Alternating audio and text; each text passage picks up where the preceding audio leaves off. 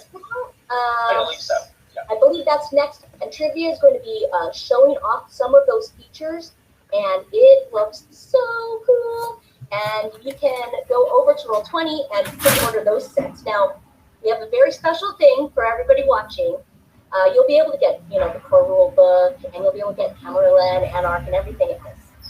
But we are putting together a special bundle package that if you order all 3 of those particular books, you will get the Storyteller's Toolkit for free. And the Storyteller's Toolkit is exactly what it sounds like. It's a Storyteller's resource pack that is generally a 32-page booklet that will be sold separately with handouts and all the rest, but you'll be able to get that for free if you order the bundle.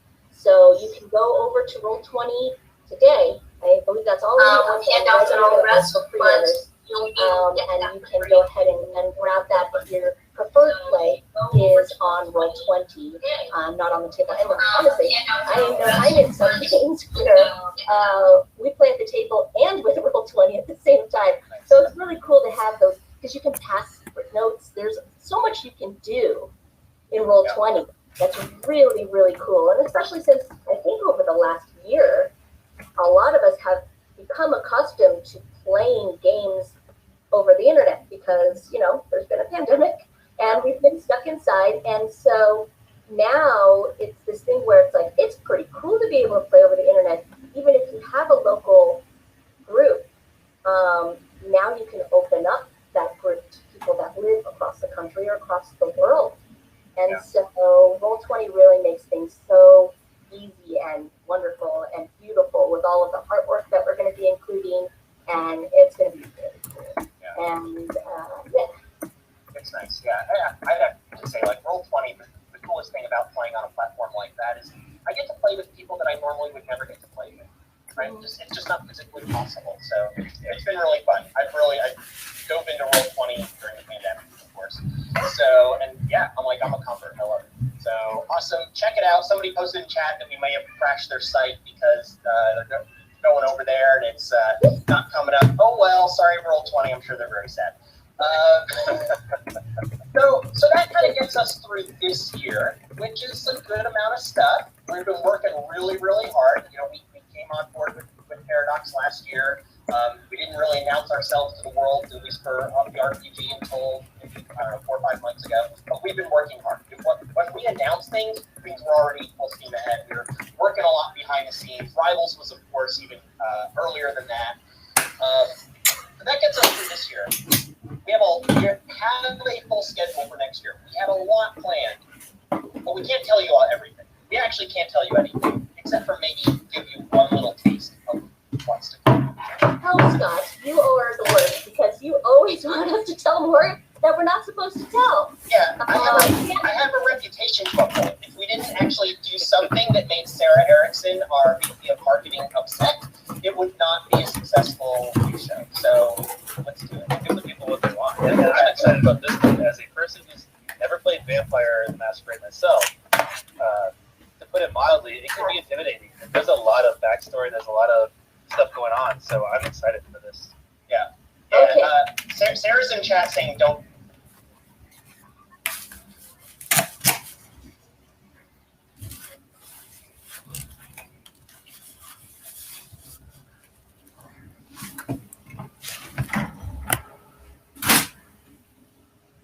Oh, okay. Ajá.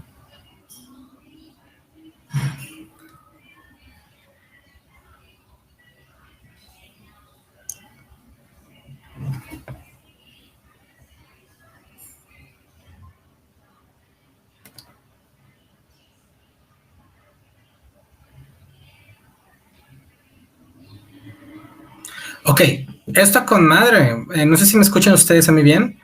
Ahorita está hablando que van a vender un set, un nuevo set.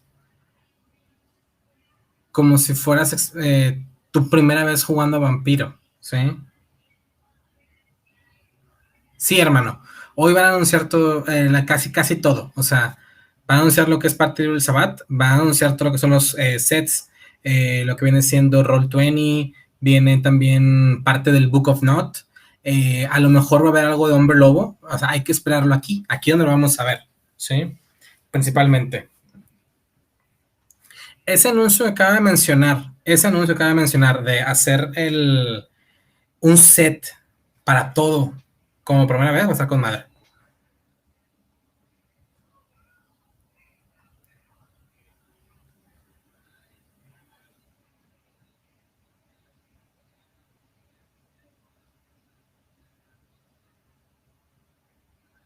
Oye, o sea, si tienes amigos con los que quiero jugar o les ha llamado la atención y que no entienden, esta va a ser como que una opción, un producto. Va a estar chido, qué buena onda, algo para traer gente nueva, sangre fresca. Sí, de hecho, o sea, no vamos a descartarlo, tiene mucha razón, Even47. Hola, ¿cómo están? Va a ser algo parecido como un kit de D&D, ¿sí? El Essential Kit. Bueno, pues aquí tenemos a Matt Holland, también parte de creador de videojuegos de Renegade Studios. Tenemos a Scott Guetta, o sea, va a estar muy chido.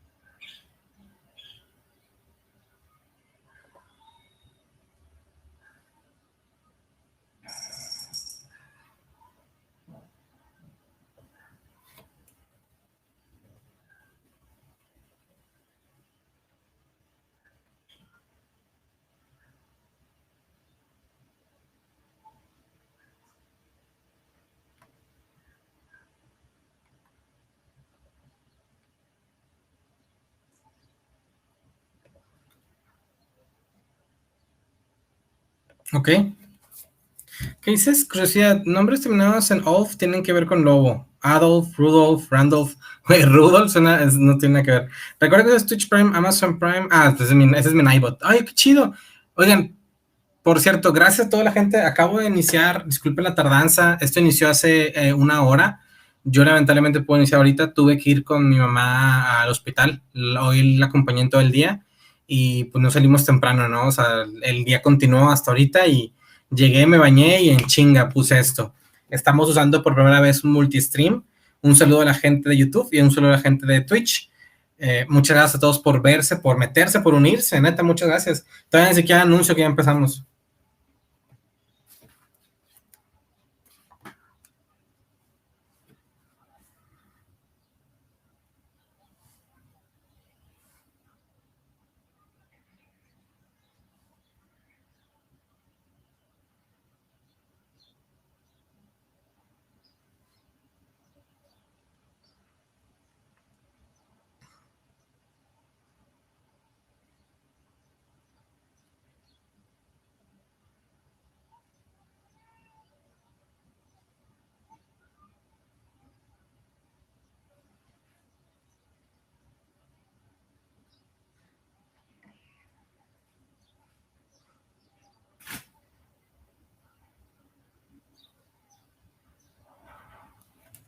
El GenCon, ¿ven el GenCon? Mira, él es Matt Holland, el vendedor, Sales Marketing Manager of Renegade Games, ¿ok?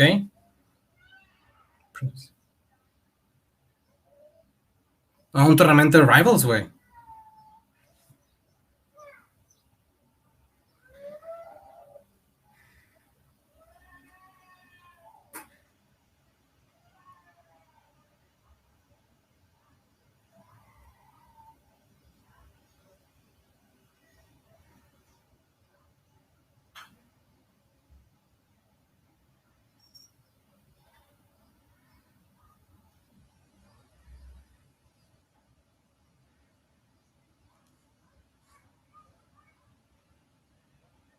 Pues ese es un Magic, para los que no sepan, es como un Magic en el cual tú vas a poder armar tu deck de vampiros con vampiro, no sé, Brujás, Simis, Gangrel, Sasamitas y demás. Y va a ser como que el príncipe de la ciudad, un torneo donde va a haber mucha gente jugando y van a ver como que este combate de cartas, güey.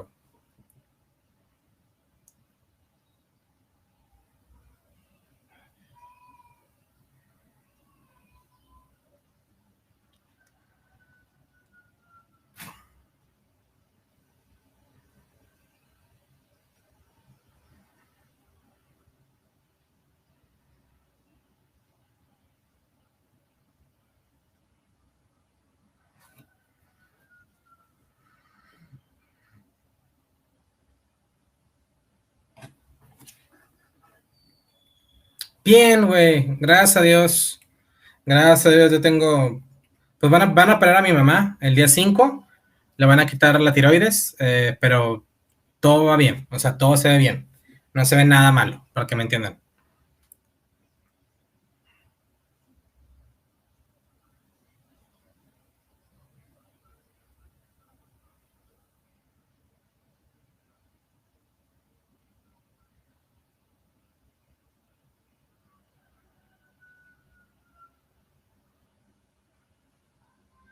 Apenas estamos iniciando, llevamos apenas 11 minutos, güey.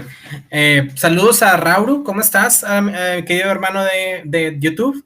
Estamos muy bien, gracias por darte la vuelta, qué chingón que tengas juegos online. Yo por problemas de computadora y demás he estado como que muy, muy tranquilón, pero pues espero que estemos aquí bien, ¿no? Vamos a partes. Ahorita de momento todo está con madre, gracias a Dios. Yo voy muy bien. Acabamos de empezar. Lamentablemente llegué tarde, porque en lo que checaba a mi mamá con los doctores que ya sacaron citas y demás, pues yo salí bien tarde, comí bien rápido, me dio un chivo en la cabeza, pero apenas estamos iniciando, ¿ok? Así que son 12 minutos. Hoy estamos hablando de dos cosas importantes. Número uno, Roll20, que ya salió, va a salir un paquete para comprar Vampiro la Mascarada en Roll20 y puedas jugarlo de manera digital con fichas y demás, como pues, si fuera D&D. Acaban de anunciar un Essential Kit de tipo Vampire the Masquerade para primerizos y el juego de Príncipe de la Ciudad, que es de Rivals, ¿ok? Eh,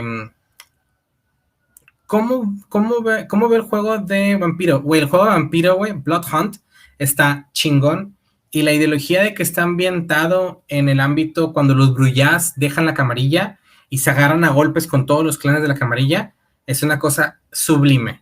No me gustan los shooters, no soy fanático de los shooters, nunca he streameado un shooter, pero ese va a ser el primer shooter que voy a streamear. Te lo aseguro, güey. Va a ser un shooter que yo voy a estar streameando aquí en Twitch, en YouTube, para que la gente lo pueda ver. Un saludo a toda la gente que nos está viendo, muchas gracias. Apenas me voy a poner a publicar que ya estamos en vivo, ¿ok? Gracias, chicos. Yo ahorita estoy escuchando todo lo que ellos dicen, cualquier cosa les comento. Eso es puro Rivals.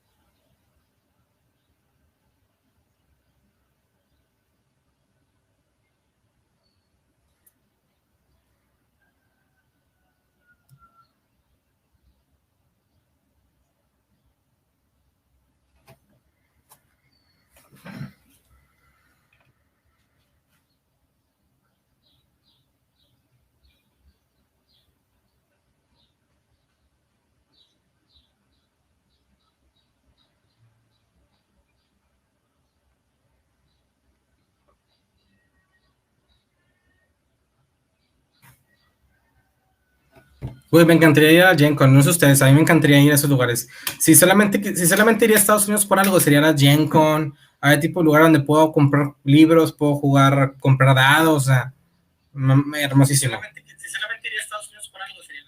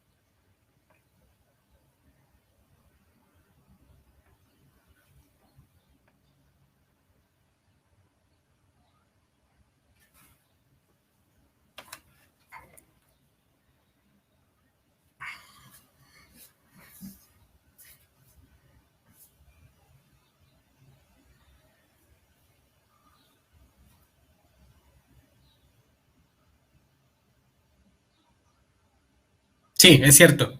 Es lo que va a venir más el día de mañana, si no me equivoco.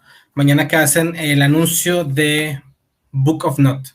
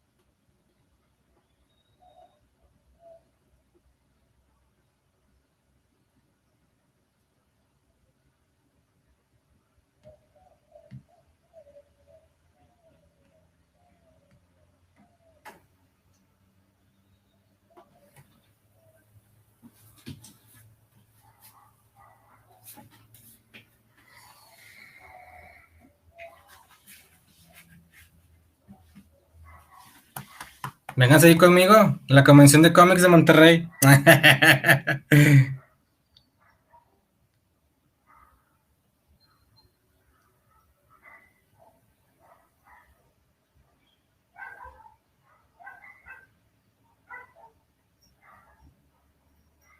Sí, o sea, a él le gustaría hacerlo para todo el mundo, pero pues está cabrón, ¿sí? Y como te comento, Isaac, sí va a haber un anuncio de un nuevo clan, güey.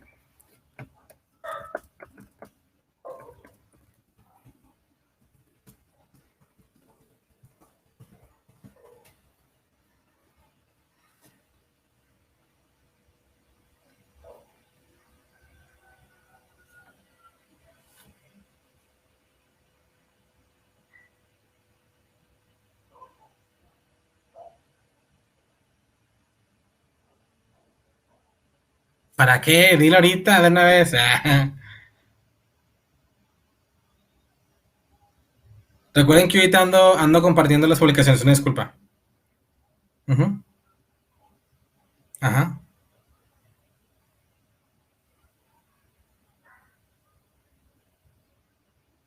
Oye, oye. De más, sí. Ajá.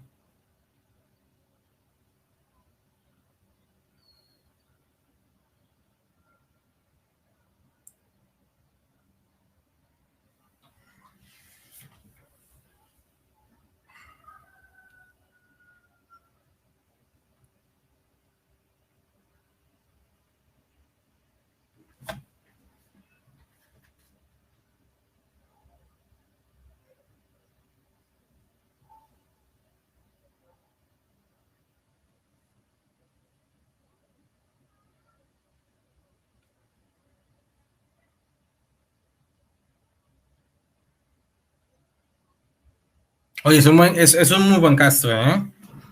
Es un muy buen cast. Gente de... Va a ser en Miami, mira, nice.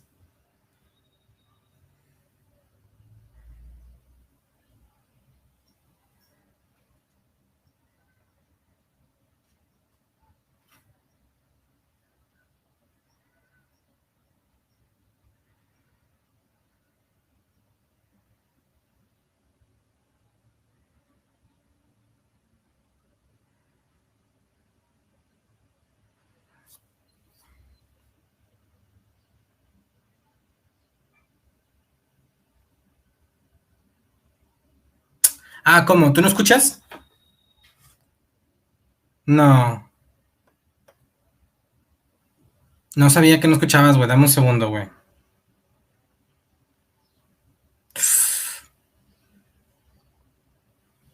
Bueno, The Book of Not y cosas así. No lo escuchas, güey. Eso está mal, güey.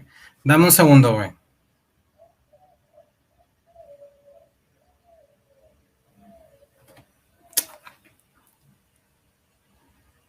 No escuchan Twitch, ¿verdad?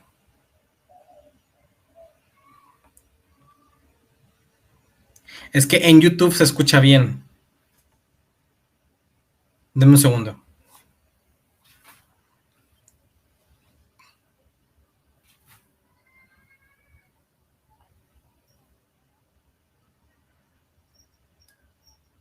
And you will regret this.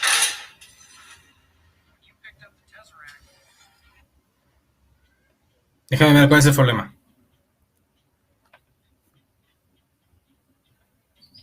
Déjame ver cuál es el problema.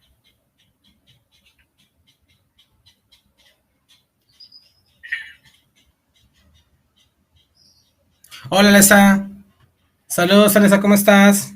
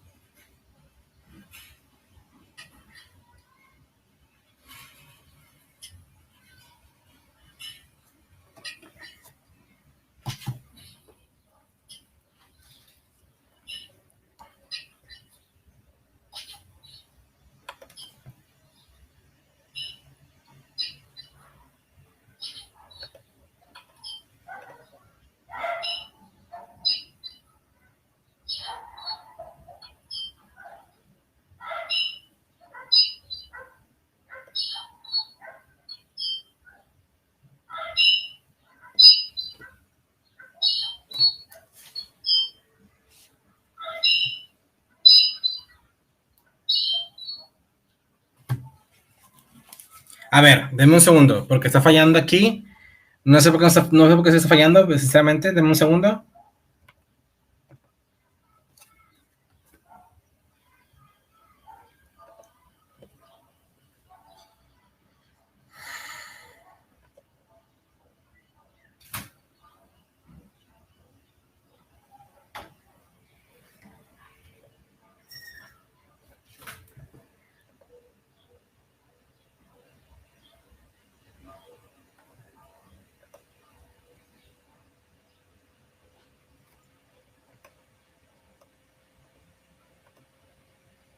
A ver, denme un segundo. Sigo aquí trabajando, ¿ok, chicos? Hace unos minutos se escuchaba muy bien, se dejó de escuchar.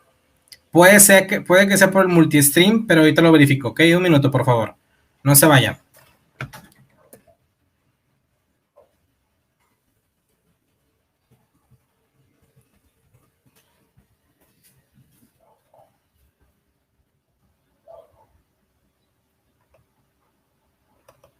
A ver, vamos a ver.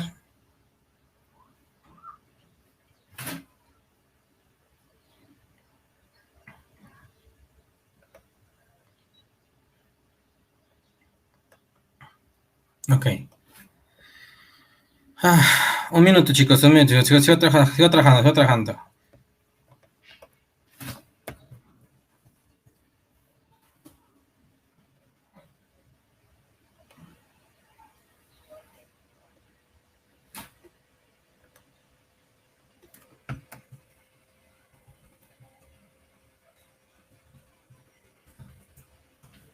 Un minuto. Vamos a ver. Ayúdame aquí. Vamos a ver. ¿Qué puede ser que no escucha bien? Bueno, van a revender Kickstarters, de una vez les comento. Eso es lo que andan hablando por los Rivals. And van a vender lo que son estos como que primeras opciones, ¿sí? Los Rivals. And van a vender lo que son estos como que primeras opciones, ¿sí? Los Rivals. And van a vender lo que son estos como que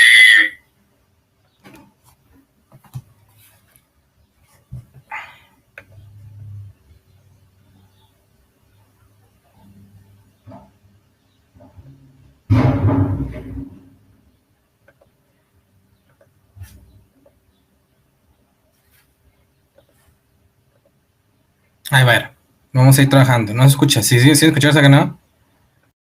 Vamos a ver, un minuto. No se preocupen que yo te lo arreglo, ¿ok?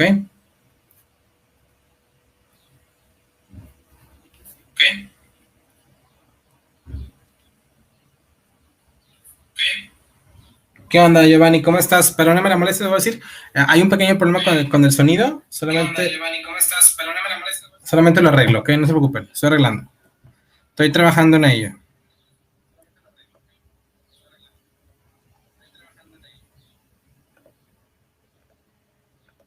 The Nightlife trailer. Estos son mis altavoces normales. Once again, we'll say it. Premiering tonight at 8 p.m. Pacific time. New episodes after that will then always be on Wednesday nights. We have a special stream on Wednesdays on our Twitch channel. It's Vampire Wednesdays. We're both rivals and now for a role-playing game, and we'll have lots of other content planned for the future. ¿Se escucha ya? ¿Se escucha mejor? ¿De qué casualidad escuchan algo? Of the Nightlife. So watch the first one tonight, tune in next week. If you happen not to make it, we understand time zones suck. People live everywhere around the world. Don't worry. ¿Se escucha bien? ¿Se escucha mal? Recordings later, we'll have them for on demand, and we'll have them on our YouTube channel, so you won't miss out. We'll take care of you. Tune into Discord and all that. Mucho eco. I think without further ado, let's watch the trailer and the Nightlife. And thank you once again for joining us, and we'll see more of you this weekend. Thank you once again. Ok, ahí se escucha mejor. Es que lamentablemente no. ¡Te acabó la canción! No, mira, a ver, como dije ahorita, dicen, en resumen van a ser reimpresiones de los scorebook. No, no van a ser reimpresiones, para nada. Las guías de las sectas, Chicago by Night, o sea, los materiales actualizados y no. En V20 van a subir todo ese material digitalmente para que tú puedas jugarlo y así tengas toda la información del Roll20 para cuando tengas una realidad en línea con tus amigos, ¿sí? El libro de notes es completamente nuevo, va a salir pronto y se va a ver cómo se va a jugar a partir de este momento. Mucho eco. Vamos a ver.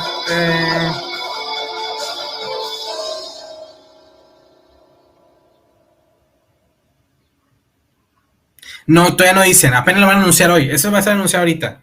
We will back soon. Ok, en lo que estamos viendo a ver cómo se pone esto, déjenme moverle nuevamente aquí el micrófono, ¿ok?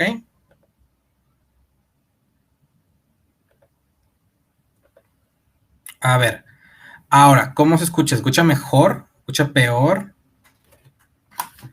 ¿Me oyen bien a mí? ¿No me oyen bien a mí?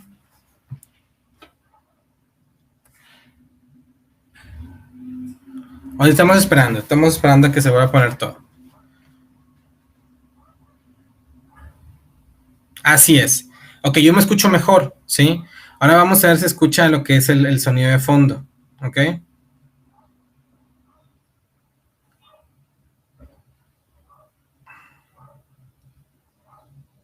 Sin ruido o eco. Eso está perfecto. Ahora vamos a ver si en verdad se escucha bien lo que viene siendo acá. Dame un segundo, ¿sí? Vamos a ver.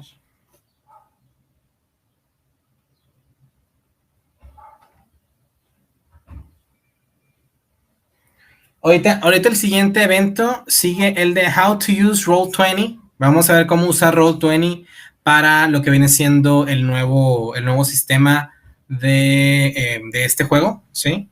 Nada más permítame a mí a ver qué demonios hacer yo con esto, Pex. Porque la neta se debería de escuchar bien.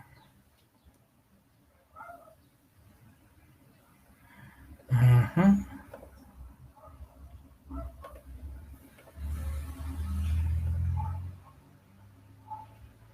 Ok, a ver, ahí ya puse supuestamente una configuración diferente.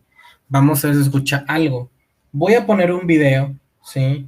De otra cosa. Mira, hay un chavo jugando Final Fantasy XIV. Ok, ahí él está jugando. Dígame, ¿escuchan algún ruido? Description. Ay, no mames. ¿Escuchan algo? Sí, es que los de la visitaduría son los Siento yo que se escucha. respetuosos ahí. Si alguien, Question. si solamente una persona And I fuera don't tan know. amable de confirmarme si se escucha lo que está diciendo el chavo. What did I touch you? Sí, excelente, lo logramos ya. Ya, olvídense del chico, regresemos a lo que estábamos haciendo. Ok, ahorita vamos a empezar con lo que viene siendo el siguiente evento de World of Darkness. Saludos, Hinchita, ¿cómo estás? Logré hacer que funcionara el multistream con studio.restream.io y así que ya estamos preparados para lo que es el siguiente evento.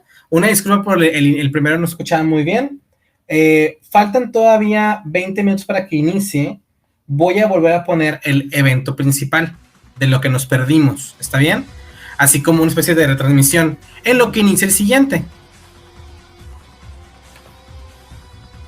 Hincha, ¿cómo estás? Nuevamente saludo a todos, ahora sí, ya que ya funciona bien todo esto, ¿bien? Ay, se siente bien padre cuando todo funciona, güey. Saludos a Alessa Malkavian, gran, hermosa y encantadora embajadora de World of Darkness. Me alegro mucho que estés aquí en este momento. Saludos a tu familia, saludos a Jay, saludos a todos. Hincha, hermoso carnalito, ¿cómo andas, papá? ¿Cómo andas, mi buen piratón? Espero que estés muy bien. Oliver, precioso, chulo, el ninja, uno que te salió Brullá, ¿verdad que sí, carnal? En la encuesta. Cursis Giovanni, gran jugador de mi roleada de Monterrey by Night y quien me ayudó a hacer lo que es el en vivo de YouTube de lo que es el anuncio de la secta del Sabbat. Feiles, gran amiga, saludos a Chile, Santiago, no es cierto, Iquique, tú eres de Iquique, Chile, saludos a Iquique, Chile, espero que estés muy bien. Even47, gracias por estar aquí, hermano, te mando un fuerte abrazote, un besote. De una vez me lanzo a decirles a todos, hola, ¿cómo están? ¿Quién más anda por acá? ¿Quién más he perdido de decirles hola? Ajá.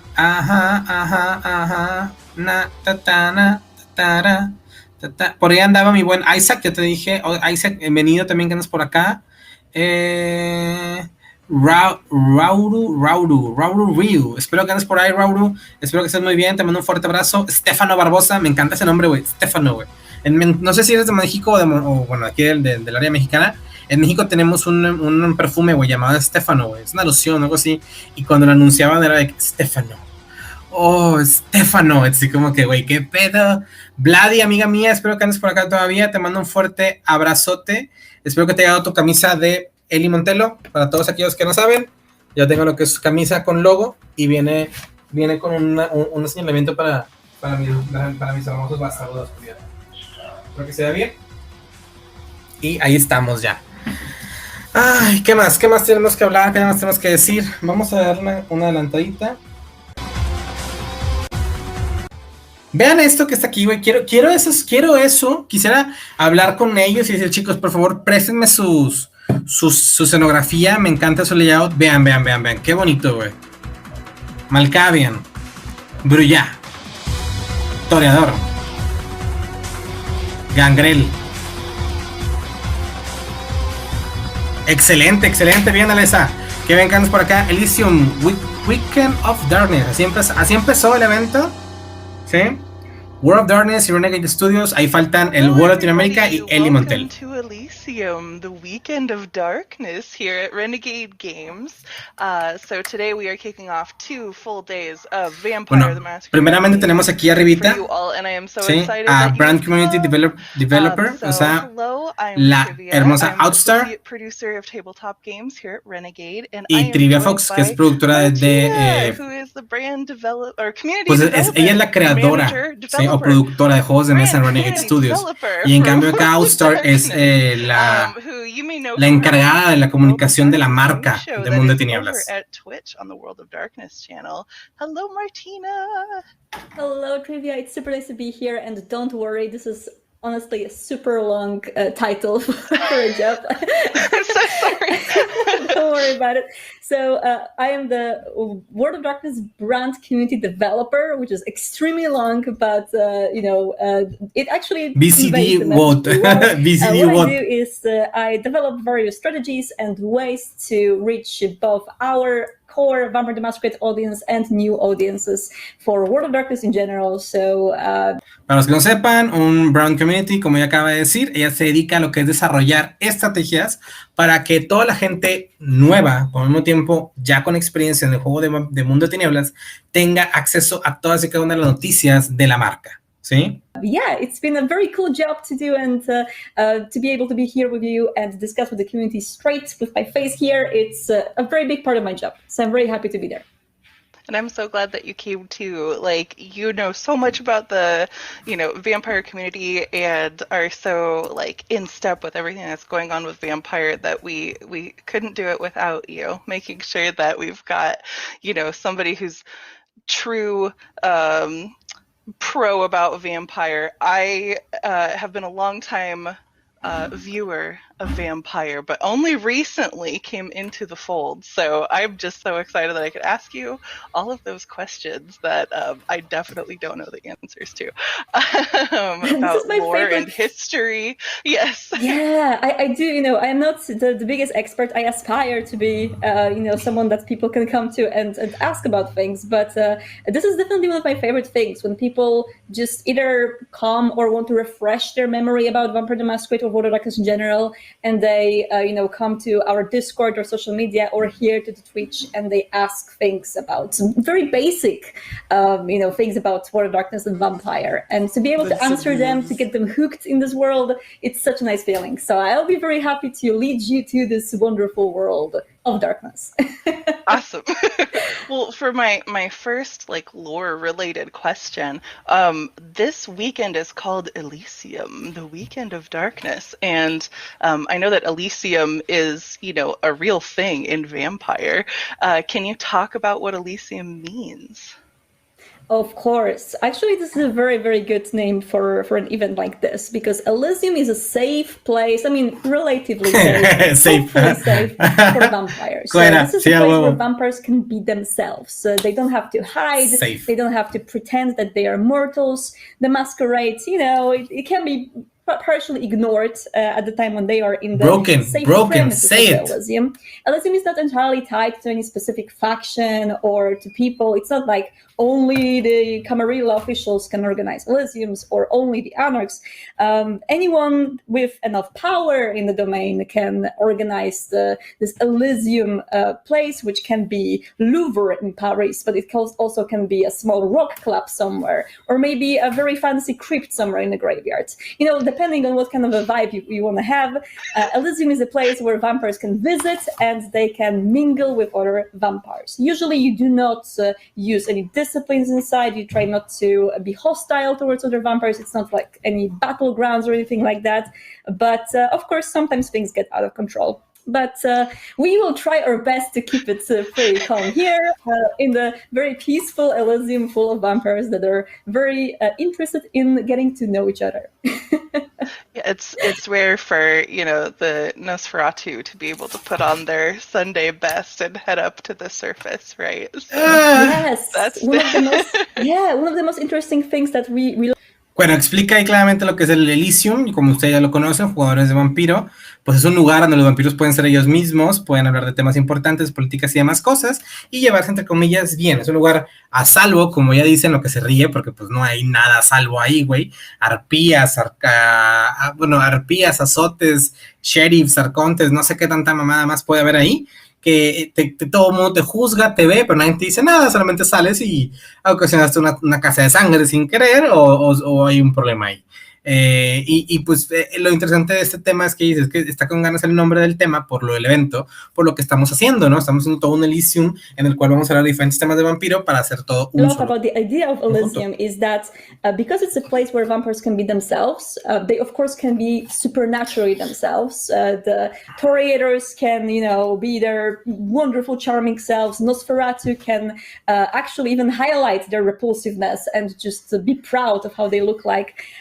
Tzimisce or other vampires that have the discipline called vicissitude, which allows them to modify their bodies. They can just go, full blast and be whoever they want to be. Fashion can also be very weird and supernatural. It's okay to be this supernatural monster in the Elysia, which is very, very interesting. Awesome.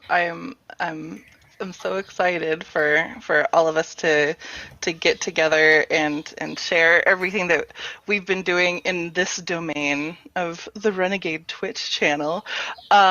So last year, we announced the partnership between Renegade Games and World of Darkness. And so now that our first releases are getting close, we wanted to have a weekend to just like celebrate and get everybody informed on what we're doing. So we've got a whole bunch of announcements for upcoming releases for people that are already Vampire fans.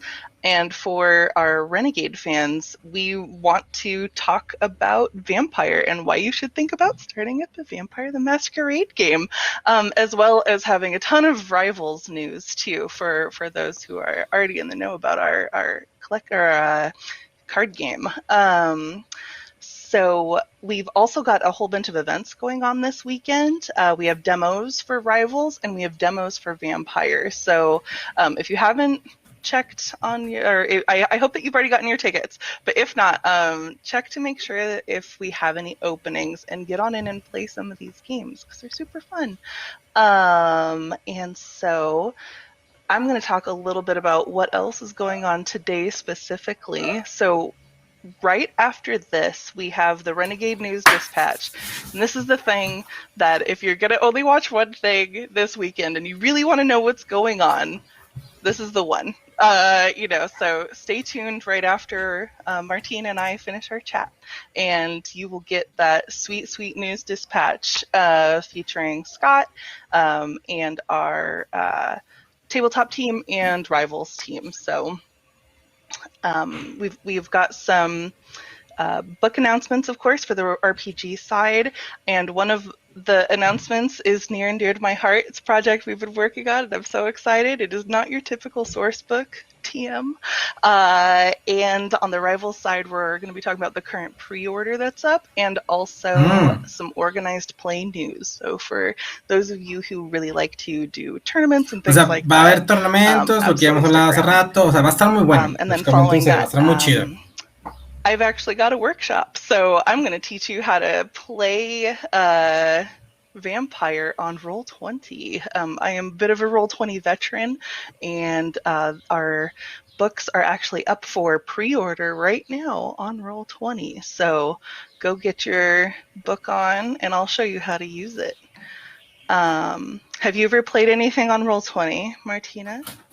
Actually, I didn't. So I really want to tune into your show and learn, because I honestly have to admit it publicly, and this is going to be a big Quedan 5 minutos para que inicie el nuevo video, ¿ok? I haven't really used any virtual tools to roleplay yet. I roleplay for Discord or Zoom or Como todos lo Skype hacemos. back in the days, but I haven't personally used many of these tools that Todo el mundo people usamos develop las mismas herramientas, specifically for that. Skype, I'm Discord, looking o sea, forward to learn. y esto de neta esto de Roll20 have to a la say gente the, que por ejemplo masters que les gusta Vampire is one pues of cobrar the por RPGs masterear, that que no tiene nada de malo de mi punto de works vista. best if you're Tienes just ahora una nueva playing herramienta on que es Discord, Roll20, güey, things todavía like that. bastante, There's güey, para less darle dice un rolling plus than a many tus other oleadas. games, but so I'm really excited to show people that have maybe been playing online using different tools, like what can Roll20 bring to my storyteller experience? Mira, but puede all right, traer mucha ayuda visual para la gente que no te entiende la forma de que te explicas, so after that, ¿sí? we have O que quiere posicionarse de una manera mejor para poder chingarse a otro enemigo. Pues Roll20 te puede ayudar con eso, a ti Jason como Parle jugador o a ti is, como narrador. Para ponerlo en su lugar, ¿sabes qué? Vamos a hacerlo de esta manera. Long-time World of Darkness ambassador and developer, and so that is an hour and a half of just being able to pick his brain. Ahorita en un rato más, Jason Carr va a platicarnos acerca de sus secretos de cómo ser un gran storyteller, güey. Jason Carr es una eminencia para como storyteller. Es una eminencia. Ha obtenido las primeras crónicas de YouTube de World of Darkness, crónicas en Critical Role, o sea, es una gran eminencia como narrador y como más cosas, pero es buenísimo. Jason is our brand marketing manager, so our job just constantly interferes with each other. We are constantly on the same page and need to work together very closely. So I am asking him on average 120 questions per day. So I am not going to bother him with more questions this time. But I think that Jason is definitely one of those model storytellers that a lot of people aspire to storytell like Jason. And I think Jason also brought a lot of the fresh air to the online storytelling and making it a lot more about story and relationships and the atmosphere rather than dice rolls and mechanics, which I think is a very nice way of playing vampire. Not the only way, but Jason is definitely experienced in telling very, very good stories. And I think everyone who watched LA by Night knows that very well, or Seattle by Night as well. So yeah, I'm definitely going to tune in and hopefully learn a lot from this panel also, but I'm not going to. Buenas, por ahí un mensaje I'm sure that he has enough of me every day. Zulu Beleza, no había visto eso. Hola, ¿cómo estás? Te bloqueó tantito el chat, una disculpa. ¿Cómo estás, Zulu Beleza? Espero que estés muy bien. Buenas. Possibly being a player, and interacting better with my storyteller. And so after that, we've actually got the premiere of Nightlife, a Vampire the Masquerade RPG show. So we are doing our own live play of Vampire, and I'm so excited about it. It is set in Miami, which is just so fresh and interesting as a vampire setting, right? I'm used to, the downtown urban grunge city life, and now we've got palm trees and neon. It is going to be so fun. And we actually have the trailer, if you'd like to watch it with me, so we can get a little hype about it.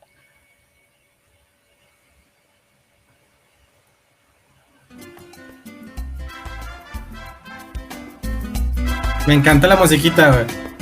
Estoy como ella de...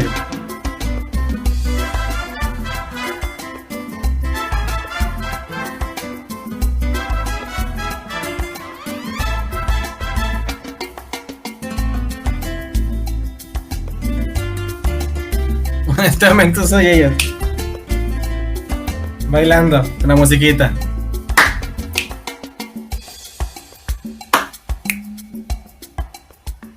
No está nada mal, está muy chida, está muy nice. I'm so excited. The cast has been sharing their pictures on Twitter and everything, and I saw the La Sombra character, and I was just like, there, I'm interested in you. I'm so excited to see how this all goes. So I'm going to be there for the premiere. Absolutely. I know what's super...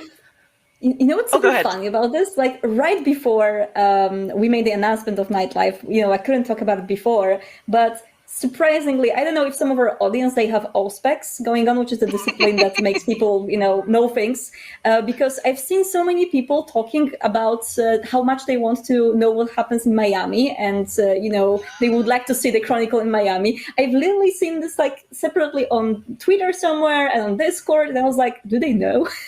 How do they know? All minds have become one. Yes. Yes. We're all become more connected. Yes. Yeah, I know that might be what 4 a.m. for you, but I hope that you can check out the VOD the next day. Absolutely, I will. I will have a lot of catching up to do just because of goddamn time zones, which are not in my favor. But I will definitely catch up the whole show because I've heard, Diana D'Amico is the storyteller for this story, and I've heard some very good, people telling me about her storytelling skills and skills that she's ¿Cómo están? ¿Cómo están? ¿Cómo se sienten? Storyteller. I've never seen her storytelling so far, so I'm so interested. And also, I'm probably one of the biggest Cynthia Maurice fans. Muchas ganas de mirar a Jason. Sí, es correcto. Por cierto, Alessa, tengo que pedirte tengo una duda. Te voy a mandar un WhatsApp, ¿ok? Dime si me puedes ayudar en esto. I cannot wait to see what they're going to cook with this. Yes, I'm super excited. The game that I'm in takes place in Las Vegas, so we've got a little of that neon too, and I'm just so excited. Quería ver si podíamos cambiar more lively, cambiar el nombre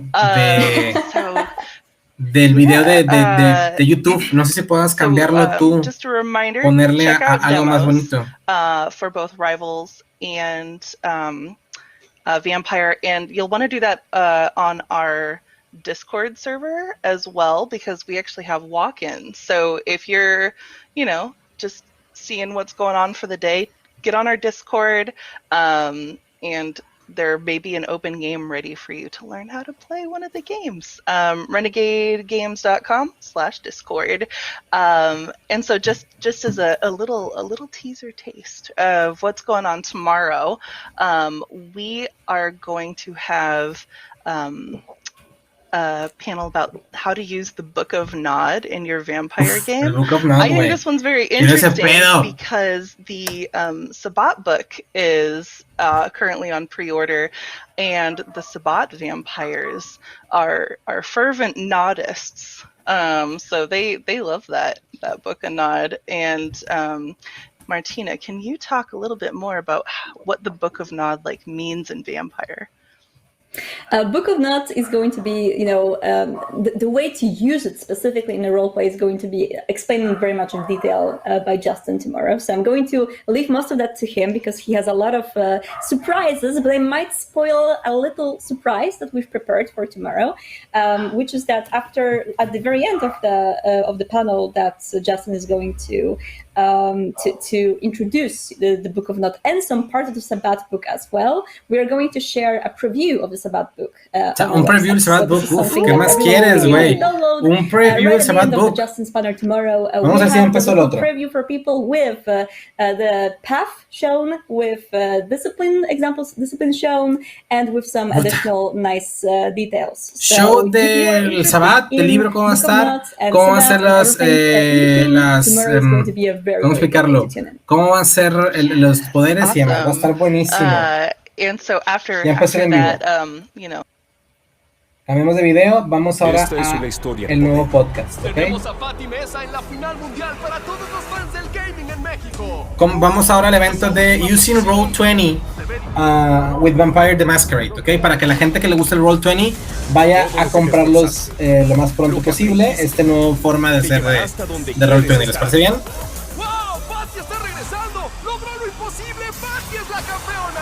Cuando lo que deseas se aleja, tu poder lo acerca otra vez.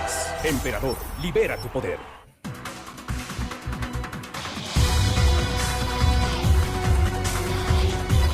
No sé si ustedes usan Roll20, les gusta Roll20 y lo usan mucho. Yo sí lo llevo a usar cuando juego Vampire, cuando juego D&D, Pathfinder. Una amiga mía de Chile, lo que viene siendo ahí se encontraba Vania, es buenísima para Roll20 en Vampire the Masquerade normal. No sé si ella compró o hizo sus propias ediciones de hoja y le quedan excelentes. La neta, es muy buena opción para utilizarlo y jugar. Yo se lo recomiendo, está bastante padre. Neta, se la van a divertir bastante con Roll20. Para aquella gente que ustedes sientan que falta un poco más de poder o más poder de convencimiento, como quieran llamarlo, verlo, decirlo, ¿no?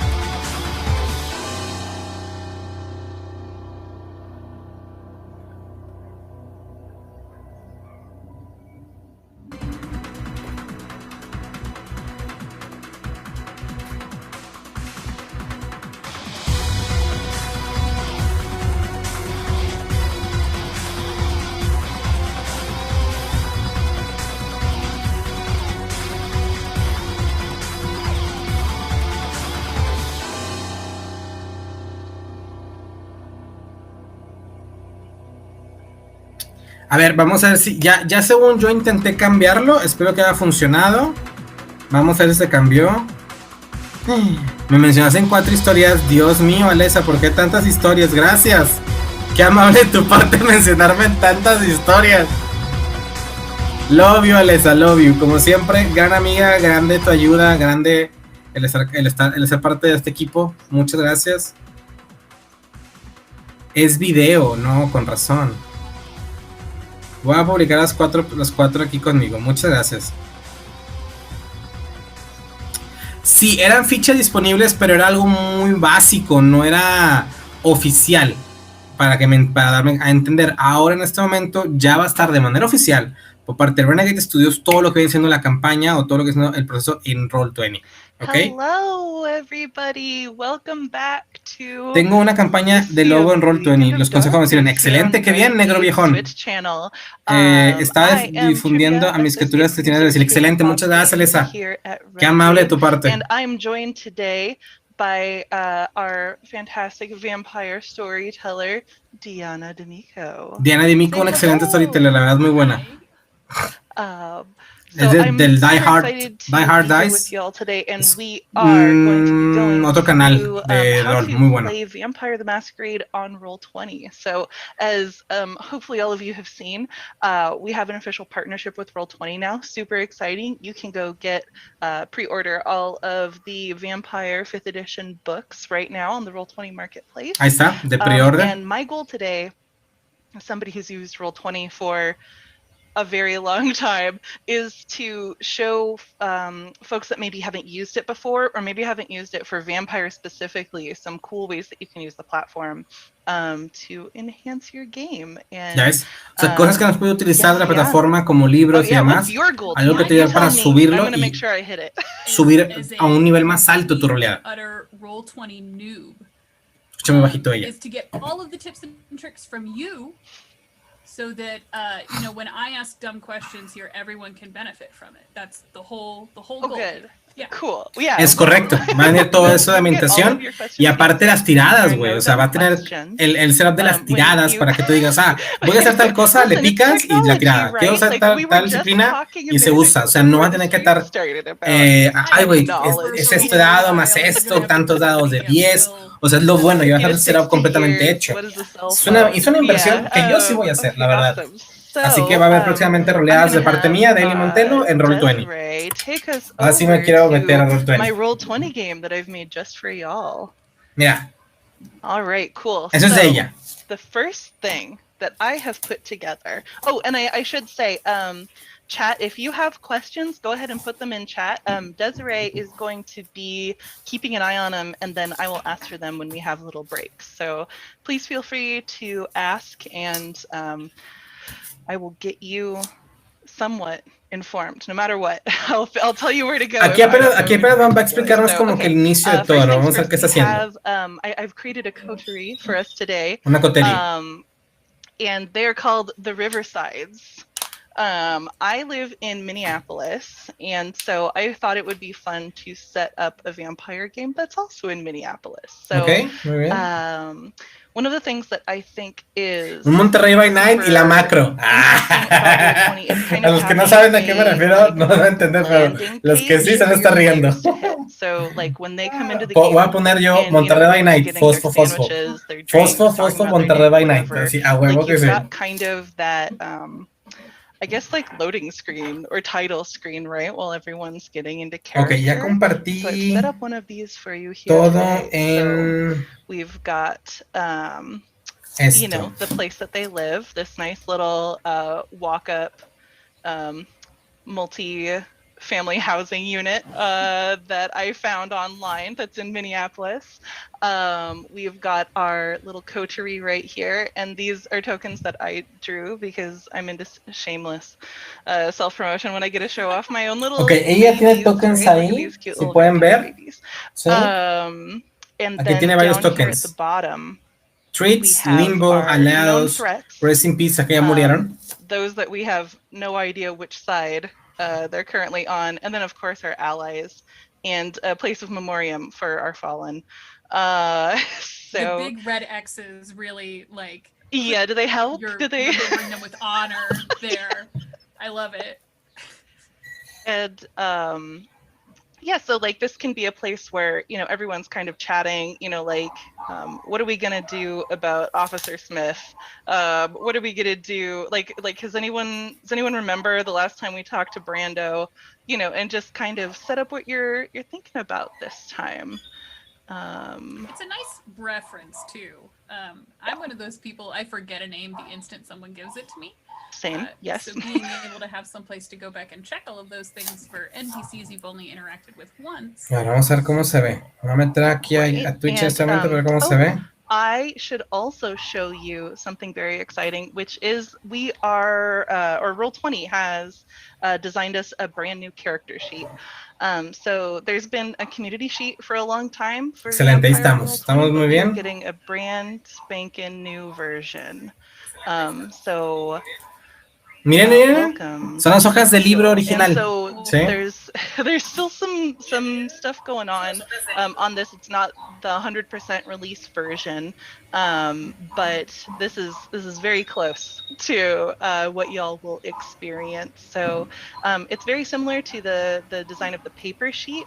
And for those of you who may be using the beta Roll20 mobile, etc., this already The works beta Roll20 on mobile. So if you are in the beta, you should check it out once it releases. So, you know, everyone's used to these stats that knows 5e, or V5, excuse me. I've got different short names stuck in my head. V5, V5, V5. And here we go. So I'll show you how you roll a skill. So this is my little Tremere that I made.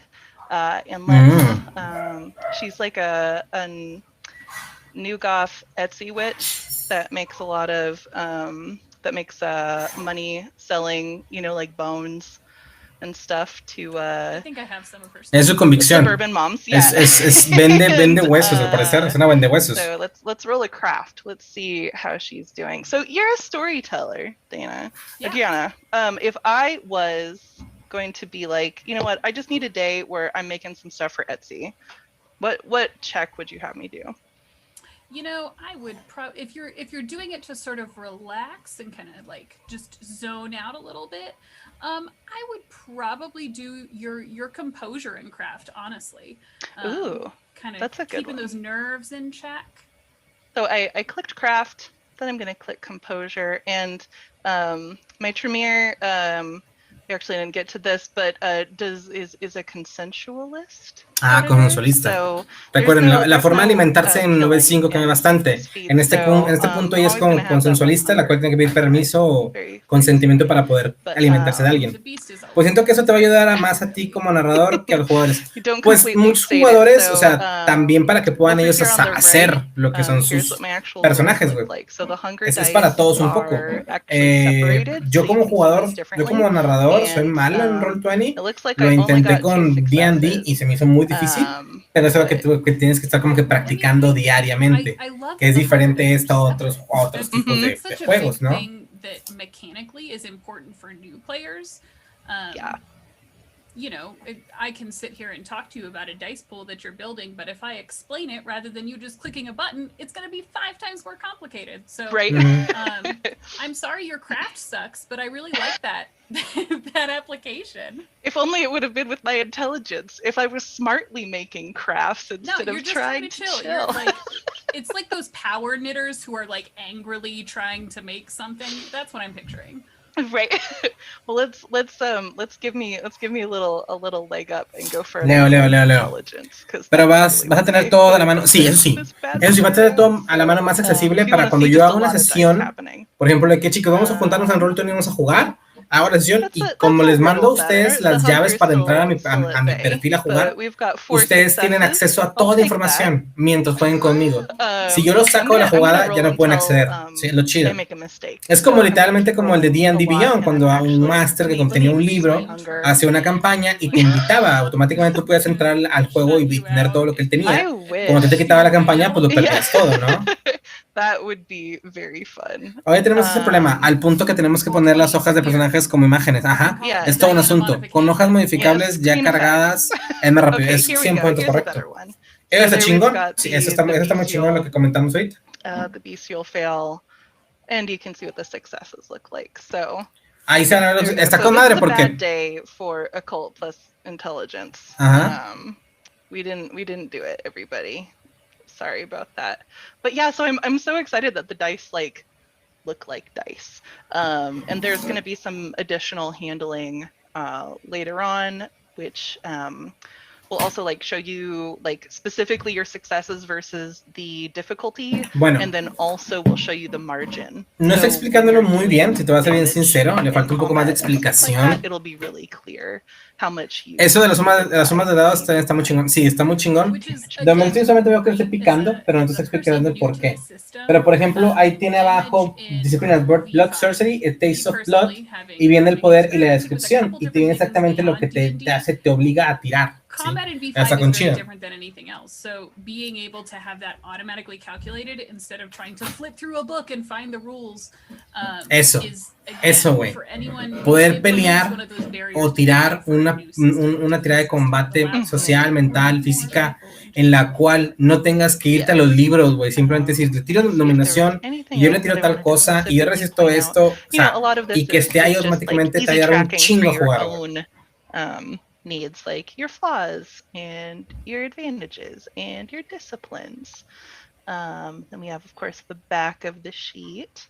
It's got a big old note section for you so you can keep track of what you need. You got spaces to write in your compulsions, your appearance, you know, those important vampire things. Desde la hoja, es correcto, desde la hoja, hermano. So we were talking about, you know, looking up rules and stuff like that. So I should also show off that the compendium part of Roll20. So when you purchase the books, you'll have access to those books in the Roll20 compendium, which you can look at, you know, on the browser, just like you would, you know, websites and whatnot. But if you actually have it in your game, which happens automatically if you have the sheet chosen, you can also just search it while you're playing. So I really love that you can just like click disciplines, or you could also search for the discipline you're looking for, of course. Oh, I am kind of looking at chat. And can we get Diana's mic louder? Ah, ya, lo que decía, yo les digo, escuchaba muy bien. Lo único malo es que es vampiro, quinta, ajá, a esperar que hagan una para luego 20. La veo muy complicada, güey, no es que no sea posible, pero todo depende del fandom. Recuerden que al final de cuentas, ahorita sí están escuchando mucho el fan. Si ustedes se comunican con ellos a través de chats, Instagram, porque imagínate, todos los jugadores de Hombre Lobo, ¿sí? Que hagan un post. Un post alguien lo haga, no sé, yo hago el post, hashtag queremos Hombre Lobo 20 aniversario para esto, y que mucha gente empiece a dar comunicación, va a llegar a ellos, güey, y con esa información que les llegue a ellos van a poder crear las cosas, güey. If you want to share them with your players, you just grab that bad boy, you drag it out on the tabletop, and now as you see here in my journal, it is a handout that I can show to players. Ooh, And Deanna, if you were in my game, it would now be popped up on your screen, so you could read on through it. Tú le puedes pasar la información a tus jugadores para que sepan. That's the more nitty-gritty Roll20 stuff. So I'm going to get back into the what's cool to do on pages stuff. I just wanted to make sure that I did that very early. And also when the Roll20 sheet is out, Roll20 does a great job of documenting all of their sheets. So if you're playing in a game and you have any questions, just go look on the Roll20 help desk. And there should be a page just for the sheet that'll have like FAQs, how do I do this, how do I do that, and get your questions answered. So, ok, va a haber un FAQ para preguntas y respuestas. With their little loading screen. Let's pop on over to a relationship map. Ooh. ¿Sabes lo difícil que es para muchos jugadores crear eso? So this is something that you could actually allow your players to do. You know, give them. Sí, es correcto. O sea, es una ayuda para el narrador vago, es correcto, güey. No todo el mundo puede hacerlo, mi negro viejo. You know, de hecho, te acabas de unir a la comunidad de Casi Negro. Un placer saludarte. De hecho, no sé si puedes decir esa palabra, güey, pero mi buen viejón. Espero que te la pases con madre aquí, güey. We have Leanne here, who looks like they've been in a complicated love triangle over here with this other coterie. We have Scree, the Nosferatu that's got little Nosferatu pals. We've got Evan, who's got a bartender Obsidiano. who hates Bien dicho. Scree. And we have Lady Elspeth, who's a Malkavian. Ajá, lógico, amigo. Justo me uno por este evento. Excelente que ven que tú uniste, hermano. Gracias por unirte. Ya me quedo a verte. Oye, muchísimas gracias. Es muy amable de tu parte. Ya a partir de la próxima semana va a haber más directos, créeme. As the storyteller, you might have some elements that maybe need to be kept private until later on in the game. You have layers, just like with everything else, where you can hide those things, right? Yes. So let's make one of those now. So let's say And so all you do to do that for your own stuff is over here on the board, you go to the little box, and that shows you all the different layers. You'll go down to GM info, and then I can type whatever I want. So like Lady Elspeth is going to be tar or hacked. Mira, güey, puedes poner, o sea, Social media mismo en hacked línea para in tu 3 days. mapa de relaciones, vas a Right? poder poner So then información I necesaria para ti, para remember tus that. jugadas. I've Y lo got it puedes over poner tú como here, DM. and she will never see Mientras that I todos, typed that. mientras todos pueden ver el mapa de relaciones que se va creando conforme la Just the next jugada, time I'm tú vas a checking poder things hacerlo out, de manera or, you know, privada también. Así que Evan doesn't mientras know who ellos ven Sire de que, is, mira, I do. eres su Sirel, soy amigo de él, nos llevamos bien You con know, este, tú puedes poner de que este odia a tal persona por esto. Officer Smith, The Officer surprise, Smith, ajá. the policeman was a vampire all along. You know, and you could do that stuff as you know, either when you're prepping for the game or even while your players are playing.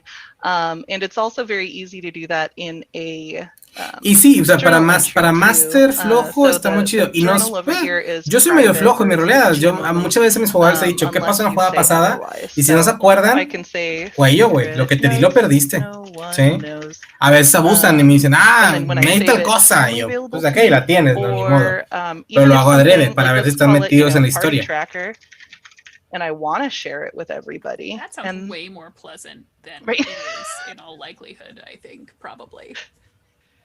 So, you know, Leanne, Ya está. I've let all Ya of them edit compartí this, right? en So Facebook, Leanne ya tells me a compartí story. en todos lados, ¿ok? And then over here, I put Leanne didn't actually know the thing. Da-da-da-da. Fíjate que, o sea, 'Cause, you know, your- si soy your sincero, yo no players soy muy have adicto a storytelling already. Give Roll20. you all the No me information gustaba, you need to make them casi no lo usaba, pero pues sé que es muy buena, having it all ¿sí? in one place Así is- que dije, is pues definitely si a ya lo bonus estamos for aquí, pues later. ¿por qué no? ¿No? Yes, and like I love that you can also just write notes directly in where the party is writing their notes. Like it feels so sneaky to me in a really good way. ¿Lo notaste, Yeah. perro? ¿Lo Thank notaste? you, Si no not notas, no this way, tienes but nada, I made a güey. note to remind myself Vas a ver la jugada like de la that próxima way, semana porque va a estar will mucho desmadre, güey. forget. And so let's see. Do you have any other thoughts about this relationship tracker? Like I've only been a player in a game and we actually never made one, and now I want to really bad with my party after I put this one together for this. It's, you know, as a player, I had never really messed around or seen one before. Our game was a very different kind of setup, but, you know, as a story. Sí, es correcto. Es una gran herramienta para esta época. Esta es muy buena. Ya depende cómo narres. Cada quien narra diferente. Yo no soy tanto de esto. Yo soy más de narración normal, de lo que siendo, pues estoy con una historia, tengo que está pasando y todo lo But I demás, know ¿no? that I'm not the only one who operates that way, right? I'm And the same, absolutely. there are a lot of people who will make notes in college and elementary school and middle school and high school like this, where they're connecting information with lines and not even realizing. Sí, con la pandemia, Roll20 y TikTok explotaron con todo. Sí. No, hay un chavo de Estados Unidos que hace TikToks de vampiro, güey. Mi respeto, güey. Están bien graciosos, güey. Yo no sé cómo le hace. Yo no podría hacerlo. Because Así I de still simple. like my paper and pencil sheets. Oh yeah, there's this. I suck at technology. It's not. There's nothing like, you know, sadly erasing, you know, something off of your inventory after you use it. Like you can Crossing just, out a name and just like adding a 2 to the end for Oh, your yeah. next character. That kind of thing. Yeah. Ok, and ahorita also está comentando like cosas that you normales. No can- están comentando like you como can allow nada your, fuerte. your players to actually like edit these things and give them some of that agency. Like, you know, maybe instead of plans, this is everybody's desires and whatnot, right? So they're keeping track in a way where everyone else can see it, and I think that helps with like cohesive party, you know, dynamics where they can be like, you know what, it's been a while since we let Scree go run around in the sewers like he likes so much. Like, Sí, lo let's sigo. take some Incluso time. hicieron un That's been LARP on there virtual for a raro while. de vampiro. Sí, lo hicieron, güey. Estuvo gracioso, güey. Si me permiten, Oh, yeah, voy so- por una bebida. Tengo un poco de sed. Aquí hace un calor horrible, no tengo abanico, así que me estoy muriendo. Like Regálenme earlier, solamente 2 minutos, yo regreso, I put no me that, voy. Sirve you que know, they pueden weren't sure apreciar what mi brand it hermoso. was. Maybe they Miren, moved aquí some queda wrong espacio there. todavía para poner algo ahí. There we go. Nice. So ahí. maybe they finally do have that chat Exacto. with Aquí está mi Brando, pared de and they cosas. realize that like this isn't a good relationship. Obviamente I think tengo he's- a Robin I think he's allá, against a us, un right? vampiro And he aquí, just ahí changed arriba the un cuadro color. con mi esposa, Fullmetal We draw the Alchemist, line, Boku you no know? Hero, It's otro different vampiro now, and it's y mi ataúd super de easy to cosas do. chidas. Keep that all Así que easy. ahí vengo, que no me tardo. As Voy you por can tell, algo a I love tomar, no me color tardo. coordinating things. So, and let's see, it might be a good time to answer some questions if there are any, Desiree.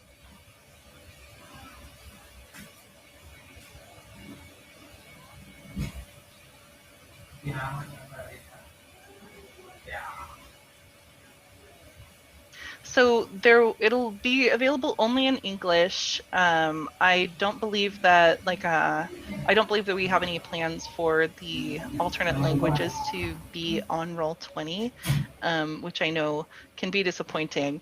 But if it helps at all, you know, the compendium pages are very easy to copy paste, and I know that it doesn't have all of the nuance. But if there's like a rule that you're really stuck on, then that might be a way that it can at least go into a translator for folks that may need that. Normally with licensing requirements, and I will say that I'm not sure about this with Vampire since I've only been working on the English versions, but sometimes a different company will own a different translation. So Renegade's got the English one, I know that for sure, but that might be a roadblock there, just so it's not that it's not out of a lack of care for the international audience. It's just more like we might not own that specific text even where we could give the book out. So all right, next question. All right, so sorry about that. I was muted before. I didn't unmute myself to everybody, so I'm here now. All right, so do the rules get collected together, or is it organized by book? And if you get all the books, do any powers in those later books get added to the compendium, or do you have to navigate to the books themselves? Hoy. Oh, cool. That's a really good question. So on Roll20, when you add in the character sheet, it will unlock as a default every book that is affiliated with that character sheet. So in this case, it'll be every V5 book that you own. No te mames. And then if you want to, you know, tone that down, you can actually go into the game and turn off different books if it's information overload. But as a default, it's all there. And so, any disciplines, powers, bloodlines, qué chingón. They'll all be added in. And por si no escucharon, cuando tú creas un personaje, por ejemplo, vamos a utilizar el personaje La Sombra. La Sombra viene en el libro de Camarilla, ¿sí? Y nada más vienen ahí. Perdón, Chicago by Night, ya vienen ahí. Y todo lo demás de Oblivion, rituales y demás cosas vienen en el libro de Cult of the Blood Gods. Por ende, si tú creas una sombra, automáticamente, al comprar el paquete del juego, vas a tener acceso a todos los libros, a todos los manuales, y dirás, quiero que sea una sombra, pero con conocimiento de Cult of the Blood Gods, de Chicago by Night y del libro normal de Mascarada. ¿Por qué? Porque es parte de las uniones. Si tú decides como Master, ¿sabes qué? Vamos a jugar todo menos Cult, quitas Cult de la opción, y ellos van a poder crear cualquier personaje con cualquier cosa menos con el libro de Cult que tú pusiste.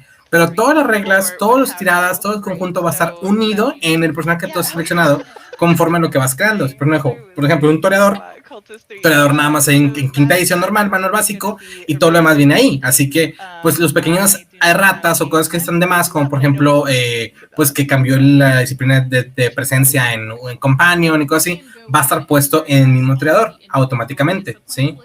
Así que la lista de disciplinas y todo lo demás va a estar perfectamente para ti, para que tú lo puedas ver al momento de crear tu personaje, ¿sí? Eso va a estar muy chingón. No tienes que dividirte libro tras libro, todo se va a unir al momento que tú crees un personaje. And do we have? I wanna. Yeah. See if we got any more. Yeah. So I have two more. So, will the character sheet and dice roller be available without buying the books? So the character sheet will, the character sheet will be free for everybody on Roll20, okay. Which includes that dice roller. It's just the being able to search through the information and then later have the drag and drop where it'll fill it in for you. That will be. O sea, sí, puedes quedar con el personaje normal gratis. El hoja iba a estar. Pero para navegar y hacer todo el informe que necesitas, no va a ser posible. Check while you're answering this, but will the relationship map be in the pack? Oh, this one that I made right here? No. But the sample image that they have in the book will be available. So as like on the compendium page. So I'm gonna check if something. De una vez un mapa. We can all para que tú lo puedas rellenar. do it in real time. Nope. So it's probably under roles, but the relationship map image will be there. So I would need to go hunt down the name of the page that is on. And then I could ese lo hizo ella, ¿sí? Pero literalmente vas a poderlo hacer después. I built one not even 2 days ago, and it was super easy. It was really easy, and especially having the tokens there so that you don't have to like search for little clan icons and all of that stuff. The basic tools in Roll20 make it really easy to put that together, even if it isn't a separate thing that's built just for V5. Mm-hmm. Oh, and I should say that if you haven't taken a peek at the marketplace pages, there's actually going to be a token pack that's included with each book that creates, character tokens. Viene con un token pack conforme lo que tú creas. Está muy chido ese, So you have kind of a catalog of faces ready for storyteller characters or maybe PCs or excuse me, your vampires and whatnot. Okay, so I'm going to move to the next page and then we can take more questions after that. So I'm glad that you like my relationship map. It was really fun to build at 11 p.m.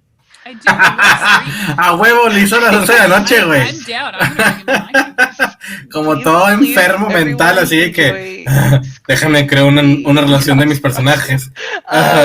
Son las pinche 1 de la mañana. Okay, so here we've got my map of Minneapolis. So me cae muy bien la chava. I was trying to think of other Qué buena onda.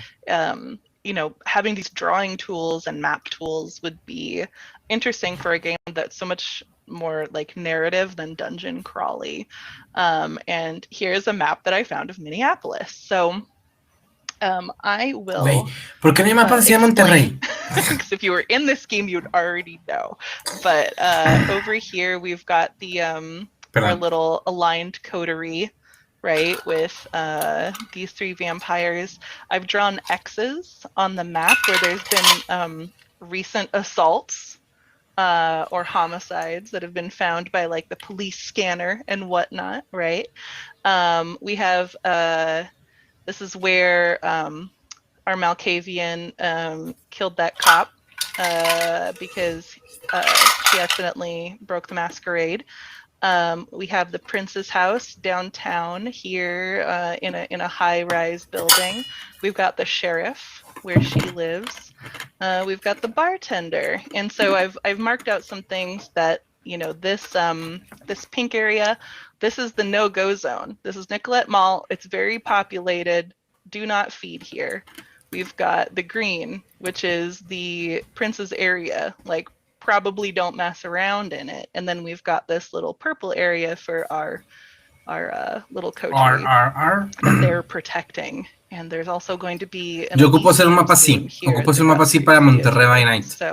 Voy a poner la ciudad de Monterrey, el alineamiento, like, 2 partes, la unión, la policía y todo eso para poder tener como que una especie de apertura, ¿no? So, va a estar chido. Oh, and of course our Nosferatu over here at the Mississippi River, they have their little dank, dark den in some, sewage intake, what have you. But yeah, so, as your players are deciding where to go and what to do, they have kind of this overhead perspective of what's been going on.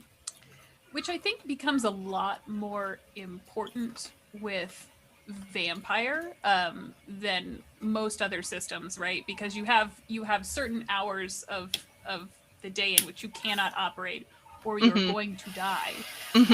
So having to travel from one side of town to the other might be kind of a challenge. Getting from point A to point B might not be as easy as it would be in any other system, in any other game. So having a map like this and being able to map out territories and things like that, no-go zones, stuff like that is going to be hugely beneficial when it comes to helping your coterie make choices. I dig it. I also appreciate the fact that there are, I think, intentaré en la LNG. you know, if you're a coterie on a budget, taking the bus might be the most efficient way from point A to point B. Right, and even light rail, so you can jump on, jump off. You, it goes to the airport in Minneapolis. We focus on realism. It's so convenient, and it's also got a Skyway map. For people who may not know much about Minneapolis, it gets to -40, both Fahrenheit and Celsius during the winter. So there's a whole highway downtown of covered indoor areas where you can go from building to building, so you don't have to go outside. And that's all the Prince's domain. Do not go into the skyways for your shenanigans. I've decided in my Minneapolis. I like it. Night. I dig it. All right, cool. I can take another question or two while we're here. Let's see. So there were two. So I think I know the answer, but I want to confirm if a GM buys the books, all the players can access it while in the game. Yes, so the GM will need to make sure that compendium sharing is turned on, which it should be by default. But if compendium sharing is turned on, then they will have full access. And if you are out of compendium sharing slots or anything like that, you can at least drag in the relevant information for them. They just won't have access to the entire book. And so that's something where with a subscription, I believe you have more compendium sharing slots, but for free users, people without subscriptions, if you're only running a couple of games, it shouldn't be an issue. Awesome. And then the last one that I saw so far, so Sabbat or any of the other books will be covered by Roll20 ? Ya preguntaron. Sabbat. Yes, we will have Sabbat on Roll20. It's currently not up for pre-order, but it will be soon, TM. I need to check on dates, but Sabbat will be on Roll20. Okay. Ahorita cuando acabe el video, it may even be there nos metemos al Roll20 a ver cuánto cuesta, ¿qué les parece? Like in your local game store. So I need to check on that. That's not. Sí. Don't be mad if I'm a month off, but it should be around the same time at least. Nah, ahorita vemos. No, nadie te And I ataca. think that's it that I have so far, for right now. Okay, cool. So dice, I think that's it so far. Las preguntas interesantes y buenas, ¿no? Or played on A ver, un chingo de preguntas bien tontas. You may be thinking like, okay, I see all these cool relationship maps. Ve la pregunta. Landing. Hay una pregunta ahí que dice, will the companion be available for Roll20? O sea, claro que sí, animal. And I have brought you to the bar that Crash works at. So, if you're looking for ways to use some of those more, like, I'm using my finger quotes, traditional maps, there are a number of them on the Roll20 marketplace for more like urban, downtown stuff instead of more, ye old tavern with mine elves. So you can, use some of those. There are ones where it just gives you all the pieces and you can like, custom build your own bar or whatever. Pero like, la respuesta es that is no. your coterie's haven or whatnot, and you want. Hay una pregunta que dice,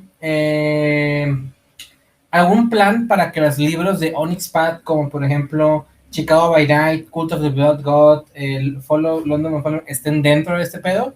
Como no son de Renegade, ellos están diciendo que a lo mejor no van a estar, pero sí van a estar, ya lo comentaron.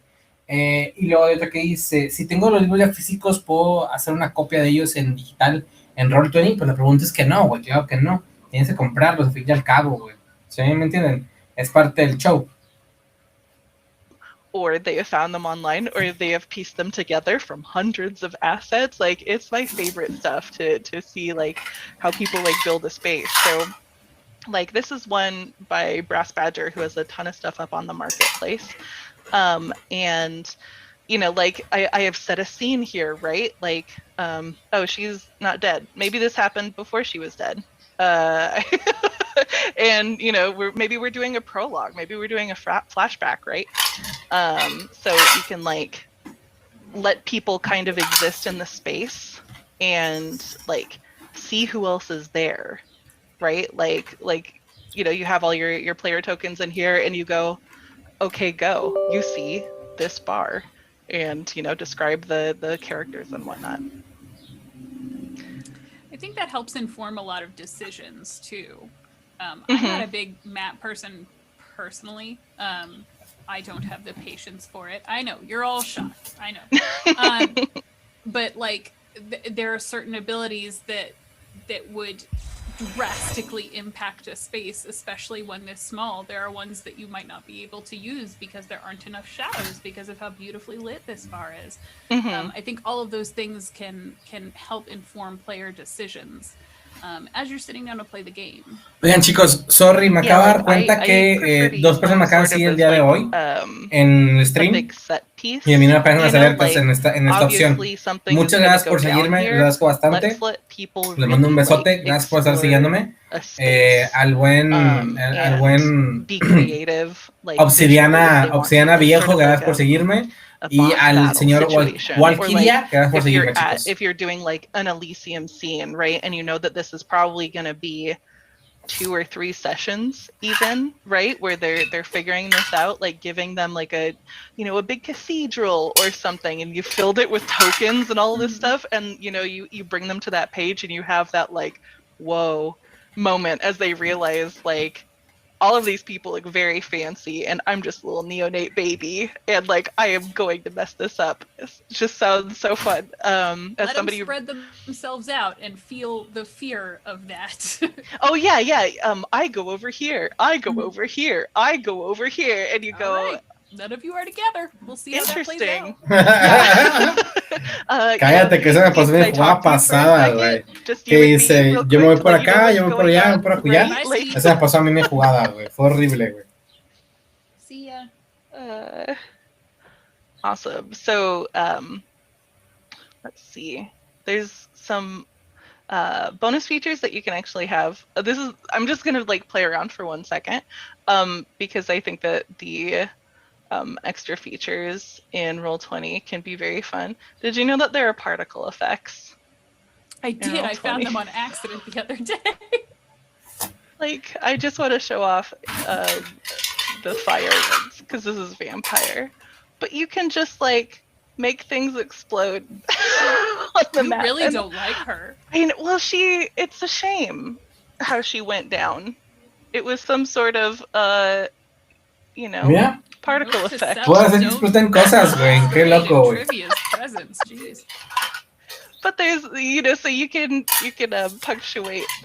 Can we see some of the blood effects? I saw blood. Oh, right. Wait, blood effects? ¿Qué? Yes. So blood effects? Blood. Oh. No mames, qué bonito, güey. Yeah. Blah. This is how I play vampire. I just click around and make mouth noises. Bueno, comes a alguien. Alright, cool. There, I had my fun with the effects. That's a button. That's what it's for. It's subscriber only, but it's this little lightning bolt, and then you can make blood spray out of anything you want on a map.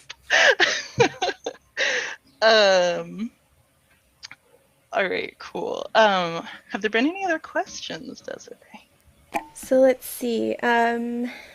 So someone had asked if I own physical copies of any books, can they be redeemed in Roll20? So there's the Roll20 version and the physical version are different. So, you know, maybe there's the opportunity to have like a PDF depending on where you purchased it from, but the Roll20 version will have to be bought separately. And that deals with all of the extra work that goes into making it work with the character sheet and all the things there. So it's kind of its own thing. Good way to gift someone a book, though. If you guys are in the same chronicle, you have a good reason to get it and give it to them then. Yeah, it's really easy to give people gifts on Roll20 too. So if, you know, your game has been being played online, you'll get together and chip in a few bucks and give it to your storyteller. That's a nice little present. Awesome. So if you, for example, get a bestial fail or crit or something like that, will the dice roller just tell you on screen, or will you have to manually calculate that? So that's a good question. Currently, you'll have to manually calculate it, but that is a future update that will actually. Ok, ahorita si tienes un fallo crítico, van a calcularlo. Pero va a haber un update después en el cual ya sale I'm not sure how big automáticamente. it's showing up on Twitch, but as somebody who wears glasses, I find them pretty easy to read and high contrast. So I hope that is of help. If the only thing you see is that little skull with fangs, you're in trouble. It's a bad day. I mean, sometimes it still works out, but at what cost, right? At what? You hungry? It's just like it's not good. I fear bestial fails, but also I love them because as a storyteller, they're lots of fun. But gives you some good things to work with, some exactly, nice it's a lot of story there. Yeah. Cool. And then does Roll20 have any sort of feature for a mic or camera? I guess someone was trying to figure that out in Discord, but they're wondering if Roll20 does that. So Roll20 does have integrated voice and video chat. So give it a shot. And this is just a tip from having used it for so long. ¿Les gustaría que hiciéramos una pregunta? It might be your hardware acceleration. I know that sounds scary. It's just a checkbox in Chrome, and Chrome has it on as default, and most things work better with it off. I don't know why. Why is it on as default? But if you're having a lot of issues, try turning that off, and it may clear up a myriad of problems you have on other websites too. It's so weird. What an informative stream. Thank you. My whole life. ¿Alguien quiere que intentes una pregunta? ¿Alguien tiene una pregunta a ellos? About a different problem they were having, and we were troubleshooting Me respondieron, five or dice, six different things. yo And hice then I una was like, pregunta de que hagan, and she was like, ¿y hay algún plan de hardware México by Night quinta acceleration, edición and it o just fixed it. que So traduzcan thank esto al you, español en I'm Roll20? sure Y my graphics sí card me was respondieron, trying güey. its best, but it Sí was me respondieron raza, ¿no? helpful. Pero no sé si me va a responder. Hice una pregunta y llevo tres response, así que puede que haya algo. Another thing. So while I was talking about having these be kind of set pieces, right? Big narrative pages where you can do some cool stuff. I've set up this rooftop meeting between one of the vampires and the prince to show off some interesting lighting stuff. So let me make sure that everything is turned on correctly. Yes. Okay. So Roll20 has the ability to have dynamic lighting, and so what that means is no va a haber traducción al español en Roll20 para lo que son los libros de vampiro, different experiences pero, with like light and darkness, and also you can set up vamos a ver si habrá un México by Night. characters Después dicen el próximo año, güey. light. Según los comentarios. On your page. So I have set up this character because vampire. They can see, they have night vision, and their night vision is tinted green because that's fun. But I'm going to change it red because that's also fun. And so if we, I'm currently acting as a GM right now, so I can see everything. I have cool god powers, but güey, así se vería, o sea, si usas de que ojos de la bestia o cosas así, es la forma en la que vas a ver. Stuff because I wanted it to be bright and shiny. But so I can see the prince over here, and then we have our good buddy. Where's he on a different layer? He is. Let's bring him up. So I've been hiding that Officer Smith is here too. Oh no. Let me get back on this character. I just brought him onto the layer so they would be able to see him. And he's out, and he's heard that there's vampires about, right? And I've given him this little cone of light, like a flashlight. That's so cute. I mean, he's gonna die, but it's really cute. Right? And so my character can or this character can be with the prince like, we gotta hide, right? And then now you have like this tense scene, right? Where like he's looking around and whatnot, right? While, you know, you've got all this vampire vision. Like I can see all these parts of the building, right? If I was traveling around, because I'm a cool vampire with auspex and whatnot. So yeah, I thought that would be fun to show. I love the flashlight. Like it's my favorite. And if you know what really you're wondering how can I too get this cool flashlight effect, you set up directional light on the token.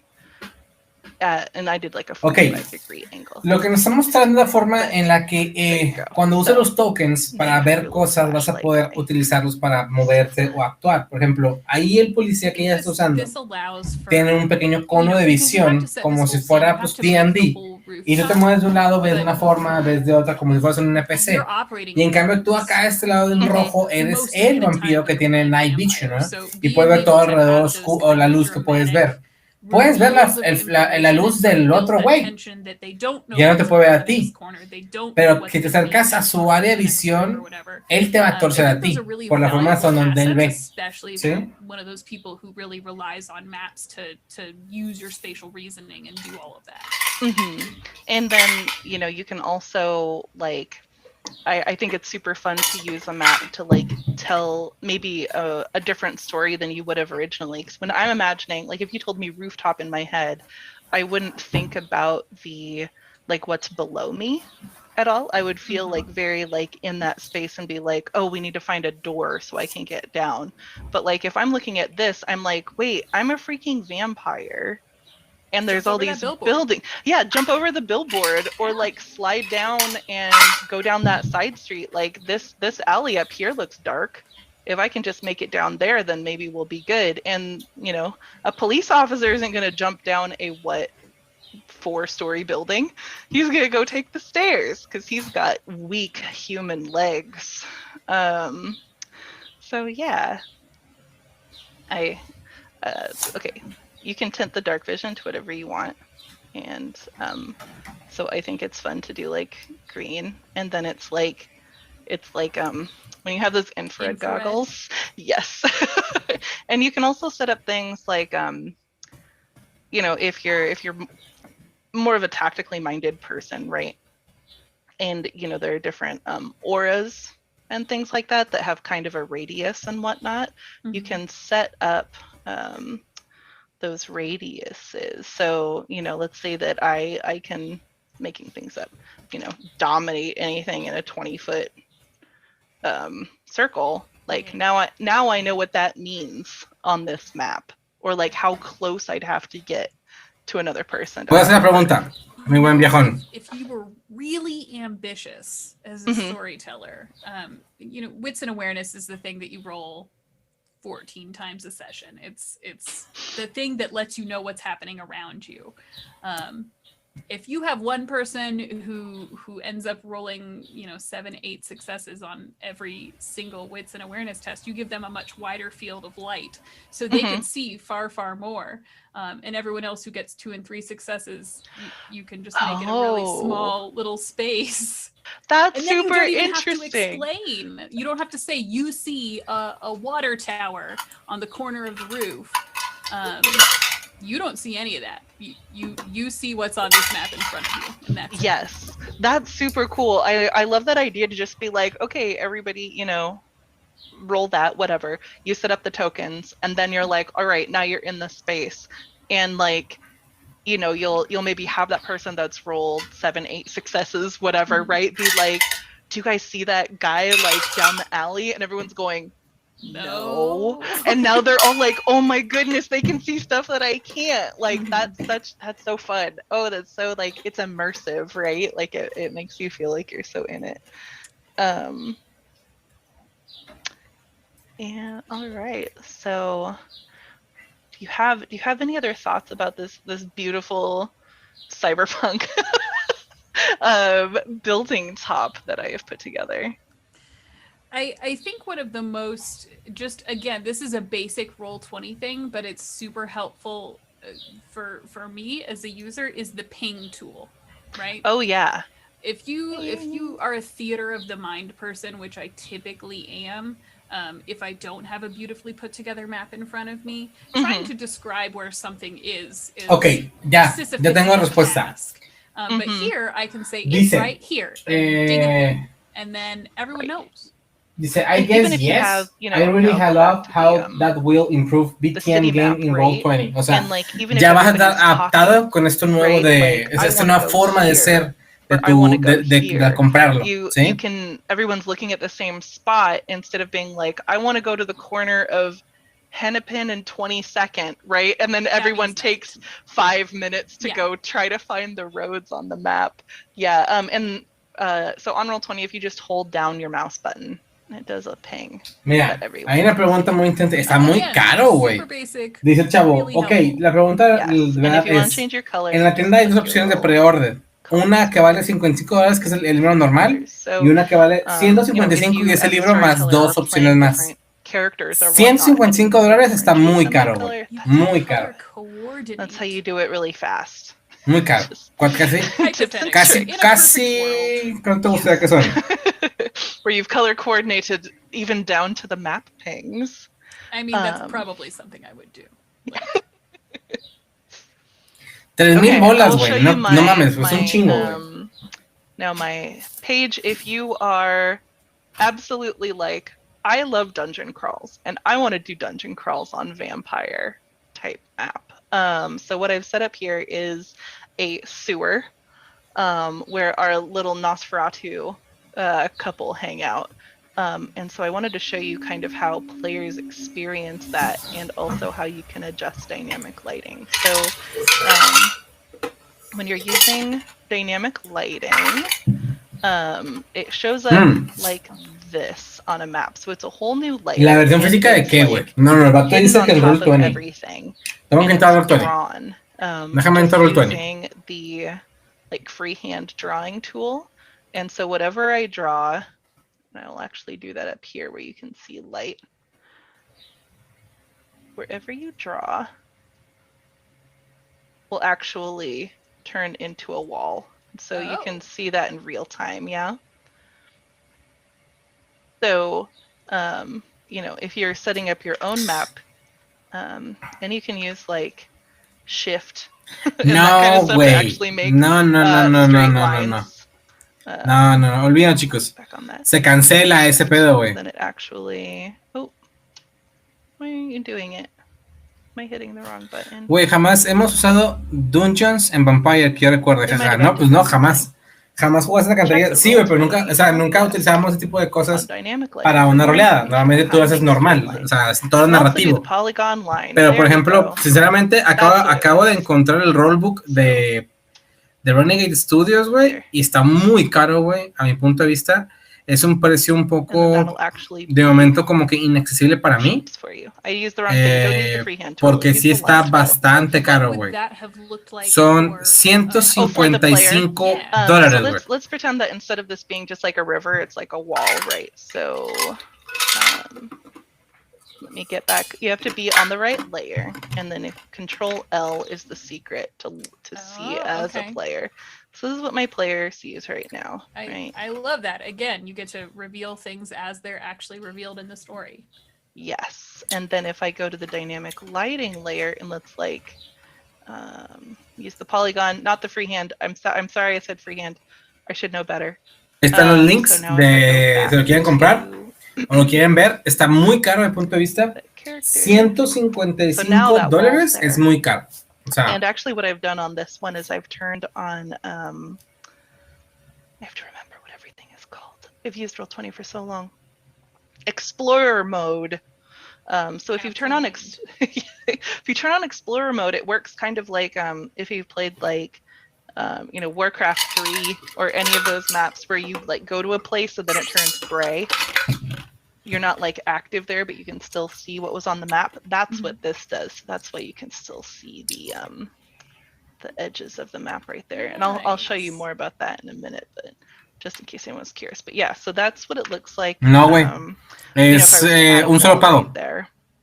And so these un solo pago y te lo are quedas. actually what's making the light. So I set them up kind of like torches. And you set up a token and you give it light kind of the same way you would a player. So like they're all emitting 15 feet of low light. And so then let me go back to little buddy.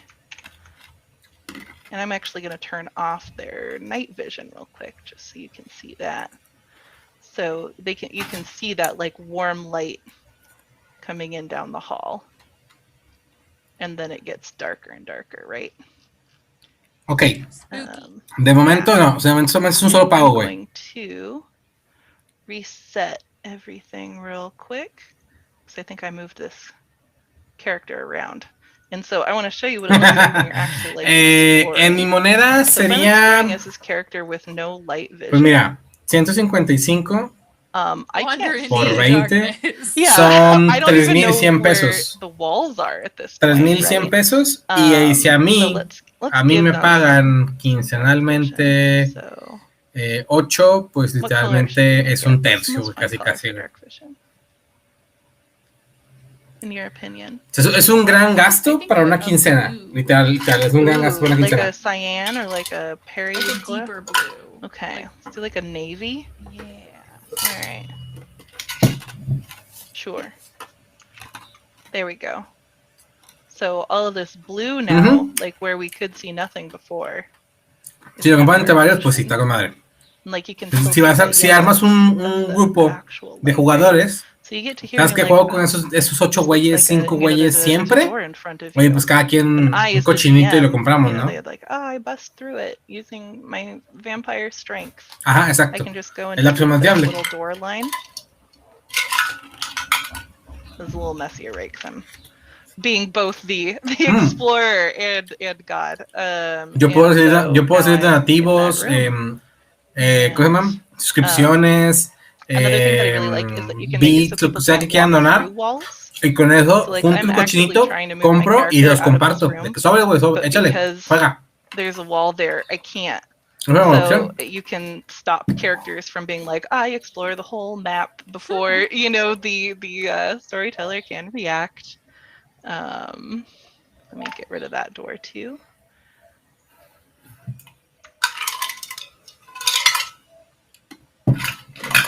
Whoops, we're coming down through here, and then you can spy those gosh darned Nosferatu that we've been looking for all this time. And maybe you have dark vision or Auspex up, and they don't, so they haven't seen you yet, and you're able to like fully sneak up on them, right? Because you're in the dark. Bueno, and you've rolled really well. Al parecer, ahí está una escala de 5 pies. Yeah, se mueve a escala de 5 pies. I know, right? But A for effort. Theoretically, hypothetically. Also, there's like on this map they've set it up so there's actually like a grate. Güey, qué chingón se ve eso, güey. Son como unas rejas y se ve la luz de las rejas, güey. Qué bonito, güey. Vampire jail. All right, cool. So I feel like I've shown off all the cool stuff you can do with map tools and such on Roll20. So, está muy bueno el mapeo. I think it's important to note, like, yes, Trivia is going through and doing a lot of big changes, like, as she's sitting here and adding things and deleting things and all of that. But something like this map can very easily just be set up ahead of time and left to go. You're an expert, Trivia, and I have been using Roll20 with Roll20. Like 2014. This would have taken me years. So something that I like, this map actually is something that is just from the marketplace.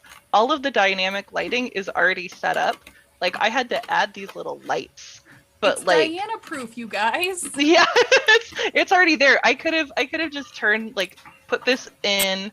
Maybe you say, one of your players has a flashlight, or everyone loves Auspex and turns it all on. ¿Qué opinan? ¿No compro? You can even set it up. ¿Y cobro las partidas? ¿Hacemos roleadas? You can set up something called daylight mode, and that's like we don't want to mess with light. We just want to have walls. So now when I click on this character and I zoom in, like they can just see it's fine. The walls are what's important here, you know, so you get to choose your own complexity adventure on what's comfortable for you. And so on each of these pages, I tried to like ramp it up a little bit with different tools. So hopefully, you know, it's a little more accessible and you can be like, I don't want to do all of this lighting and auras and whatnot, and you super don't have to. Like as much as you can have a, you know, play by text game where nobody ever posts a picture. Ya empezó a decir de que bueno, güey, en Foundry es mejor, en Foundry tiene mejor PDF, mejor libro, mejor información, mejores hojas, mejores dados, mejores todo. Y es lo que te digo, o sea, eso cuando tú propones ese tipo de cosas a ellos, te ignoran por completo, güey. I just wanted to show you all if you wanted to go hard mode, in the integration, what's possible. So,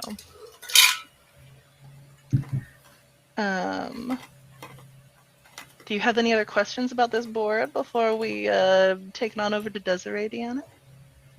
I don't think that I have any questions. I think it's super cool. I think it's a exceptionally useful tool set for Vampire.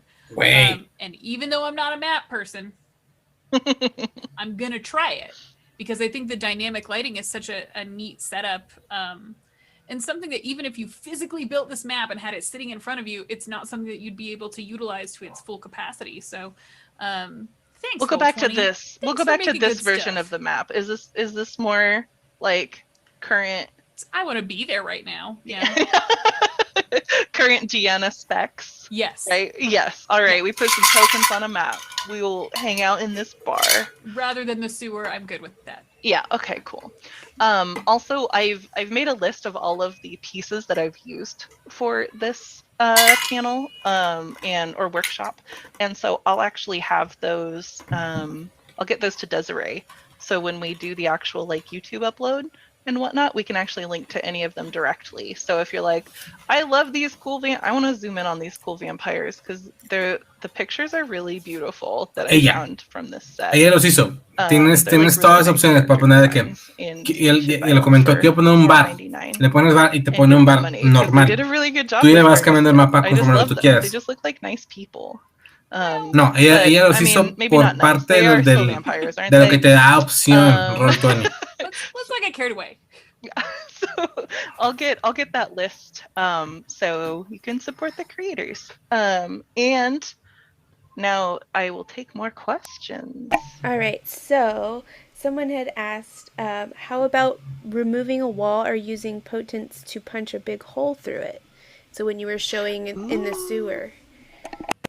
Yeah, let's go back and do that real quick. Okay, so va a hacer un golpe con potencia en la pared. One of the downsides to when you make walls in the dynamic lighting is sometimes you'll make a wall and you'll be super excited about making the longest line that anyone could make.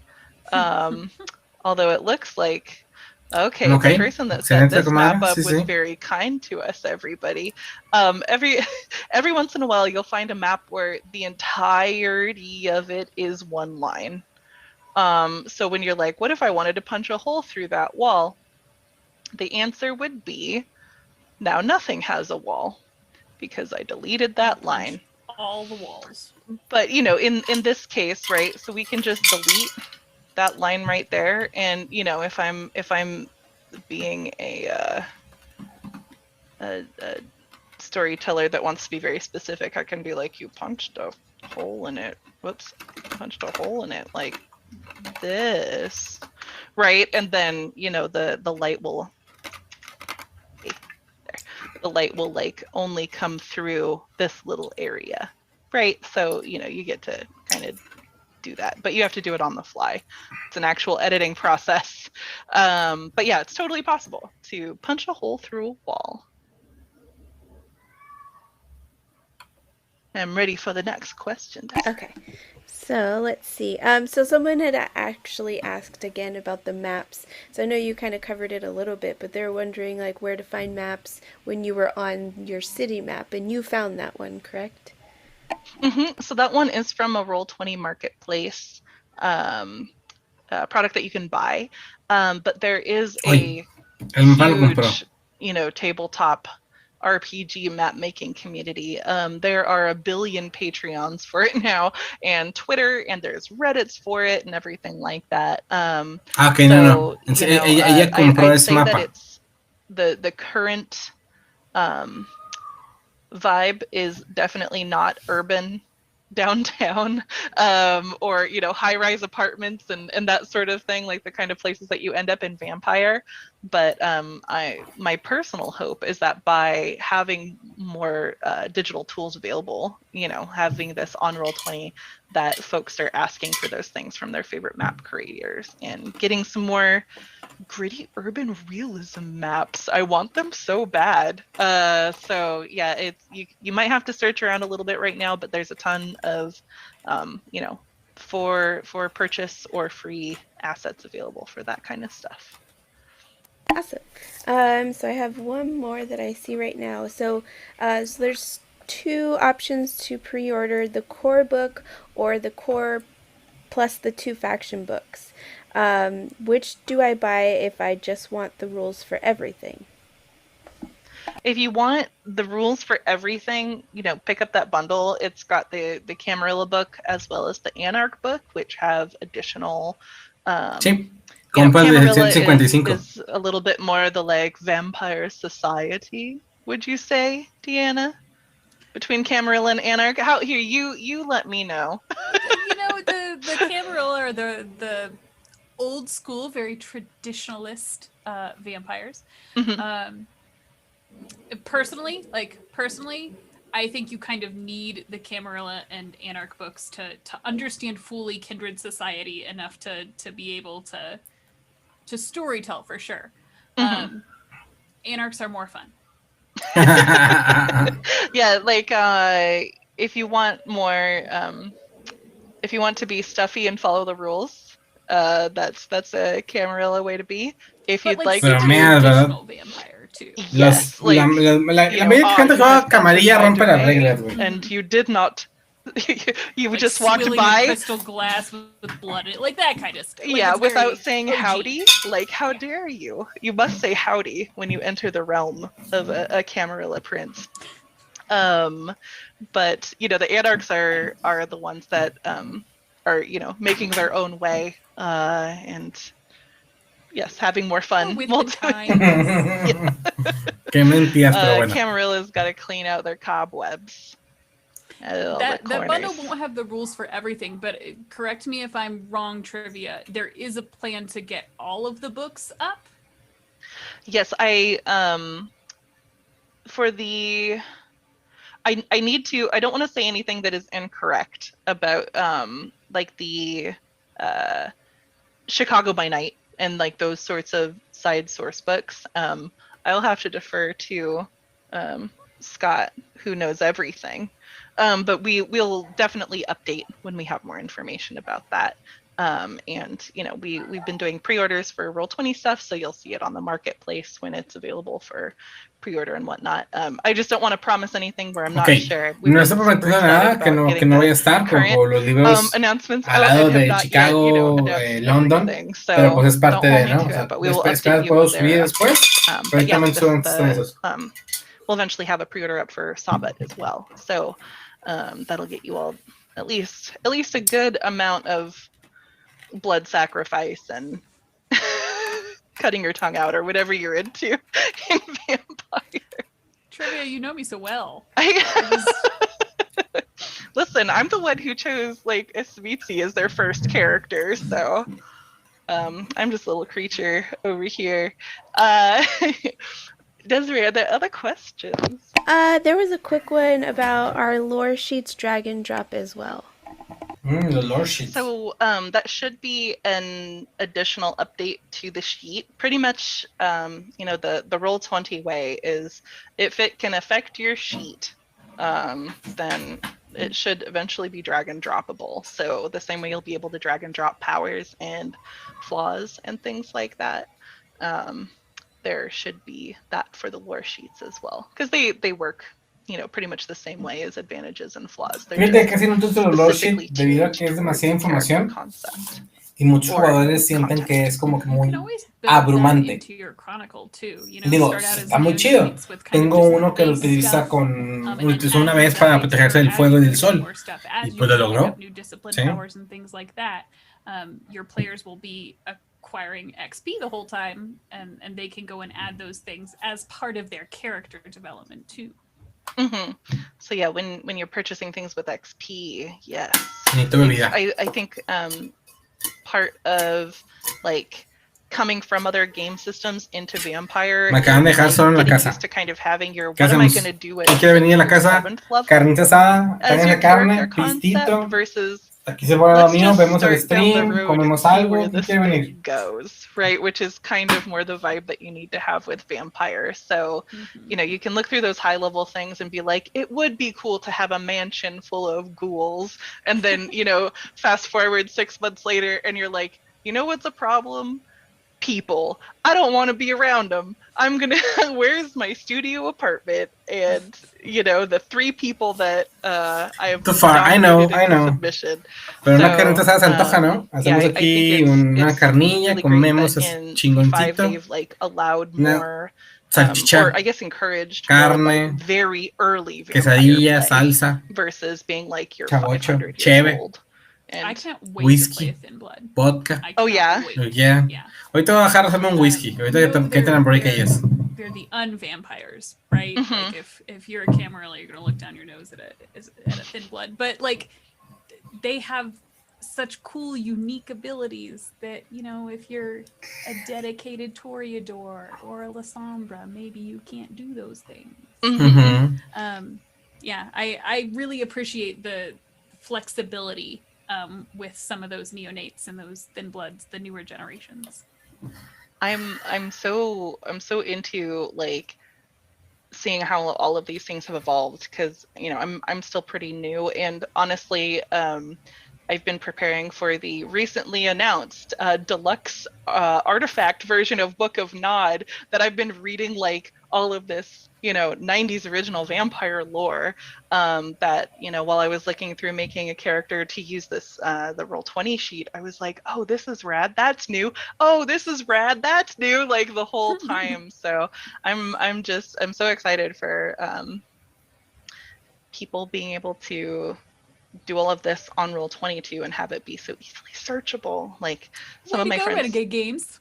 Oh, and yes, thank you, Renegade Games, and thank you, Roll20, for bringing us all this Vampire 5th edition right to our fingertips, searchably. But I play with a lot of people that have been playing since, the 90s and whatnot. And so while we were trying to decide, even what edition to play and things like that, they're like, oh, well, then this wouldn't have happened and that wouldn't have happened. And it's just it's so much that I love V5 giving you that, like, here's a basic vampire, like you were turned a week ago, okay, now let's see what you learn version of it.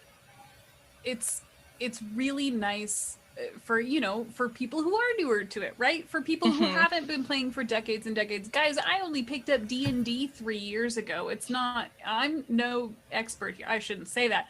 I'm a neonate myself.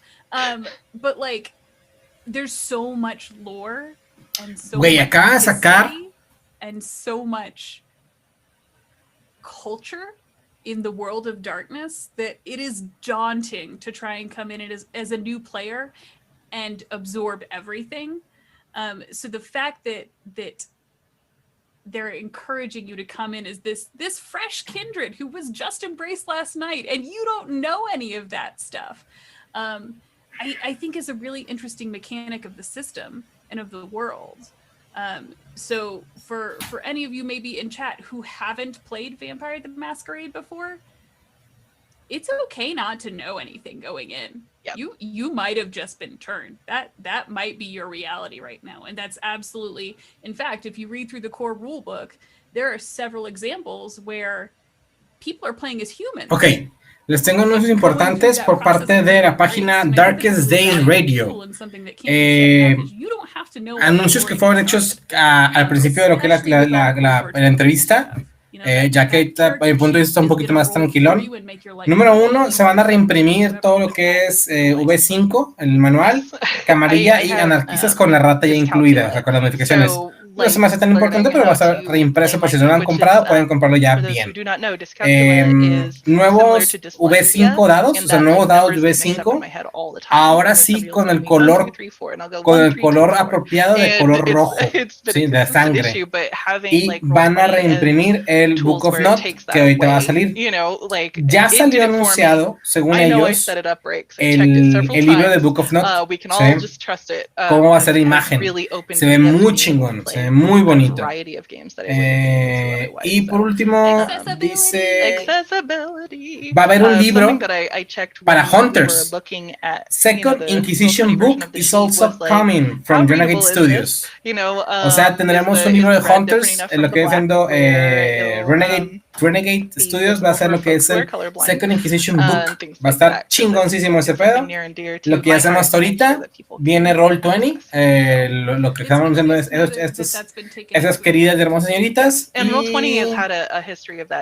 El Starter Set, próximamente habrá un Starter Set por parte de Roll20, digo de Vampire Masquerade. Va a estar muy chingón, suena muy bien todo lo que son esos tipos de enunciados, de cosas, se ve genial, así que vamos a ver cómo se pone, ¿ok?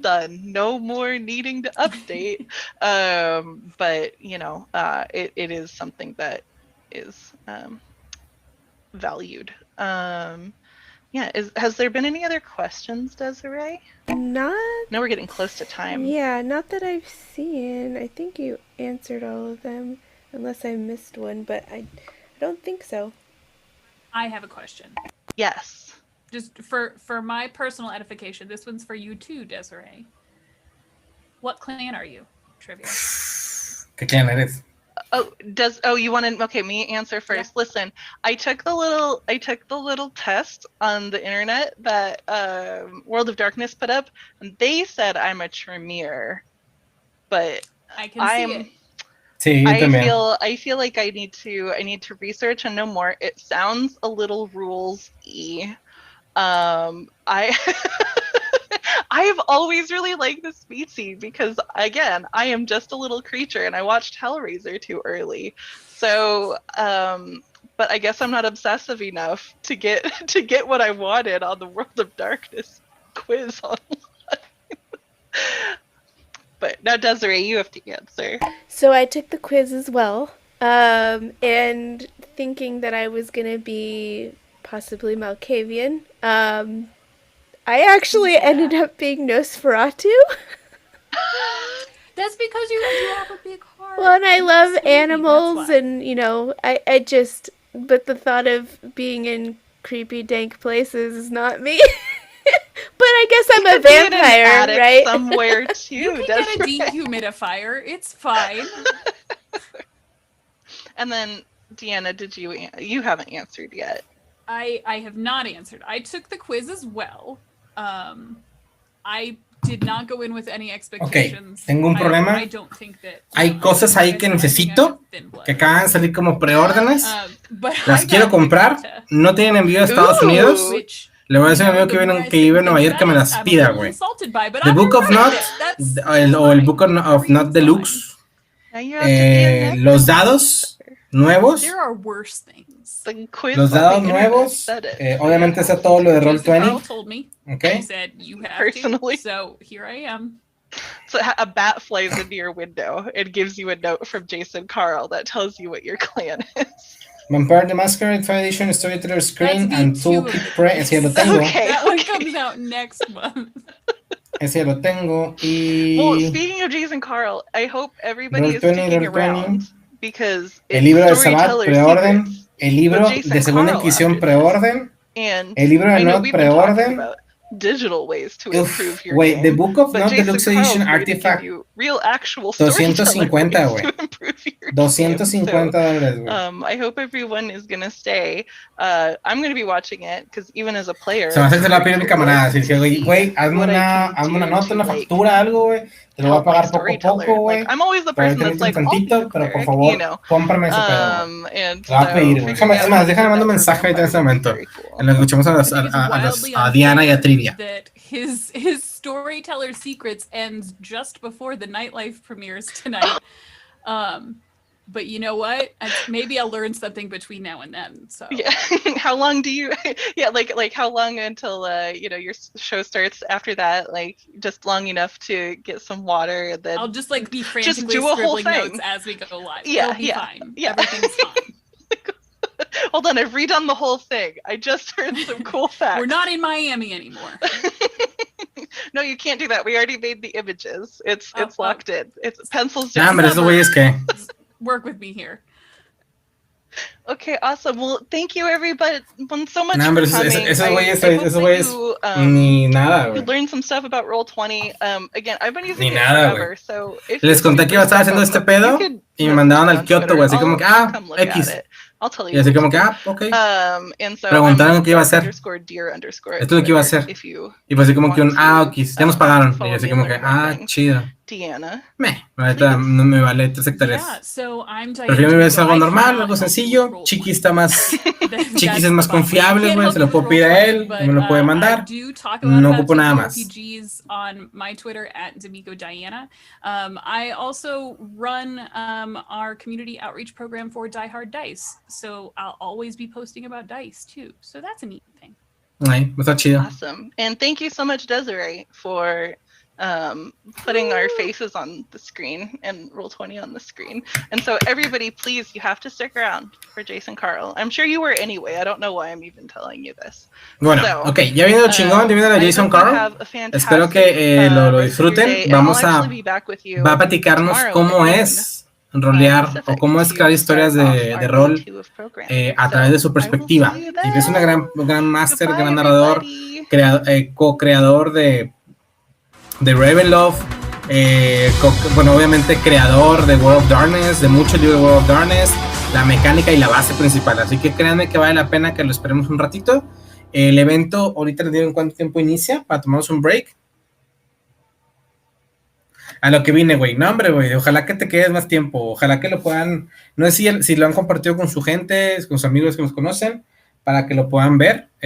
Amo esas imágenes. Lo necesito. Necesito esos fondos de pantalla. Necesito esto así, bien padre. Bien padre, Uri. Bien padre, Uri.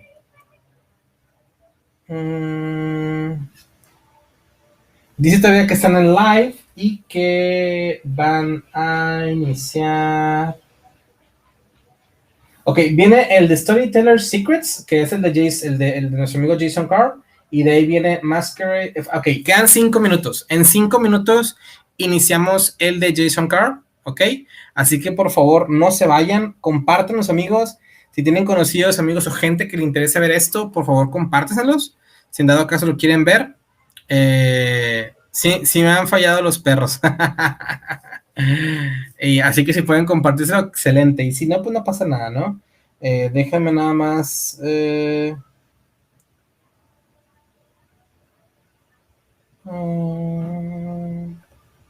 voy a mandar un mensajillo a rato. Les voy a decir que le manden un saludo. Les voy a decir, por favor, manden un saludo a la comunidad de Eli Montelo y a la comunidad de World of Dark Latinoamérica, que es donde nos están viendo todos sus amigos. ¿Ok?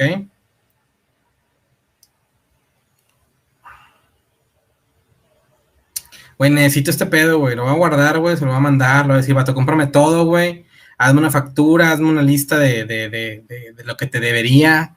Te lo pago mensualmente. Te doy de perdido unos $10 mensuales o algo así. No sé. Algo. Quiero todo eso. Lo quiero, necesito en mi vida, güey. Así. Se me pudre, se me deshace así la pinche boca, güey. Bueno. Saben que tengo problemas, no lo puedo negar. Así es, aquí voy a estar yo hoy y mañana. Ahorita empezamos a las 6 por problemas que les comenté de mi mamá, hospital y demás, pero mañana vamos a empezar a las 2. A las 2 de la tarde México, 2 p.m. México, voy a estar aquí haciendo el stream para que no se lo pierdan, ¿ok? Ya publiqué en todas partes los horarios del 11 y el 12, ¿sí? Ya están publicados ahí, lo publiqué en todas partes. Si en dado caso, lo único que haré mañana es compartir nuevamente la publicación cuando ya estemos iniciando el en vivo, ¿ok? Sí, así es, papá, la haré directo mañana, claro que sí lo haré, por supuesto que sí. Así es, viejonón. Bueno, faltan unos minutillos, voy por algo a tomar, voy por unas drinkies, no me tardo. Necesito un Wisconsin, así que ya es de noche, ya llegué, así que ocupo unos whiskies, ¿ok? No me tardo.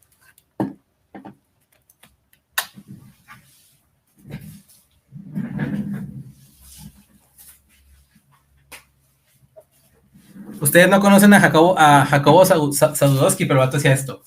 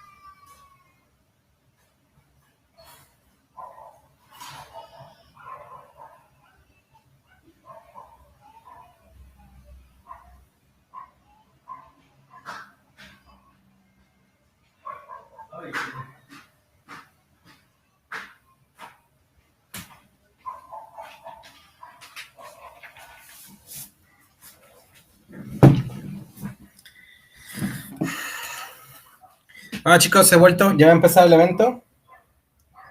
Siguiente en vivo. Ver ahora.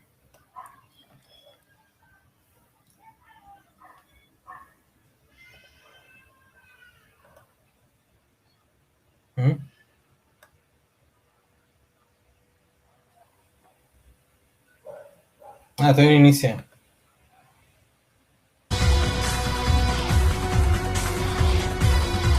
You can go from building to building, so you don't have to go outside. And that's all the Prince's domain. Do not go into the skyways for your shenanigans. I've decided in my Minneapolis. I like night. it. I dig it. Chinga, según yo ya debería estar online.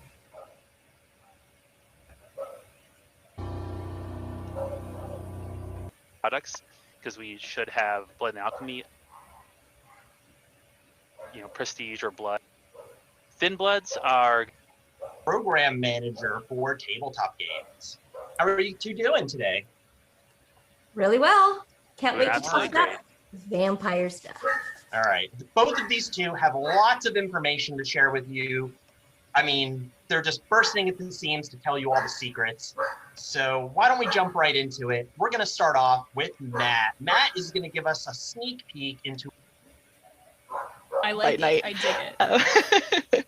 Ok, de momento todavía empieza el de Jason Carl. Vamos a esperar un minuto. Here it All right. That. All right, cool. No empieza todavía, vamos a esperarlo. I can take another question or two while we're here. Let's see. So there are two. So I think I know the answer, but I want vamos to por partes. Isaac, sí, mira, ha anunciado varias cosas. Primeramente, anunciaron todo lo que viene siendo la explicación de Roll20. O sea, todo lo de Roll20 ya lo anunciaron. Cómo va a estar lo del Roll20, cómo va a ser lo que es el evento, cuánto cuesta lo que son la pre-order, lo que va a incluir, qué tan factible va a ser. Y fácil. La verdad, es muy fácil, se ve bastante bueno, se ve bastante chido, pero es un poco caro. $150 a mí se me hace un precio un poco exagerado, pero sí trae todo, así que va a estar bien. Trae lo que es el libro de normal, Camarilla y Anarquistas, junto con sus actualizaciones, junto con sus demás cosas, va a estar chido, ¿no? Segundo, anunciaron lo que es el kit Essential que va a salir para quinta edición. Anunciaron lo que es lo del libro de Nod, que ya viene de salida. Anunciaron que viene el libro de Segunda Inquisición para cazadores, Hunters. Y anunciaron también The Book of Nod, que ya está a la venta, ya está a la preorden. Y ahorita, en unos cuantos minutos más, vamos a ver lo que es la plática con Jason Carr de cómo hacer cómo crear una buena crónica de vampiro, ¿no? Obviamente, pues a lo mejor mucha gente dirá, pues ese güey quién es, porque sí conozco mucha gente que dice, ese güey quién es, pero pues ese señor es una eminencia, güey, de rol, es un maestro del rol, güey, ha hecho oleadas en Critical Role, lo más nuevo, te podría decir, obviamente es cofundador, co-creador de todo World of Darkness, desde lo viejo, Requiem, hasta lo más nuevo, así que si él tiene una mentalidad de cómo ser vampiro, de cómo debe ser Vampire, es él, ¿sí? Así que yo espero que lo disfrutemos, que aprendamos mucho de él. Cualquier cosa voy a tratar de explicarlo, ¿sí? ¿Cómo anunciaron para jugar Hellsing? ¿Cómo? No te entiendo. ¿Cómo anunciaron? ¿Cómo no lo entendí? No entendí esa pregunta. Sorry, Isaac. Ahí sí, para que no te entendí. Creo que el siguiente era algo del juego de Rivals. No. ¿Qué cosa? El siguiente evento. Según la agenda que ellos tienen aquí,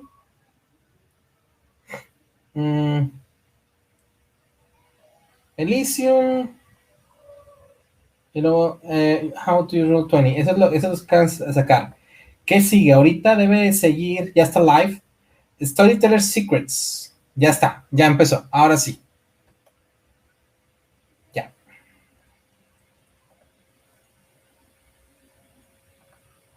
Ya, ahí está. Sí, bueno, jugar a ser la Segunda Inquisición, güey. No cualquier cazavampiros, güey. La Segunda Inquisición, papá. Venga ya, Jason Carr, papá, señores, va a entrar en escena. Esperemos que todos lo disfruten dando como yo lo voy a disfrutar. Le voy a pedir amablemente que me mande un saludo a la comunidad de rol de Eli Montelo y World of Norteamérica. Espero que lo pueda hacer. Aquí estamos para pasárnosla bien, ¿no?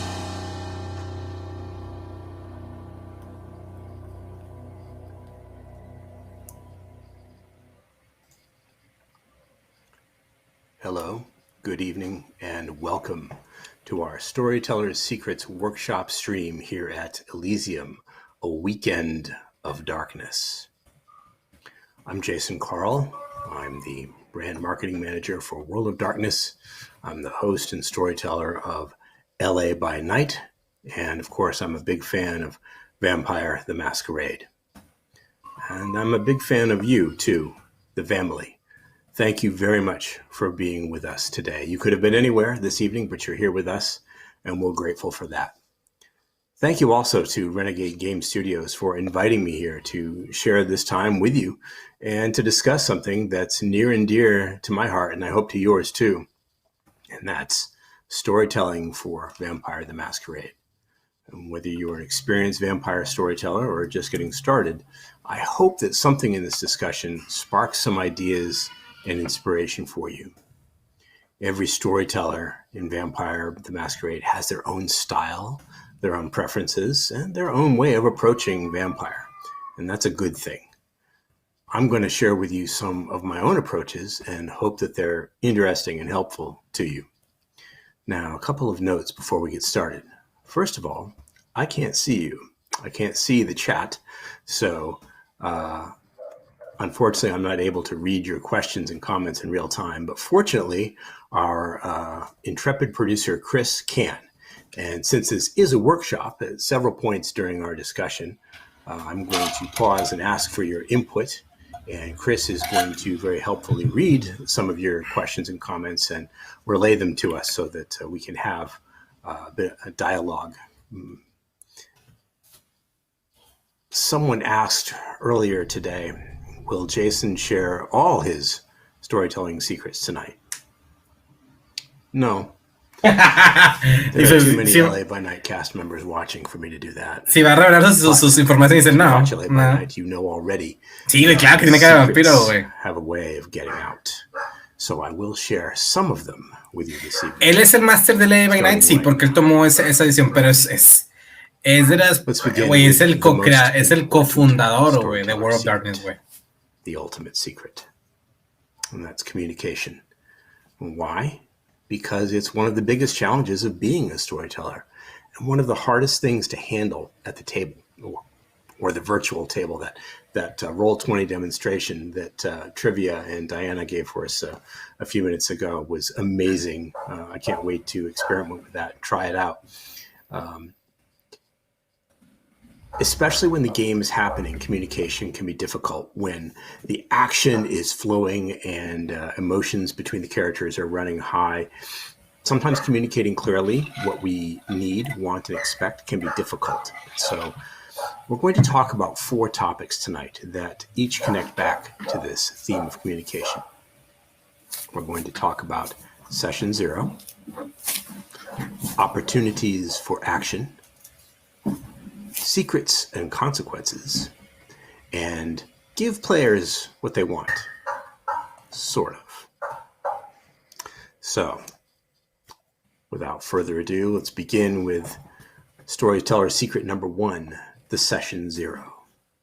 Now, if you are new to Vampire the Masquerade, either a player or a storyteller, you may not be familiar with Session 0. Okay, Session 0. An experienced player or storyteller, you may be very familiar with it. I'm going to run through how I approach Session 0 and give you some guidance, I think, that might help, even if you've done it before.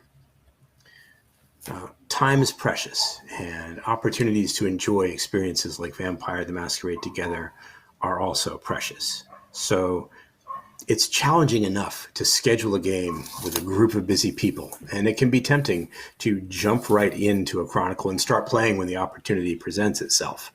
Because when do these opportunities happen again? But maybe you've done that, and maybe something like this has happened to you. You discover you have time to run a game of Vampire the Masquerade, and so do your friends. Players create their characters. They maybe ask you a few questions about clans or powers, or how a specific rule works. How does Oblivion 5 dots work anyway? And then everyone arrives at the table with their character sheets and their dice. You, the storyteller, arrive with maybe... Chicos, si alguno de ustedes quisiera hacer una pregunta a Jason Carr, háganmelo saber para poderlo publicar, hacer el post, para que a ver si lo pueden leer y les pueda contestar. Without any discussion. No talking about what you all want from the experience and what you all expect. And then a few hours later, maybe things aren't so good. And you start wondering, is it too late to start over? You know, what happened? Why aren't we having as much fun in this chronicle as we thought we might be?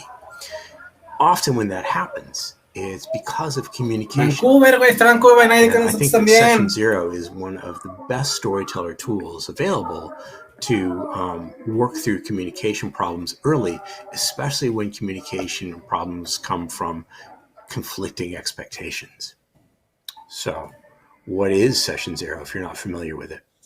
Session 0 is the very first time that you and your players sit down together and talk about what the game will be. It's the opportunity before anybody creates a character, maybe before they even read a book. You never know. It's the opportunity to talk about what kind of story you want to tell together, how you want to approach it. Okay. What everybody wants to get out of the experience, and what style of play. One player at the table might want to play a story of being new to the night, a fledgling embrace who experiences the world of vampire for the very first time, getting caught up in the wonder and the dark majesty and the fear Okay. of the personal and political horror. La primera parte explicar cómo va a ser la roleada, ¿no? De qué trata la roleada, cuál va a ser el objetivo de la jugada, cómo va a ser la ambientación. Of moral weight and ethics are the top consideration. Another player at your table might prefer a political thriller. Or maybe action adventure with a lot of combat and gunplay and si va a ser un combate, si va a ser una jugada de combate, una jugada de investigación, de terror, o sea, tienes que ponerle que como que sesión cero, ¿qué va a ser? The world of darkness can bring. Discussing what everybody wants before play begins, before even characters are created, is a great way to ensure that everybody's expectations are clear and that everyone can discuss how they want to approach it. And it's okay if every player at the table wants something very different. That just means that players and the storyteller, you, will be collaborating a lot more than you might in a more traditional role-playing game situation. The Session Zero is also the perfect opportunity to talk about considerate play and consent and safety. Now this is before the game even begins. Talking about consent and safety at the table and what safety tools you're going to have in place to make sure that when difficult situations arise, everyone knows what to expect and how they'll be handled respectfully together.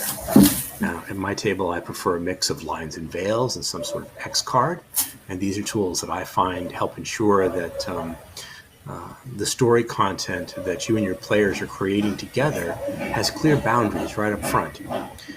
It's also important to talk about a way that you're going to pause the game and communicate out of character to make sure that everybody is still having fun, especially when things are getting tense.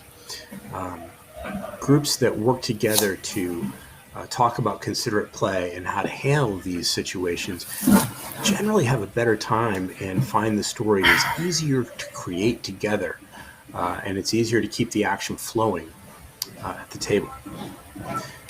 In some Session Zeros, the players actually create their characters together, right there in front of each other, without keeping any secrets about what's on their sheets. Now, that might seem strange, but it can be a benefit. Perdón, no muteé el micrófono ahorita que me llegó un mensaje de voz. Era mío. Perdónenme, una disculpa.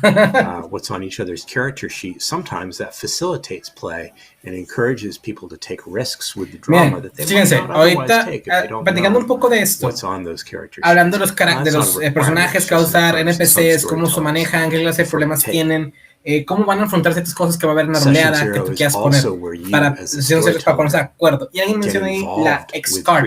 La X-Card a mí se me hace completamente innecesaria, porque la X-Card es para algo que no estás preparado y que te irrita y no te gusta, la lanzas. En cambio, si en Session Zero, ¿por qué va a haber una X-Card? ¿Sí me entiendes? Map together during Session Zero makes for more opportunities for very dramatic, satisfying play.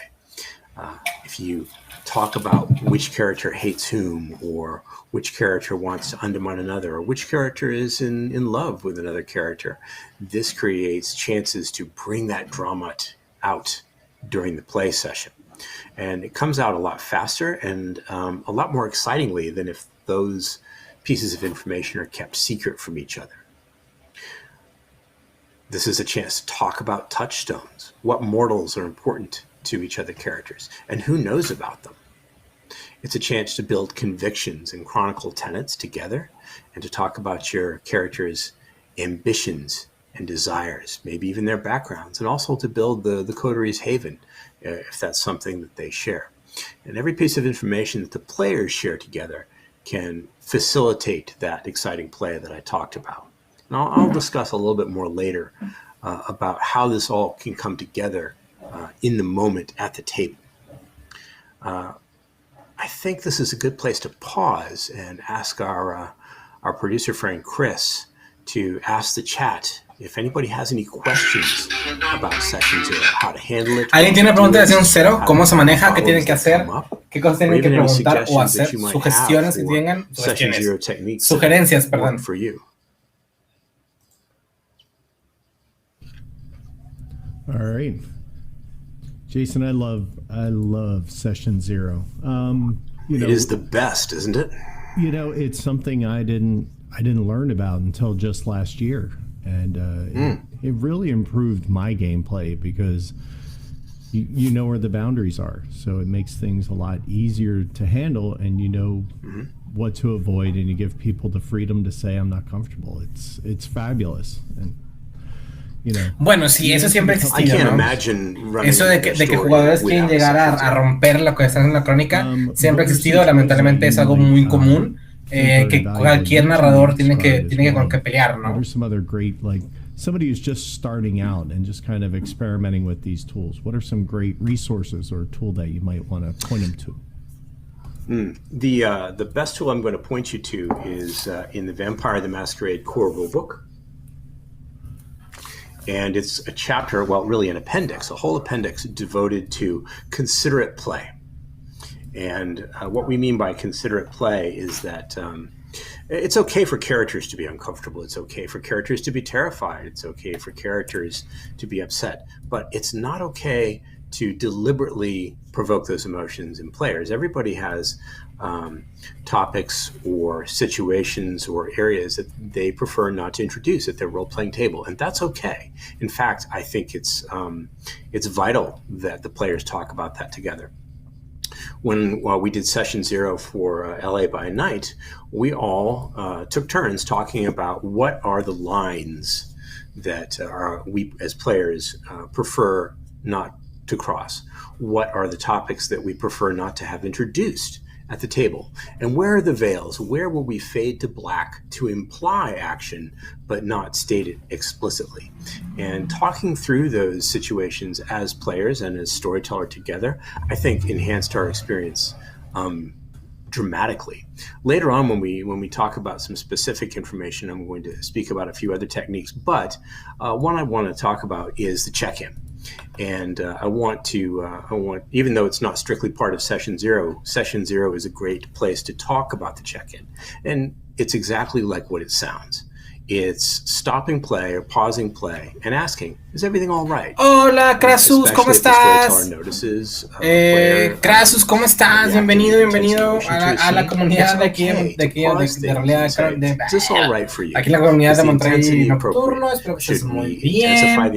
Estamos ahorita viendo a Jason Carr contándonos historias de cómo crear crónicas. Y ahorita está dando la sesión 0, una sesión de inicio antes de cualquier jugada, donde haces con tus personajes o tus jugadores ideas de cómo sí y no crear una crónica, para que ellos se sientan seguros en la mesa. Their preferences and their lines and their boundaries freely without that it makes the experience better for everybody.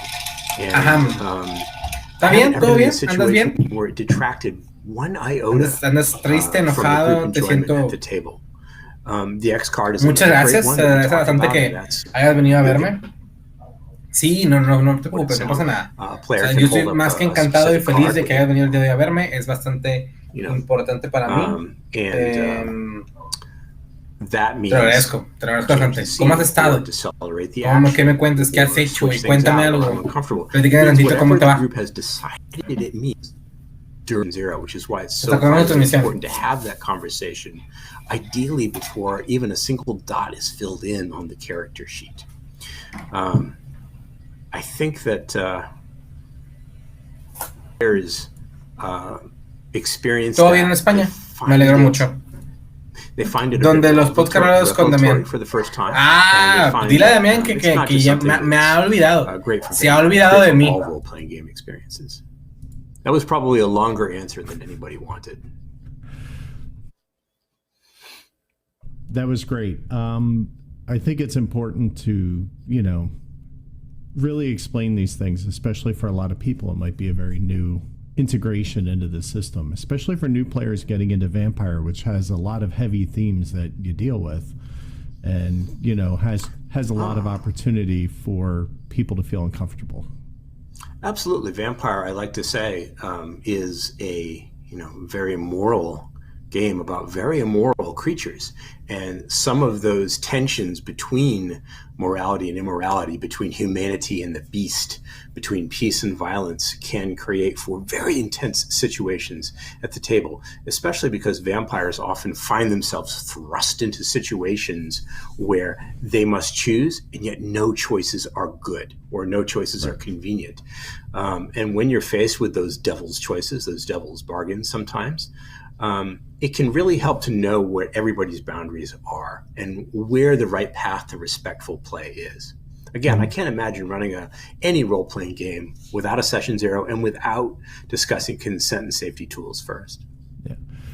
Another good question came up, and it was from Cuban Turin. He asked, what are some ideas for running a session zero async or via text if that's the way you're getting your game on right now? We live in a charmed time, right? We have partners like Renegade bringing Vampire to Roll20 with us. We have access to tools like Discord and other and text and other. Una disculpa, chicos, una verdadera disculpa. Yo sé que aquí no saben porque acaban de llegar, pero mi mamá anda enferma. Hoy fuimos a checar cosas con gastro, neurólogo. El doctor que checa los pulmones, el de que checa la tiroides, porque la van a operar y ahí tiene muchos procedimientos muy difíciles, ¿no? Me estaba contando algo hoy por llamada. Una disculpa, en verdad, una disculpa y gracias por mantenerse ahí conmigo y vernos. Basada Black Market, un saludo, hermano. Claro que sí, se han anunciado muchas cosas, te las digo rápidamente. No, muchas gracias. Gracias a Dios está bien. Se puede parar, puede comer, puede caminar, puede respirar. Eso está excelente. No tiene nada, solamente está deprimida porque hay muchos procedimientos que todavía tiene que seguir. Yo, gracias a Dios, pues tengo no el dinero, pero tengo el seguro social, que es aquí en México, le ayudamos con eso, ¿no? Pero cambiando de tema, ¿qué anunciaron Black Market? Claro que sí, te comento. Mira, número uno, sí, paciencia. Número uno, anunciaron Black Market, anunciaron lo que es primeramente el Book of Not, que ya salió a la venta, ya está la preorden, ya sea en edición normal o Deluxe Edition, número uno. Número dos, anunciaron el libro de Second Inquisition, ¿ok? Número tres, o sea, para cazadores, Second Inquisition. Número tres, anunciaron lo que viene siendo todo el compañero para Roll20, ya sea el libro de Quinta, Camarilla y Sabat, todo eso es anunciado.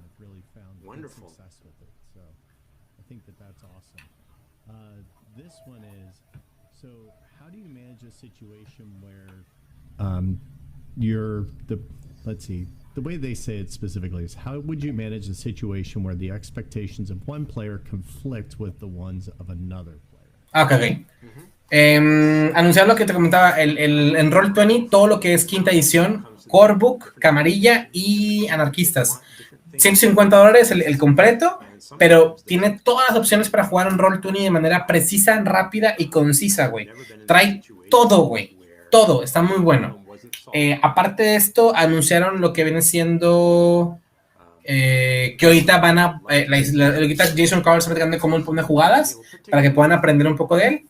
Y creo que y anunciaron unos nuevos dados con color rojo, con un color perfectamente rojo de sangre, así que va a estar muy chido, ¿ok? Hombre Lobo de momento no ha anunciado nada. Mañana todavía falta más que anunciar. Mañana empezamos a las 2 de la tarde. Aquí voy a estar streameando esto a las 2 de la tarde para que no se lo vayan a perder, ¿ok? Gracias a la gente que hoy nos ha acompañado. Hemos tenido un abundante número 11 en la transmisión y estoy muy feliz. Muchas gracias.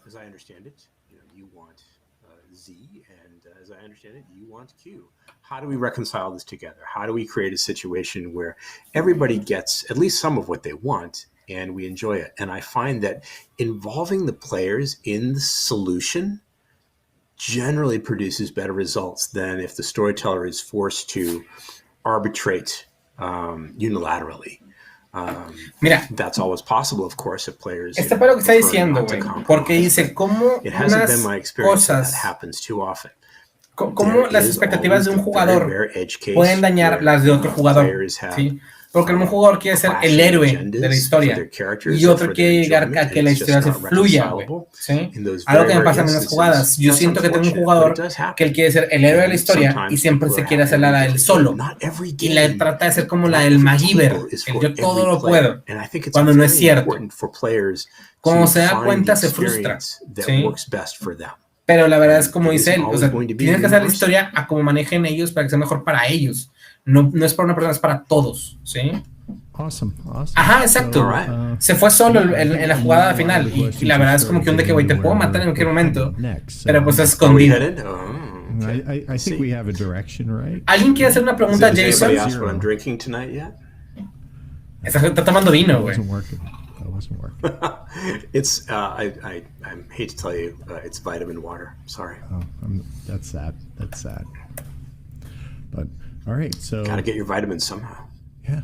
Yes. Okay. So, well, it sounds like a great place to transition into our next topic, our next storyteller's secret, and that is something I like to call opportunities. Julio Zelaya, gracias, Julio. Qué hermoso eres. ¿Quién eres, Julio, en Twitch? ¿Eres Krasus o algo así? ¿Alguien más? Gracias. Qué amable de tu parte. Me encanta escuchar eso. Often, weekly, sometimes daily together. Opportunities for action.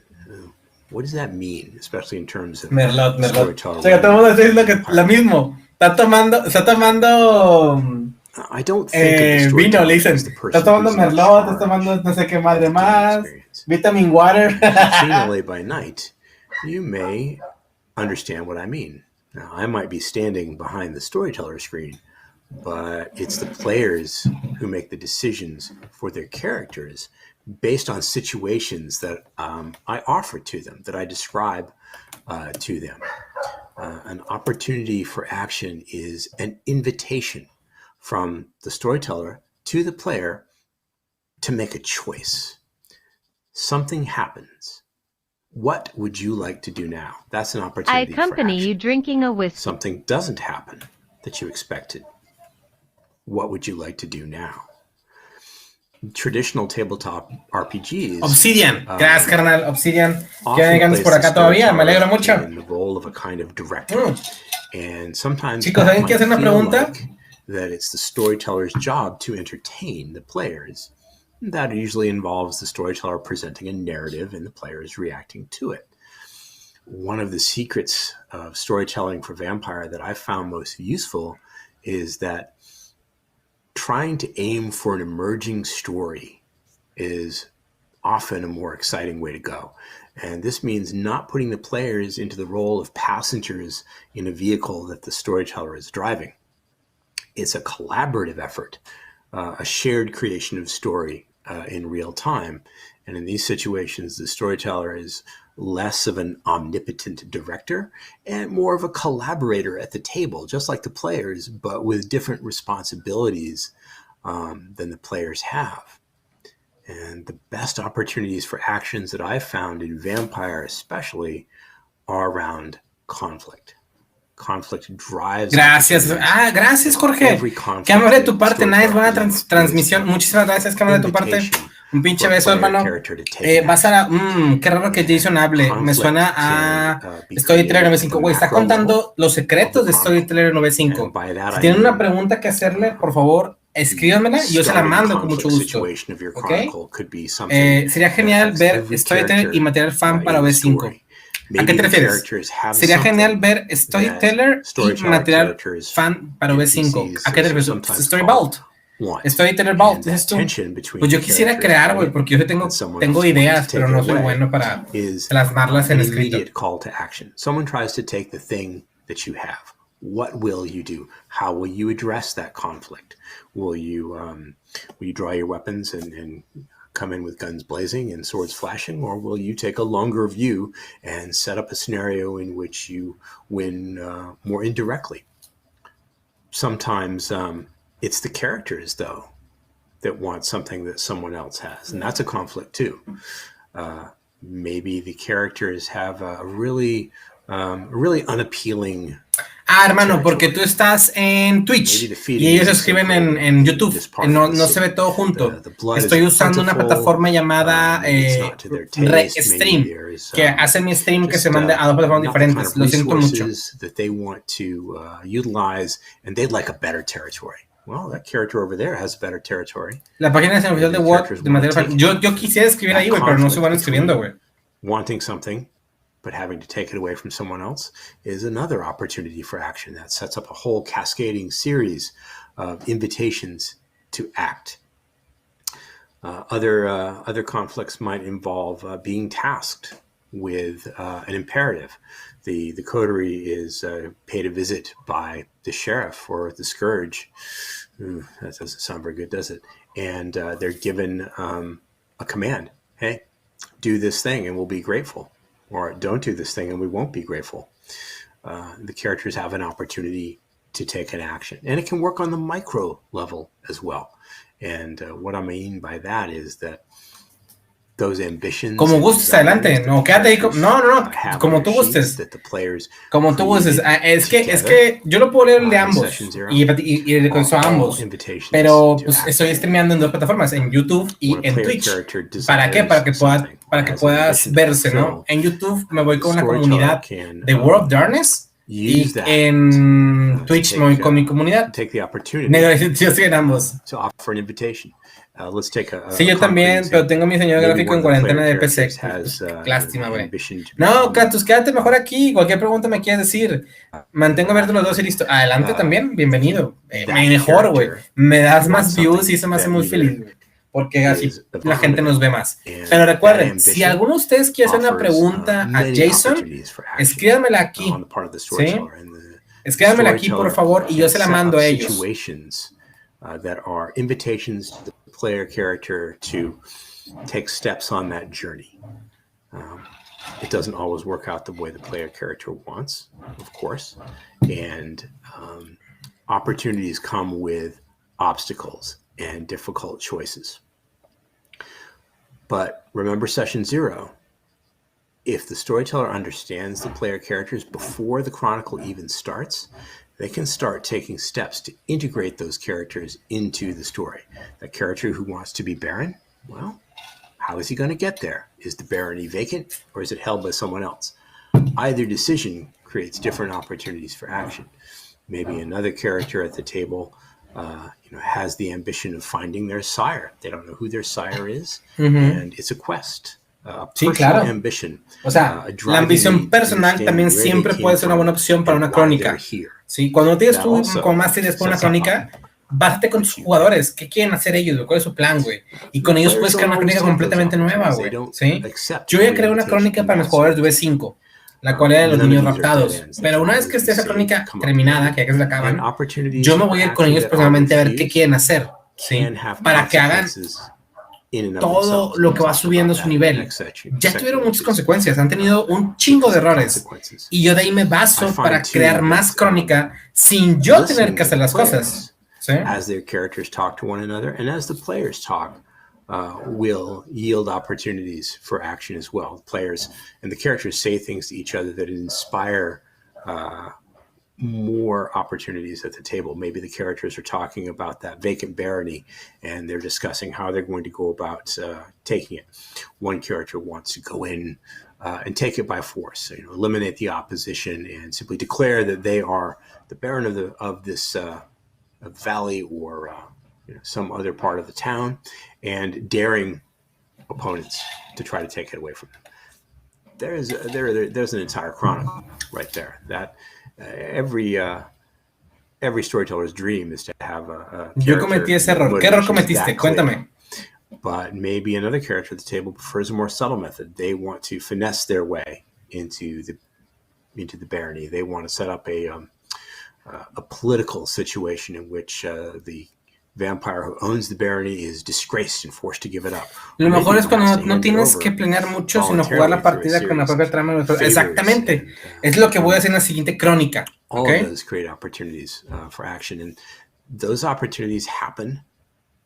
Yo ando mucho en eso. Es que es la mejor opción, es más fácil. Zero involves creating those. Si se traba aquí es porque se traba allá, no relationship aquí. chart we talked about and the great Maldito chat de charlas de bot. Así pasa, hermano, así pasa. Each of those connections on that relationship chart represents a potential opportunity for action. When characters dislike each other, the storyteller can choose that relationship and create situations that require Oh, Leli, hola, ¿cómo estás? Discúlpame, vi un poco de luz y me mandé. ¿Qué estamos viendo? ¿Cómo estás, Genan Ryu? ¿Cómo estás? Ahorita estamos viendo a Jason Carr. Si no sabes quién es, te digo fácil rápidamente. Él es el cofundador, co-creador, todo, güey, así. La mano derecha, la mano izquierda, como quieras verlo, de Mundo de Tinieblas, de World of Darkness, Vampire the Masquerade en general, ¿sí? En general. Y nos está contando sus secretos de jugadas, de rol, de qué puede hacer para crear una crónica más bonita, más chingona, más grande, más baja, bla, bla, bla, bla, bla. Así que yo espero que lo disfruten, que lo gusten, y si quieren hacer una pregunta a él de la roleada, de las jugadas, con mucho gusto, me escriben aquí y yo se la mando a él, ¿ok? Por cierto, gracias a la gente que está en Twitch y la gente que está en Instagram. En YouTube. Muchas gracias a todos ustedes por darse la vuelta, gracias por estar aquí. Y acá ya somos 20. Chile, estoy muy feliz porque hace mucho que no streameaba, había desaparecido por completo, estuve como que con depresión y mi mamá anda medio mala y demás, así que ahorita estoy muy a gusto porque todos ustedes están aquí. Muchas gracias. Continuamos escuchando lo que dice y yo trataré de traducir o explicar lo que está diciendo. Some books I've written years ago, but I don't remember what I had for breakfast this morning. So I prepare for these problems. I prepare cheat sheets for myself before each game that list different opportunities for action. And I base these opportunities on that relationship map that we talked about. And I base them on what the characters put on their sheets in session 0, their ambitions, their desires, their convictions. Ambiciones, deseos, convicciones, en qué creen. Touchstones. Los touchdowns, todo tipo de cosas son oportunidades para crear crónicas, güey. I try to make them flexible enough that I can just drop in anywhere if all the other invitations just aren't working. Oh, the character has a touchstone that's having difficulty at their job or their workplace.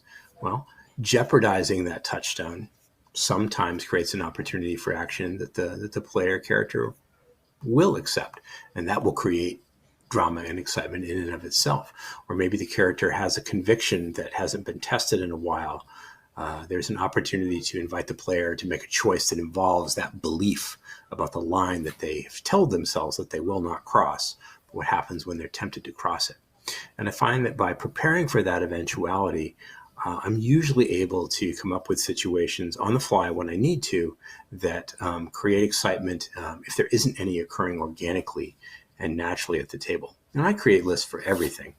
To digress a little bit, one of the secrets that I like to share is that I create lists of character names that I can drop in. Because sometimes I have a difficulty inventing them on the fly. Él hace listas de nombres. In the city that I become aware of. I keep a little notebook. Lugares en ciertos como que donde pueden hacerlo, ¿no? Cool place for a clandestine meeting, or wow, that bridge over there is just begging for a secret meeting of rival factions who are out for each other's destruction. And I find that preparing in advance just a little bit, just a few pieces of information, help me create those invitations on the fly when I need them. Okay. ¿Alguien tiene una pregunta más que quiera hacer? I'm going to invite the chat to take an opportunity here. And the action I'm looking for is, what kind of questions do you have about using this secret, this technique at your tables? What would be helpful to you in this area? Oof. Well, they're getting that together. We have a bunch of you have a bunch of stuff on the action. Fire away. Very popular topic. Güey, él es. In many ways, lo amo. Él es yo, güey. Está haciendo el pedo, güey. Lo estoy viendo claramente. Claramente que hace esto y da el trago. Se agarra la respiración. Está pisteando. Making those offers, those choices for action, is the one thing that needs to occur in order for everybody to have a chance at a good time. So one thing that came up multiple times as a driver for action was actually you, about how you invite players into the action by voicing the beast as hunger or increasing their hunger. ¿Cómo mueve la sangre, So, la hambre, Vampire the Masquerade, the hunger? has this great system, of course, that the players already know about, the hunger dice, the hunger system. Chulísimo. And our brand team colleague, Kareem Muammar, came up with this, and we tested it to destruction for a long time before we settled on the final form that it takes today. But it's a brilliant idea, I think, and it works so well. The idea of the beast having different personalities is not part of canonical lore. You don't find it in any book. It's something that I've always done in vampire storytelling, almost, I think, since I started, many, many centuries ago. And it always seemed natural to me that each vampire would feel the beast differently. It isn't necessarily an audio cue. It doesn't necessarily speak in their minds the way I sometimes do it. It's the way I choose to in this story. But él le da personalidad a cada bestia, güey, cuando se convierten o cuando salen, ¿sí? Is a constant invitation to action. Whenever hunger creeps up. Sí, güey, claro. Un hombre, una vez agarré el pedo bien cabrón una jugada, güey. Hice un desmadre, güey, de temporis, maté a dos y así, todo un desmadre. And I find that reminding players of that often creates excitement and drama at the table that you wouldn't have thought of otherwise. Yo le hago una pregunta. It can make even the simplest Yo tengo una pregunta. And that's a lot of fun for everybody, especially me. Right. I love it because it really is the +1 character at the table. It is the ultimate protagonist that everybody's having to work with, right? And every vampire experiences, right? This is a universal experience that every vampire, every kindred in the world of darkness feels these terrible appetites, these terrible urges. And they must be satisfied because the consequences of not satisfying them are even worse. And that, the core adage, the core philosophy of vampire, a beast I am, lest a beast I become, I think is arguably the quintessential opportunity. When in doubt, I say to you, storytellers, the beast is your friend, and so is the hunger.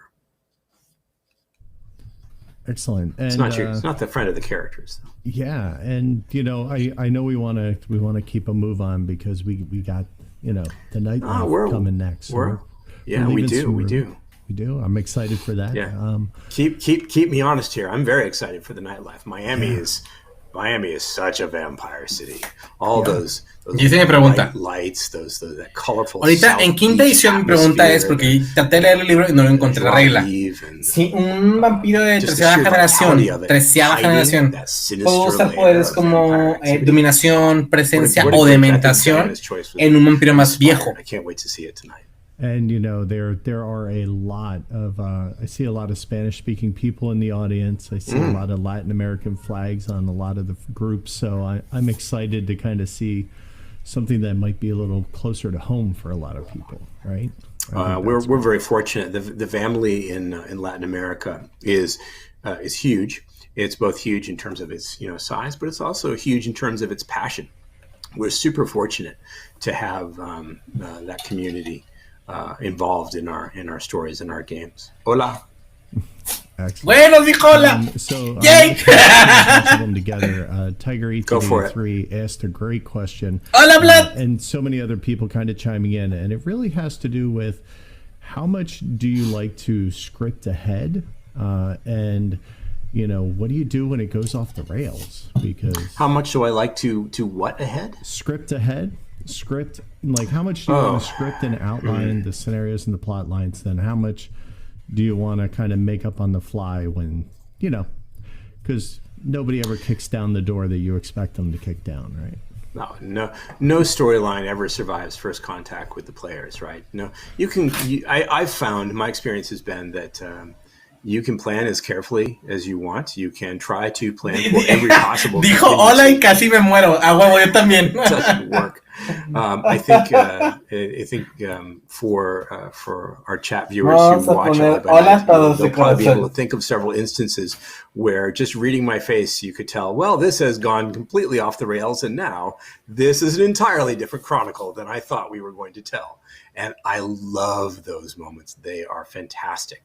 I love it when players surprise me and don't do what I expected them to do. But it is difficult sometimes to handle that in the moment. And I can't claim this is an original thought, and I wish I could tell you exactly where I first Hola, Guardián. Hola. came across this A él sí formula. pregúntale por un México. Sí, güey. Buena pregunta. Vamos a ver qué pedo. I've modified it over the years. Vamos a hacer la My best pregunta, advice vamos a to plantearla. storytellers who find themselves in that situation is, first and foremost, narrate the situation. Take a look at what's going on the table. If you didn't prepare for this, that's okay. It's even okay to tell the players, I didn't expect you to do this. I wasn't ready for this. We're going to collaborate and build this scene together. Let's see, what we can make of it.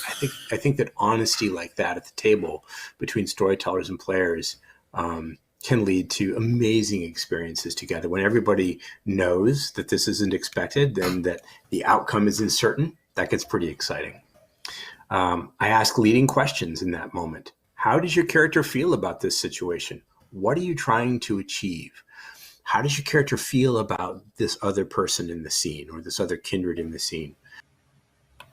How does your character's conviction run up against what you just did or what your coterie mate just did? Asking those leading questions can help you figure out how you're going to narrate this.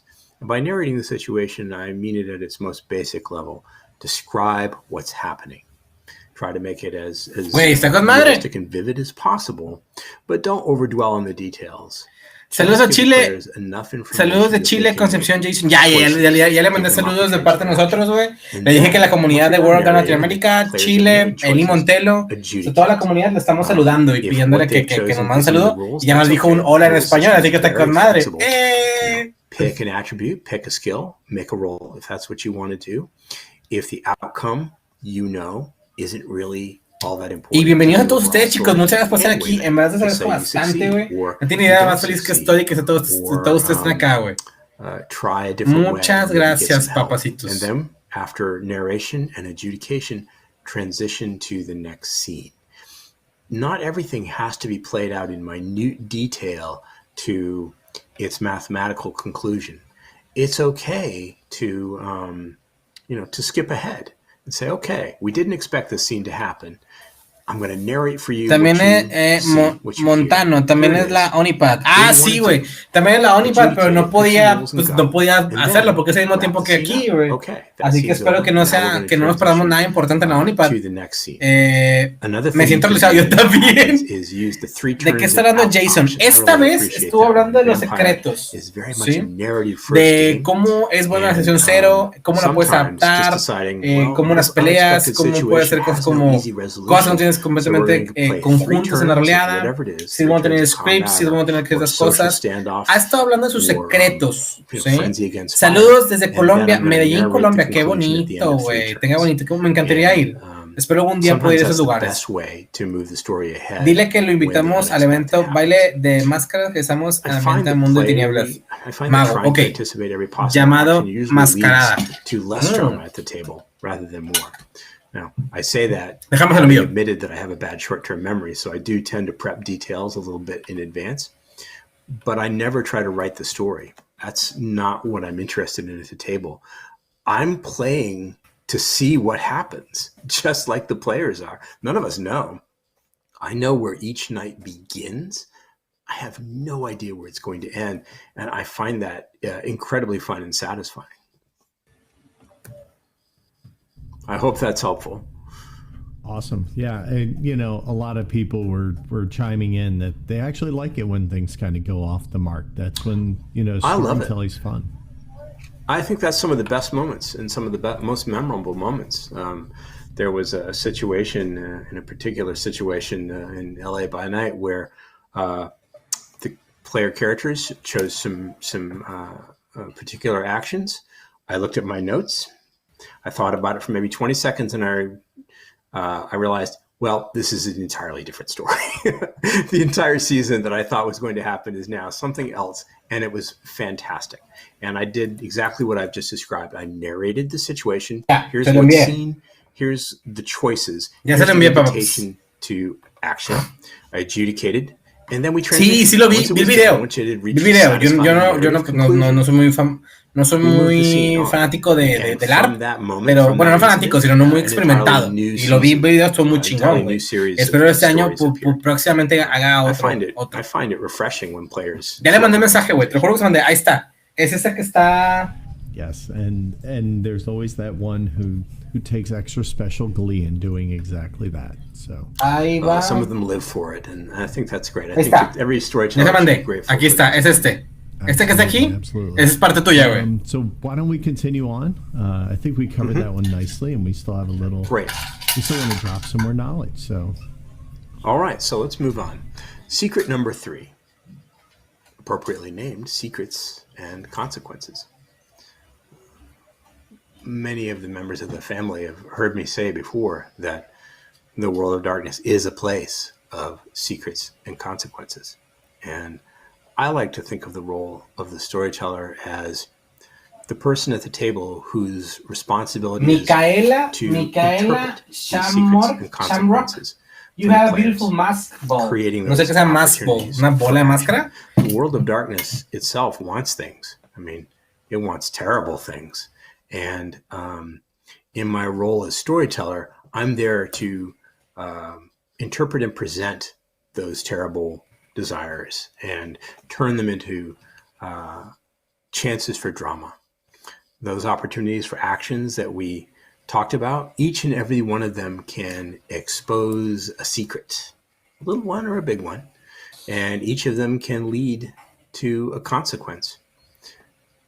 I think for Vampire, that gets really exciting when those secrets and consequences involve the storyteller characters that populate the chronicle, the other kindred, the ghouls, the mortals. Es un masco, es un baile de máscaras.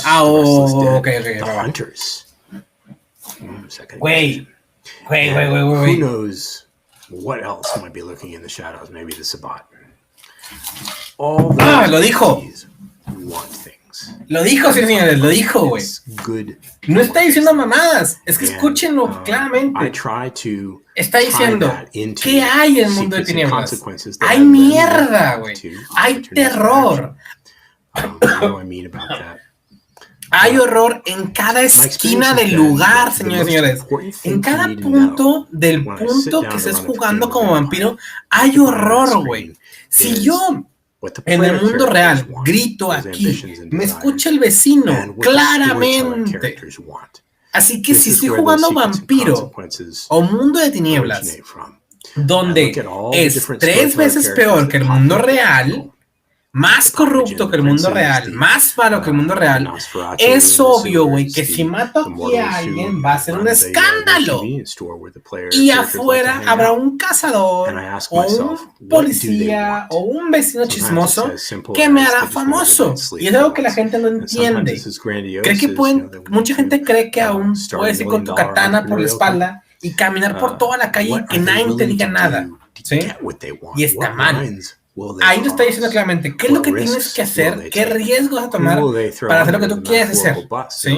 Porque todo lo que tú hagas tiene una consecuencia. Y cuando tus convicciones, tus jugadas salgan a la luz, ¿qué va a pasar, güey? Está con mal lo que está diciendo desde mi punto de vista. Está muy chingón. Ocupo más alcohol, se me acabó. What happens if they don't? What happens if it's the player characters that are the kindred who are preventing them from getting what Mañana es a las 2 p.m. aquí. Este evento aquí a las 2 p.m. For one of these storyteller characters irritate yet another storyteller character? All these questions I try to answer for myself before I sit down and have them ready, generally written down, but sometimes there's no time and you just have to do your best with whatever memory that you have. And I find that answering those questions generates secrets and consequences. I know what they want and I know what they're willing to do to get it. And I try to use those as well to create opportunities for action. Let's pick a Actually, let's ask the chat. Let's pause for a moment and what's something a storyteller character might want? Let's try to workshop it a little bit together. Let's turn it into an opportunity for action. Ok. Mañana a las 9, Onispat habla de V5. 9 de la mañana, ¿qué horario? ¿México? ¿Central Time? Sí, me ando levantando, güey, para verlos, güey. That somebody made that I enjoyed. He's like, chat's actually been a little quiet, and he likes it because it reminds him of a dinner table where the food's so good that they just shut up and chew. So I'm going to choose to interpret that as a compliment. Sí, cierto. So, I'm a chef by trade. I totally take that as a compliment. Hola, bombero piromano, ¿cómo estás? Qué buena onda, bienvenido. Hola, mi buen bombero, ¿cómo estás? ¿Cómo has estado, güey? A lot of good ones rolling right here. Pardon me. Hoy, está pisteando. Let's see, blood, freedom, love, the right to embrace, to become a prince, to increase their fame. Oh, these are great wants and desires. Revenge. Love and revenge, two of the best, right? I think this is great. We're seeing the story practice right in some ways. What we're seeing here is the range of wants and desires that storyteller characters. ¿Qué pusiste? Vamos a ver. Déjame meter el Discord. These can apply to, as I said, nearly any storyteller character. Pero no pongas como yo pongo, güey. La gente, aunque es que se une aquí al nuestro, güey. Onyxpot, déjame pongo a buscarlo rápidamente. They aren't strictly speaking immortal, as we might understand. Es but they are undead, and they can live who knows how long. And during the accumulation of those decades and even centuries, they can find themselves in situations that demand redress. They want vengeance. They want what they feel is personal justice for wrongs done to them or to somebody else. And revenge can be a very powerful driving emotion. And from that desire, you can start to build secrets and consequences. Why do they want revenge? Well, somebody did something to them. What did they do? Somebody murdered someone that they cared about. Was it an accident? Muy bien, soy Lab90, solo que cambié de nombre. Hacía mucho que no podía pasarme.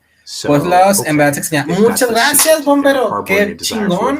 Gracias por otra vuelta. Es muy de tu parte. Ahorita estamos escuchando secretos de Jason Card explicando cómo narrar o correr una crónica de vampiro. Si te gustaría hacer alguna pregunta a él de cómo hacer una jugada o alguna duda que tengas acerca de una roleada o cómo correr una crónica o cómo jugar incluso, adelante. Yo le hago la pregunta. Get something that you want. Ya se me acabó el alcohol. Vengeance. So do this for me, but don't tell anybody else. I've shared my secret. Let's see what happens. And now, of course, that's where the consequences begin. Maybe the player characters decide not to do this. How does the storyteller character react when they realize that their offer has been rebuffed? Does that set off a new chain of consequences? Do they then want revenge on the player characters for the slight? Characters carry out the storyteller character's wishes, and they find the perpetrator. And that can be a whole series of adventures with new secrets and consequences, and they carry out the vengeance, whatever it may happen to be. Perhaps it's just humiliation, maybe it's stealing something, maybe it's the final death. Exactamente, güey. That's going to have consequences too, because chances are really good that storyteller character whom they ustedes como narradores no se cierren. Si tú quieres que un jugador haga cierta parte de la historia y no lo hace, hay consecuencias que pueden ser no hacer nada, tener una muerte segura, una casa de sangre, una enemistad permanente. O sea, hay cosas con de cada cosa que hacen. ¿Sí? Based on this, let's pick a different one. Love, right? Love Beyond Death is one of the absolutely classic Vampire the Masquerade. El amor es lo mejor. And when love is desired, I think there are few on what one is willing to do. Tengo que decir una cosa. Gracias al Chile, gracias a la gente que está viendo el stream en el YouTube y a la gente que está en el stream en Twitch. Somos 13 personas en Twitch. Somos That's an 9 invitation to personas, romance 6 for personas, a while. perdón, en World of Darkness. Maybe they're in Al love, Chile, they're more nenes, los attached amo, gracias. Gracias. out. That secret could be used as leverage. It could be used to spark an entire different plot line. Feeding territory. That's my favorites, because when vampire raised, they often find themselves at the bottom of the hierarchical structure of whatever faction they've aligned themselves with, and the desire to get a better territory is fundamental to survival. All vampires need good access to what? To blood. And they need a place to hunt. They need a place to sleep safely to protect themselves from the light of the sun. And the desire to expand their territory creates great opportunities for action. But the same is true for storyteller characters. Maybe the characters have a great feeding territory and somebody else wants it. Maybe their territory hides a secret that the storyteller character wants to obtain, but doesn't want anybody to know that they want it. What's the consequence for letting that happen? If the characters find out and they stop the incursion, that's a different set of consequences. Si el personaje se entera de tu historia y detiene la travesía, ¿qué cosa va a traer, no? But it can be helpful. Sometimes O sea, when I have a moment and hay consecuencias en cada cosa que haga. invitation El to action enamorarse, is coming up that's el based querer on ser the líderes, el storyteller querer matar. character's secret ¿Sí? desires or secret wants. Mi amigo I y yo will nos sketch queremos out matar. quickly. Mátense, güey. ¿Por qué te quieres matar, güey? ¿Quién te quieres matar, güey? I'll write yes or no. Under yes, here's what happens if they get it. Here's what happens if they don't get it. And I find that very simple spark creativity at the table. It doesn't need to be paragraphs of written information. In fact, I find at the table, there's no time to read all those carefully written paragraphs that I prepared, the pages of backstory, the deep descriptions. There's no opportunity. It would slow down play to the point where I think it would be not fun for my players. So I try just to write bullet points or quick notes that will jog that poor short-term memory.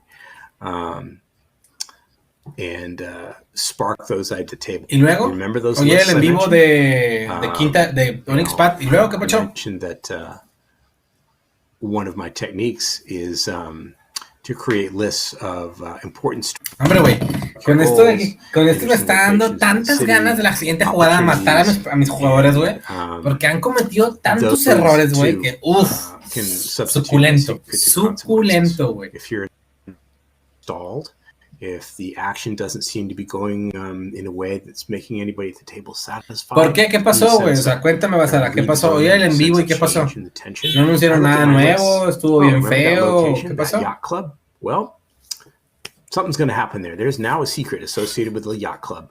Maybe there's a vampire in torpor underneath. Maybe it's underneath the Yacht Club. Maybe it's in the water underneath the Yacht Club. Maybe it's buried in the sand underneath the pier at the Yacht Club. And someone's going to exhume that sleeping vampire and wake them up and unleash them on the city. Or maybe the secret is much more mundane. Maybe the Yacht Club is the territory that offers very desirable hunting grounds for the player characters and they want it. Or perhaps an associate of theirs has some trouble with neighboring factions and wants the player characters to defend the Yacht Club against an attack that they feel is coming.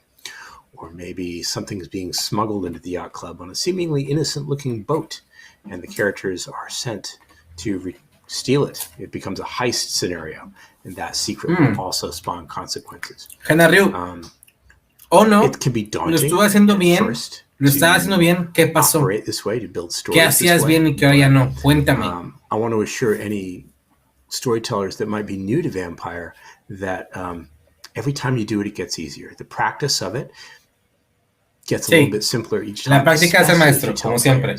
Como siempre. La práctica hace el maestro. And I know that sometimes seems like contrary wisdom.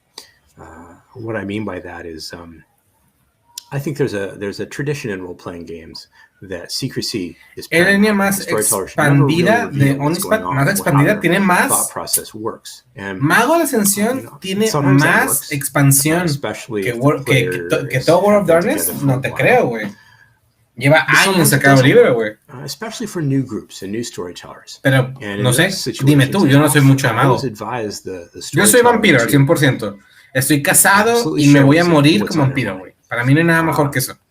And I often find those leading questions we talked about earlier to be very helpful. Hey, player at my table, I noticed that one of your convictions on your sheet is that theft is always wrong. And yet, this associate of yours has just offered an opportunity to get what you want if you will steal the item coming into the yacht club. How do you feel about that? Are you willing to cross that line that you said was important to you, or are you not willing to do it? And what price are you willing to pay? That conversation can spark story ideas, and I think it's okay. I think it's fine. In fact, I think it's good for players to share those moments with the storyteller and to build the story together.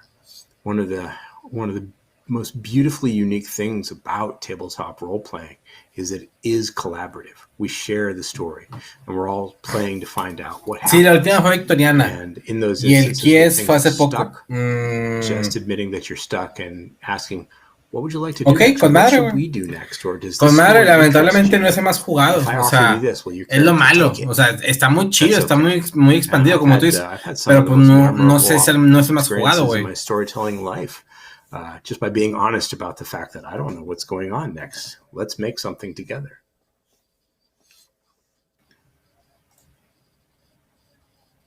All right, I'm going to check some notes that I made earlier here. So speaking of notes, the go question ahead. did come up because you talk about your decision trees and you talk about the location notes and all these.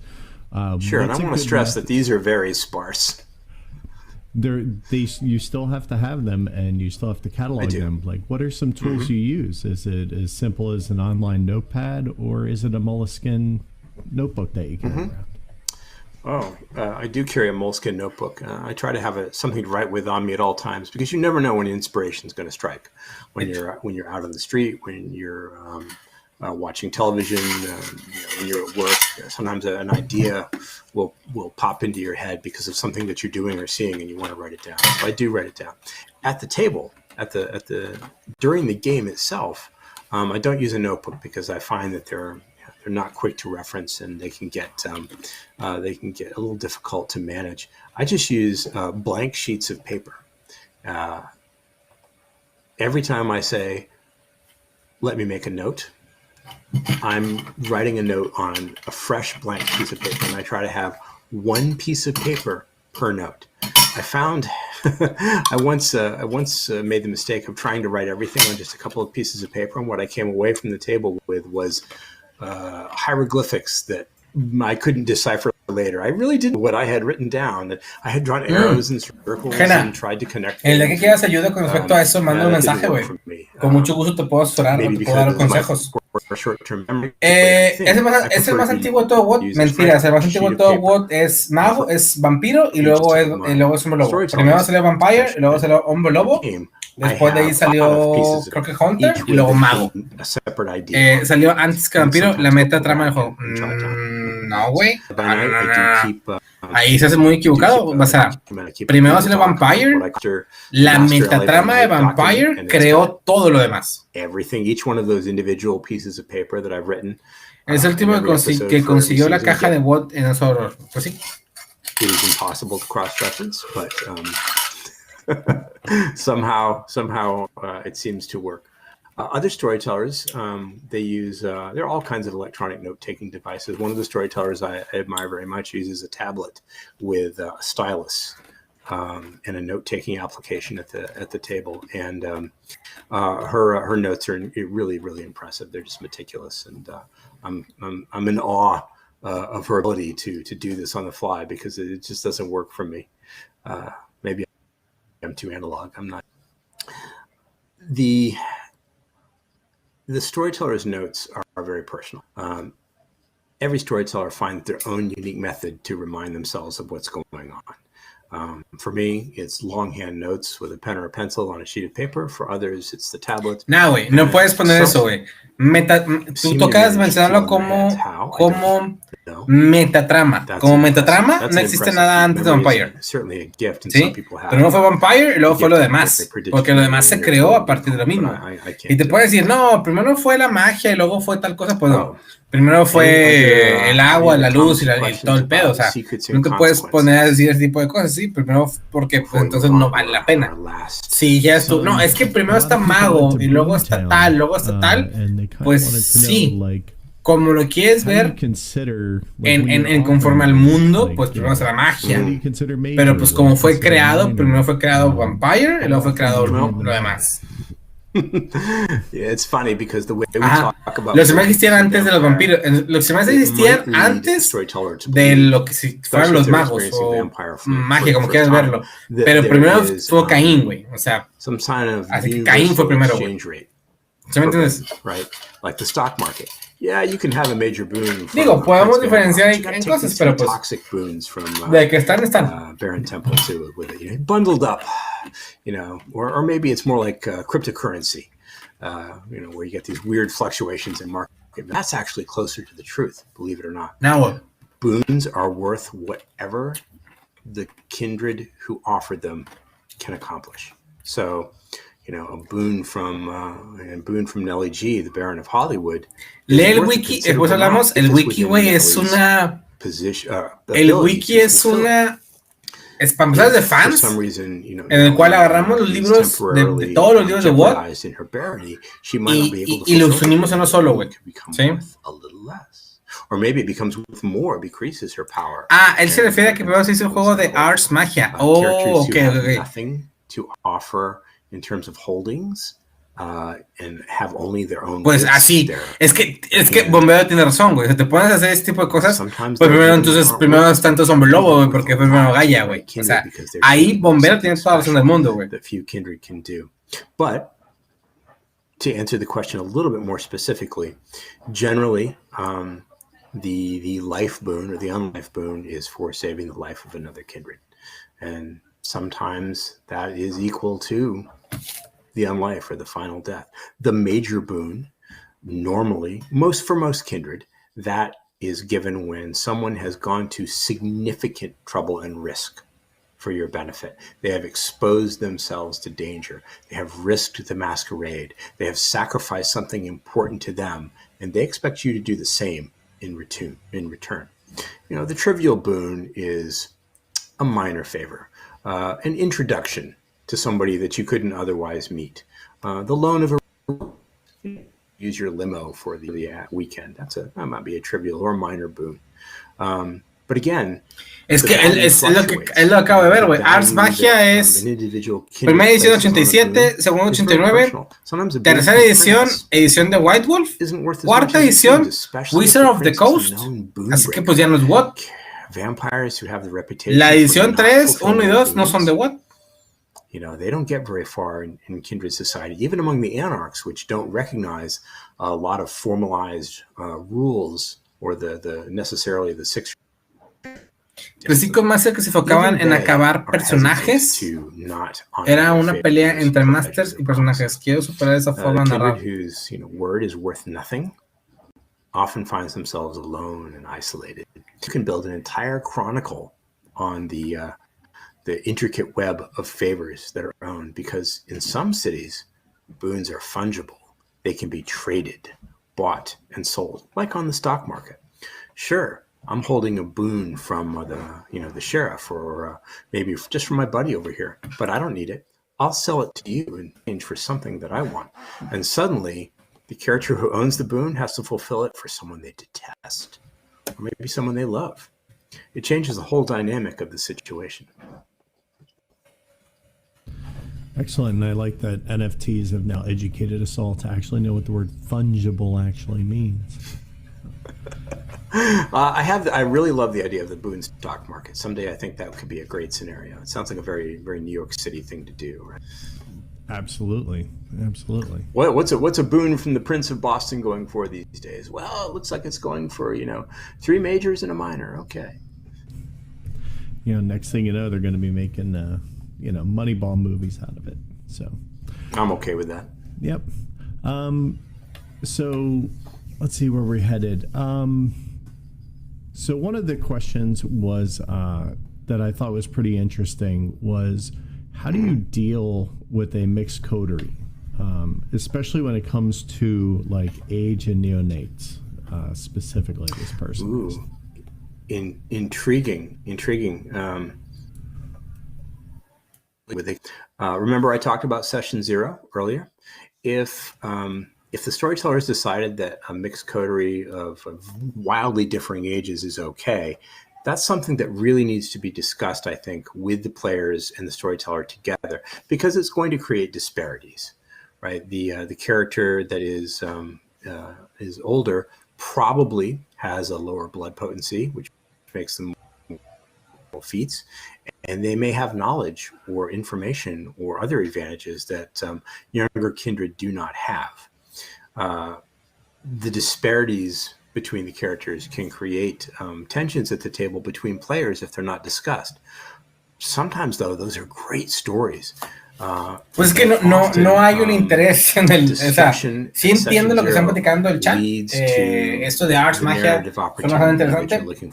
Que sea la piedra angular de la chingada, sin ofender a nadie, pues sí, güey. O sea, es como decir, pues, Vampiro fue la piedra angular de, no sé, Drácula, Bram Stoker, y Bram Stoker se basa en otro libro, en otro, y así te vas a sacar una leyenda, ¿no? O sea, todo se basa en qué, pero la cuestión es cuál es el trono, cuál es el rey. Se preguntan tanto muchos jugadores de por qué no hay hombre lobo, por qué no hay cazador, por qué no hay mago en quinta edición o 20 aniversario, o por qué no hay más contenido. Bueno, si no, el rey de Wood es Vampire. Y si Vampire no vende, no crean lo demás. Porque primero tienen que ser que el que mayor fue el vendedor en la época de los 90s, que le dio pelea a D&D, fue Vampire. Así que tienen que hacer que Vampire siga siendo el rey para que pueda crear todo lo demás contenido que desean crear. All right, we're going to talk really briefly about this last storyteller secret, and if we have any time left, I'll field questions about anything related to tonight's discussion that the chat may have. The final storyteller secret is... Eli, un poco más de historia te va a sacar, te vendría bien. ¿Cómo que me va a sacar? ¿A qué te refieres, Basara? Sort of. Cuéntame, explícame. Now, un poco más de historia. Tonight, ¿A qué te refieres con historia? Like I'm suggesting that you should be a kind and benevolent storyteller, and that you should always give players exactly what they want all the time. To a degree, that's exactly what I'm saying.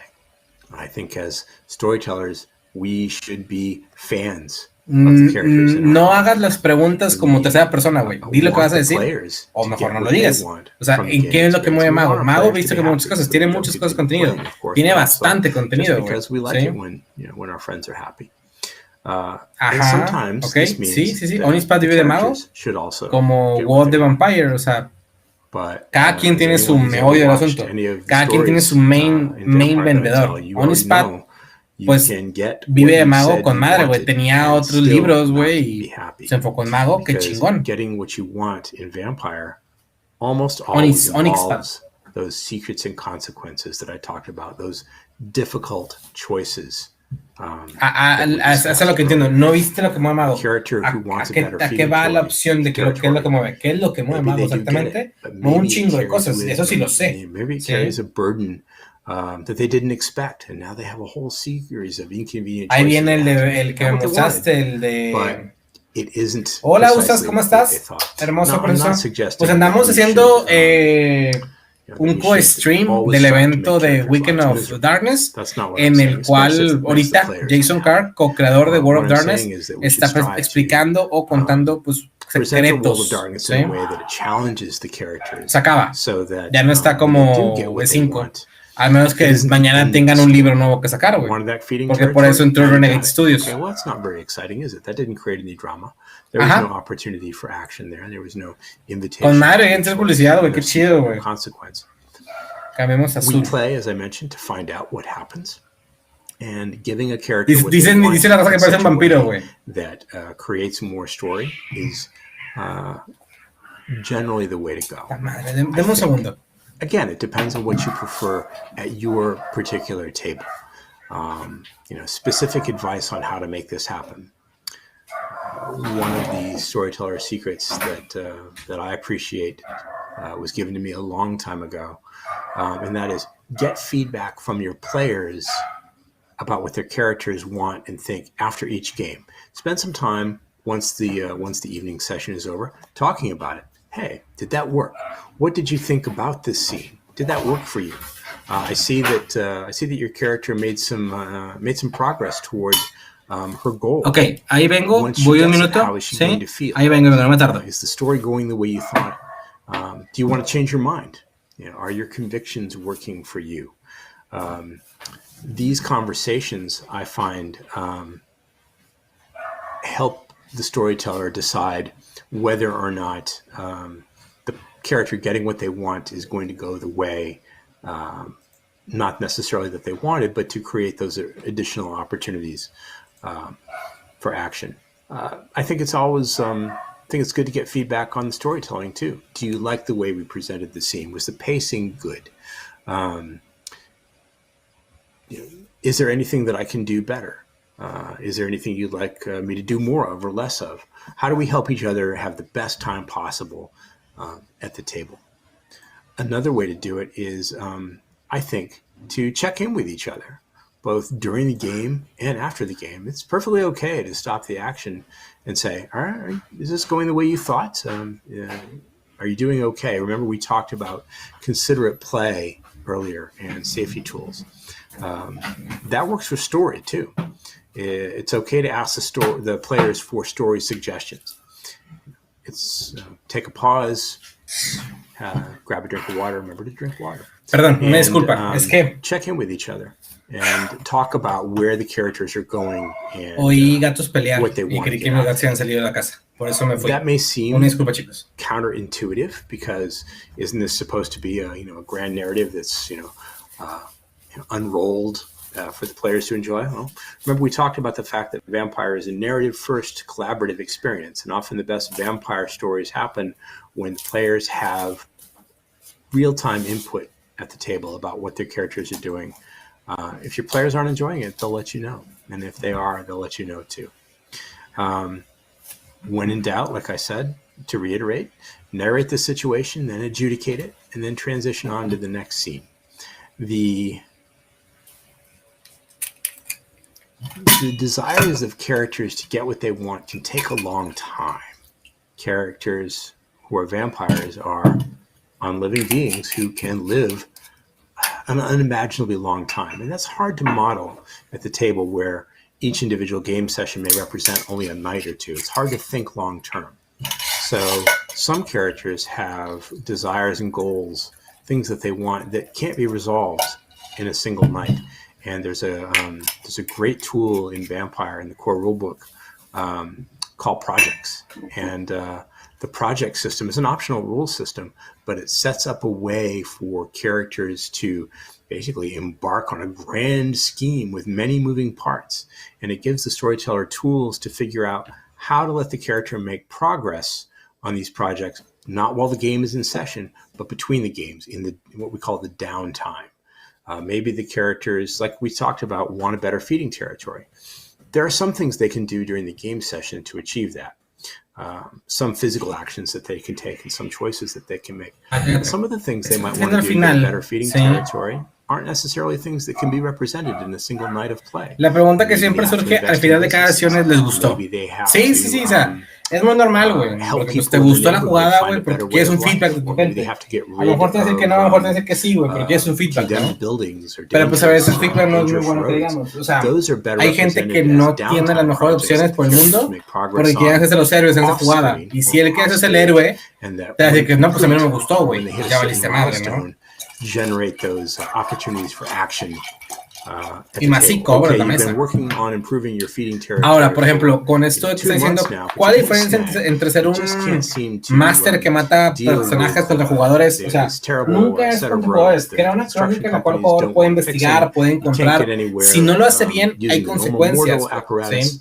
Hay una jugada que yo les di a mis jugadores para que fuera pura crónica, pura practicada. Y no lo hicieron, decidieron escaparse del edificio, a comer, a hacer un chingo de cosas. Y todo eso, mientras al lado de donde ellos estaban escondidos, hubo un tiroteo. que ellos it's okay to ocasionaron. give players what they Así want. que pues salieron, güey, y fueron grabados por 1,000,000 personas, güey. Así que literalmente pues la cagaron. ¿Y ahí qué haces? Absolutely. Nada, simplemente te We dejas don't have como much que time left. está pasando, ¿no? We don't, and I've been saving this one. Ya se acabó. And, you Oh, know, great! I can hardly wait. Well, first off, thank you. You've been amazing. Everybody in the chat has just been gushing at how much information they're getting from this. This is certainly going to come back on YouTube. We'll post it either on ours or on World of Darkness at some point in the future. This is not going to go away. This is gold. We're going to keep this. Sí, es I'm sort of. vain enough to want to be seen as often as possible. So I don't know about you. I don't get the chance to work with superstars every day. Sorry, you caught me off guard. That would be nice, right? But right. Exactly. I think people might be surprised at how much that is not something that I want. Fair enough. But basically, this one was you as a seasoned storyteller. When do you take the time to actually play as a player? And if you do, what's your favorite clan? I think that's kind of a good way to end it. So you can. What's my favorite what? Clan to play as well. Well, that part of the question is easy, right? Let me just say this about that. My favorite clan has always been the Ventru. I love all the clans, and I there's something to love about each and every clan in Vampire, and I don't think I would hesitate to play any of them. I played most of them, I think. Maybe not all. I don't think I've ever played a Malkavian. Nunca nadie jugó Malkavian, güey. Es difícil, güey. Been the Ventru. Their story of flawed leadership, of noblesse oblige gone bad, and that the shouldering a burden that nobody else wants, and yet they're resented for doing it. That story has always fascinated me because it's a very human story, like all vampire stories are. And I've always gravitated towards stories of fallen nobility and hubris gone bad. I'm always scared. A mí me salió Hecata, güey, la primera vez, y la segunda vez La Sombra, güey. Story of the Soy Hecata o La Sombra. Practico el Oblivion. Pridefulness soured to the point where it creates terrible problems. I've always found that intriguing. Obviamente, esa es la oficial, güey. Ese es el quiz oficial. Hay muchos quiz, pero por primera vez World of Darkness hizo un quiz oficial y es el de ellos. Y yo elige Hecata o La Sombra. Is this the part where I say thank you? Yeah, this is where we wrap up. And, thank you. We'll head on out of here and give a little breathing room to the new show and the new people. I'm excited. Can't wait. This is going to be great. Miami nightlife. How cool is that? Excited. Very excited. Well, then let me just say very quickly then, thank you, Vamley, for being here with us tonight. It was an honor to have this discussion with you. I hope we get to do it again sometime in the not too distant future. Tomorrow night, I'll be hosting a very different kind of stream in which we talk about LA by Night, Season 5 with you. Wait, Season 5 de LA by Night, güey. Studios for allowing me the time to have this discussion with you. Thanks very much and good night. LA by Night Season 5, lo que va mañana, güey. Yo todavía, según yo, fui Nosferatu y me subieron el güey. Yo todavía, según yo, soy Asamita y me salió, bueno, Banu Hakim y me salió en Hecata y luego La Sombra. Güey, es como que o soy el que controla todo, güey, o el que hablan para que controle todo, güey. Pues bueno, chicos, se acabó la transmisión. Hemos acabado con lo que es la plática de Jason Carl. Ya nos dio sus consejos, platicó un poco de sus cosas. No tengo nada más que decir, más lo que viene a continuación, ¿no? O sea, voy a irme a Facebook para que lo puedan ver. ¿Cuál es la gran diferencia entre pues, ciertas desarrolladoras o ciertas personas que exponen como que libros? Ahorita en este momento, gracias a este gran evento, o sea, y hay que decirlo la verdad, este gran evento nos trajo muchas cosas, ¿ok? Entre ellas, bueno, ay, no me equivoqué de página. Esta no es la que no. No, este es Stories. World of Darkness, aquí está. Ay, me equivoqué otra vez. Entre todo lo que nos trajo esta página, nos trajo cosas muy chingonas, muy bonitas, muy interesantes, ¿no? Vayan a empezar el show. Renegade.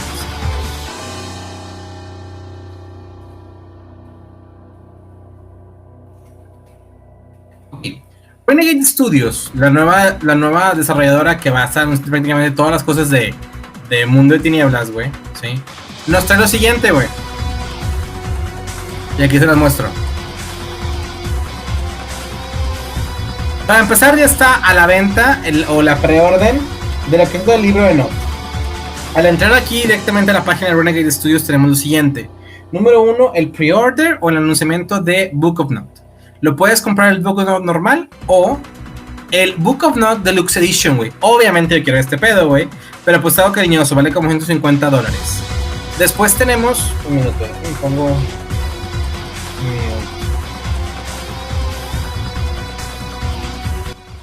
Ahí está. Después tenemos lo que viene siendo por segunda opción o segunda como que compra. Tenemos lo que es el libro que es la segunda Inquisición, en la cual, ¿sí? The Secret of the Church at the Hiding State, Hunting the Hunters in Cities Across Continents. O sea, cómo estarían trabajando lo que son los Hunters en la actualidad. Está muy chingón, se hace muy interesante. Neta lo voy a tratar de conseguir. Dice, new tools to expand your chronicles, including eldritch artifacts, dozen of dangerous antagonists, and the tactics your coterie can use to fight back. Information of fire rising against the war vampires, talk by Society of Leopoldo, y lo que viene siendo la nueva como que acción de América llamada The First Light Black Program. Está chido, güey, porque recuerden que ellos, al final de cuentas, mataron a Tremer, o a Rap, o a Saulot, o a sí mismo. Uno fue ahí, ¿no? O lo tienen capturado. Está con madre, porque este libro nos va a dar más secretos respecto a esto, güey. Eso está chingón, güey. Tenemos también a la venta próximamente lo que es el nuevo set de dados de Vampiro Mascarada. ¿Se acuerdan que el anterior, mucha gente se quejó de que el rojo no parecía rojo sangre? Así que ahora los han vuelto a hacer con este nuevo color. Espero que sea chido, espero que sea algo más chingón para los fanáticos. Así que, bueno, nuestro querido y hermoso, en este caso, Renegade Studios, pues el día de hoy publicó 4 cosas, güey, ¿sí? Book of Note Deluxe Edition, The Second Inquisition y los nuevos dados. Así que traen material nuevo, claro que lo traen, y traen muy chingón material. Por parte de, como decía hace rato, mi buen Basara, de Onispad, yo me metí a la página de Onispad oficial y no encontré absolutamente nada nuevo, no hablaban de nada. Espero que mañana hablen de algo completamente nuevo y diferente. Espero que sea interesante para ver qué tal les va, ¿sí?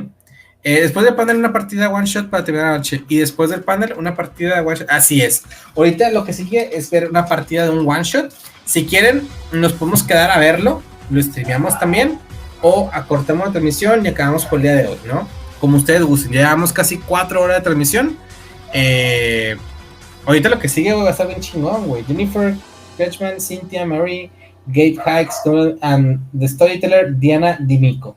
Ahorita es Diana D'Amico que está hablando de Roll20. Así que pues va a estar padre.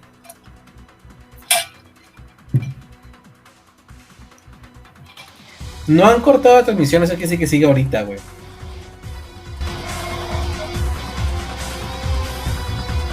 ¿Cómo la ven? ¿Nos quedamos o qué?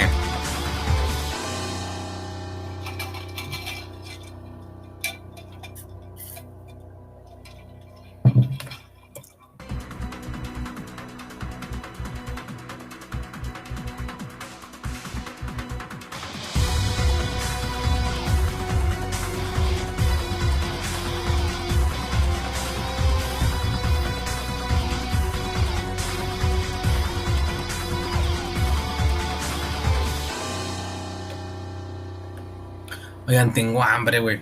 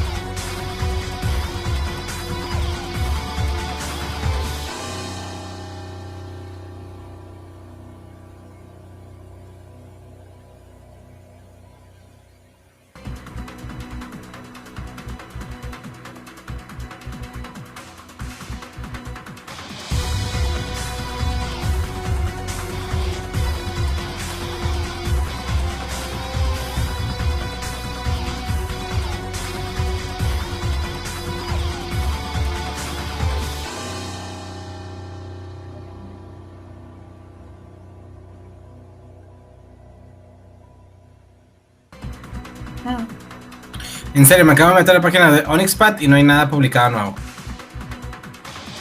Yo me quedo Tomás. Ajá, nos vamos a largo hasta la... Ok, dale, sí. Haz el aguante. Ay, claro que puedo aguantar, papá. Yo ando tomando, güey. Yo aguanto. Nada más que voy a pedir algo de cenar. Porque no tengo nada de cenar en la casa. No tengo nada hecho. Tengo cosas para hacer, pero no quiero hacer nada. Me ahogo. Ya nos quedamos, sí, ajá. Nos vemos de largo hasta mañana a las 2. Por supuesto que sí, papi. Yo me quedo Tomás. Oye, comadre, ¿qué quieren quedar? Qué chingón, güey. Chile, qué hermosos que ustedes se quieran quedar. Qué chingón. Hay más gente conectada y eso lo agradezco un chingo. Hay 9 personas en mi canal de Eli Montelo. Gracias a la gente que está en mi comunidad de Eli Montelo. El besote es hermoso, muchísimas gracias. Y hay 4 en World Latam. Gracias a la gente de World América que está conectado todavía y que está todavía streameando con nosotros. Chingo de gracias, güey. Los amo, los quiero, los adoro. Mientras tanto,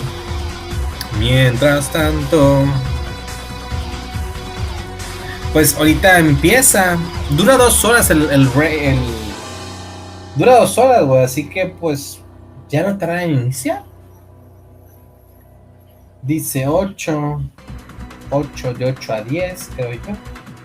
De 8 a 10 son las 10, de 10 a 12.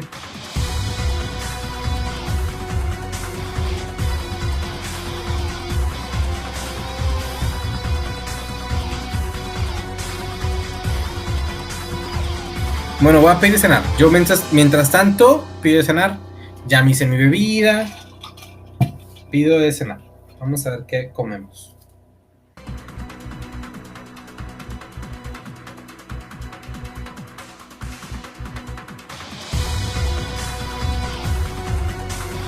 ¡Ping!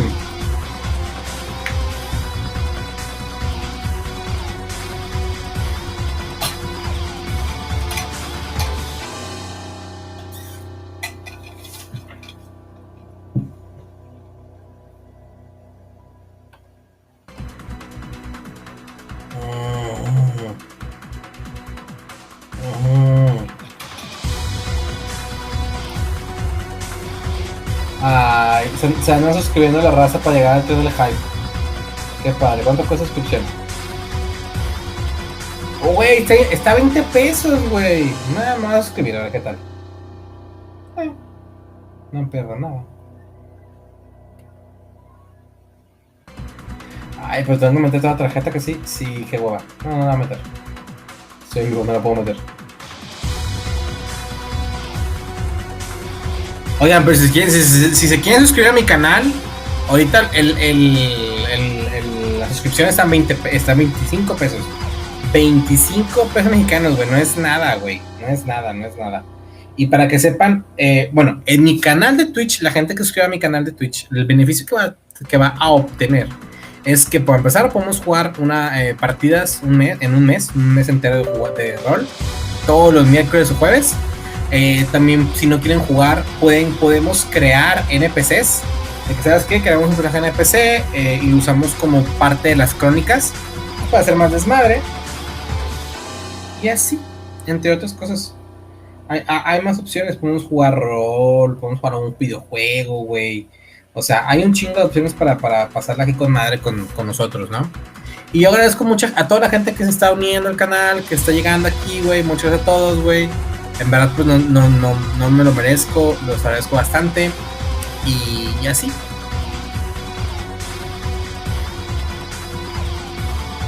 Y pues ya, güey, ¿qué me cuentan? ¿Qué pedo? Se ve más grande así, no me gusta cómo se ve así.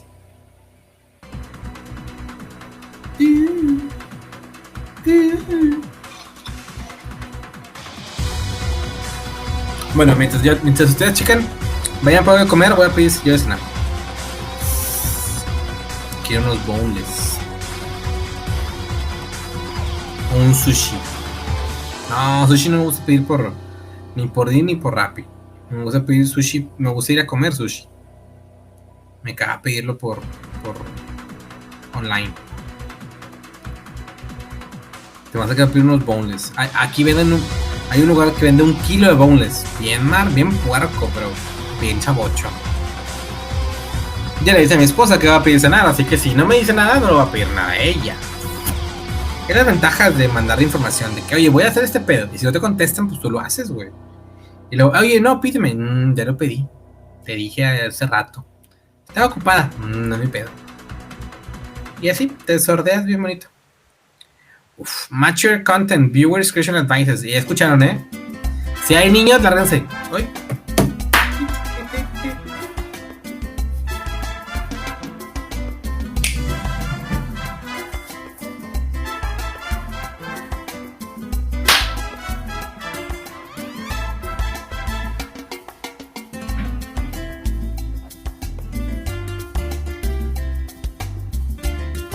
Entro. Venga.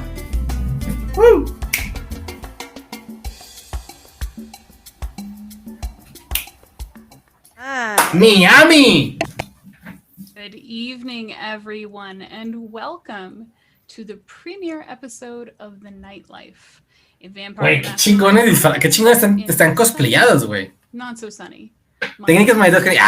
papá, si te contara, güey, te casas así, güey. We're gonna do our intros until the very end.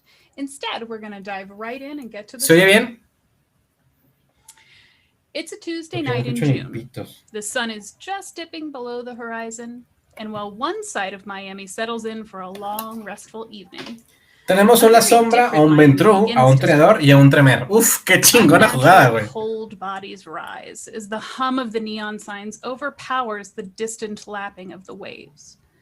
Monsters force a rush of blood through their bodies, willing them to perform a sad Es bien cagante cuando te trabas una jugada, güey. It's time to get to work. From every apartment building, office complex, hotel, house, and storefront, people find their way to La Palabra. The dance club sits less than a mile from Little Havana, along a busy street that only really comes to life after dark. Wedged between a dark alley and an upscale boutique hotel, La Palabra opens its doors and windows at dusk to share the music with the surrounding world. It's known for its lively music. Lamentablemente no puedo como que explicarles todo porque va a estar interrumpiendo lo que ella está diciendo y me va a perder. In this playful atmosphere. But brighter lights just make for darker shadows. Our kindred are getting ready for another night of work at La Palabra. We're going to join Louvier on the street as he makes his way to the club. Primero vamos con Louvier. Louvier, if someone were to look at you, what would they see? Qué buena pregunta. Louvier, you would see a long, beautiful, floral gilded vest going from his shoulders down to right above his knees, long, almost like a tunic. Slim leather pants that seem to hug his sides, and beautiful black boots with a gold rim on the edge. Small, round, circular black sunglasses sit on his nose. Pues sí y no, no todo el mundo habla inglés, güey, por eso hago el stream así, por eso fue mi interacción. Espero que funcione. La idea es que aquí estuviera Alessa Malkavian, la embajadora de Latinoamérica, de World of Darkness Latinoamérica. Ella es embajadora oficial de World of Darkness Latinoamérica, para que ella lo tradujera en portugués mientras yo lo hacía en español. Down the street, the last few blocks to La Palabra, he notices a detailed tag on the side of one of the buildings. De Louvier. Sí, güey, está muy chida, güey, está muy chida. Está muy chida Louvier. As the sign of Le 12e Décès, a drug gang that's been known to run in the area, but Louvier, you didn't know that their territory extended this far. I do love double D's, but I'm shocked they're this far out.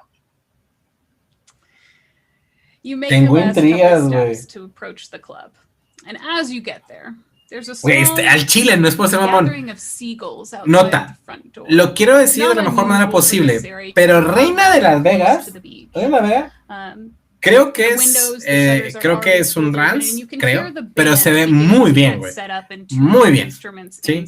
Carmina, estoy enamorado de Carmina, y Gisela me da miedo, tiene algo ahí que me da miedo, ¿sí?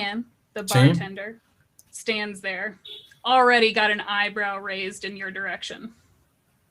Bastien. And I'd wink at him. Livier, Yes. you're an hour late. Yes, but that means that was an hour you were waiting for me to arrive. It just builds anticipation, doesn't it? You know, you do this ceaseless flirting with me, but honestly, I don't think you'd survive the night if you were ever to follow up on it. Well, then one day you'll just have to find out. I'm tougher than I look. And you say ceaseless, but you have not Eres un asked me traidor, to por amor cease de and Dios, no es desist tan yet, duro. Bastien. Your Why would name I? is about being a fortress, so let's see how durable you are, Bastien. Oh. He kind of rolls his eyes and takes a few steps away from Yeah, the galley yeah, bar shut and up. pretends to tidy up. Let's jump now to let's join Carmina. Carmina, you are in the only office housed at La Palabra. Technically, it belongs to Aleja, the manager, but she never really uses it. And let's be honest, you get more out of it than she ever would. What would someone see if they were to walk into this office right now? Oy. You would see a tall, leggy, slender blonde, platinum blonde hair, in a very tiny little black dress with the highest Louboutins they offer, sitting with her feet up on the desk. She has piercing sky blue eyes and red lips and elegant jewelry, and she is surveying Ya pedí cenar, yay, all pedí the guests boneless. through the surveillance cameras. From what you can see on the cameras, the normal crowd is starting to trickle in. You can see tons and tons and tons of tourists walking in. You know they're tourists because about 50% of them are wearing open A ver, Tommy Bahama. ahí me prometieron que ver vergazos y se van It's just mamadas, así que quiero ver it's qué pedo. really kind of tasteless. I talked to Bastien about the dress code. Oh, tengo calor. You know Bastien doesn't care. You also see that Louvier has just arrived. He's had his usual sparring match verbally with Bastien and is now sort of loitering on the edge of the bar closest to the open doorway. That's his preferred location, and frankly, it works well for what he does. Your clients, however, have not arrived yet. Is there anybody noteworthy at any of the VIP tables? Make me a wits and awareness roll. First roll of the night.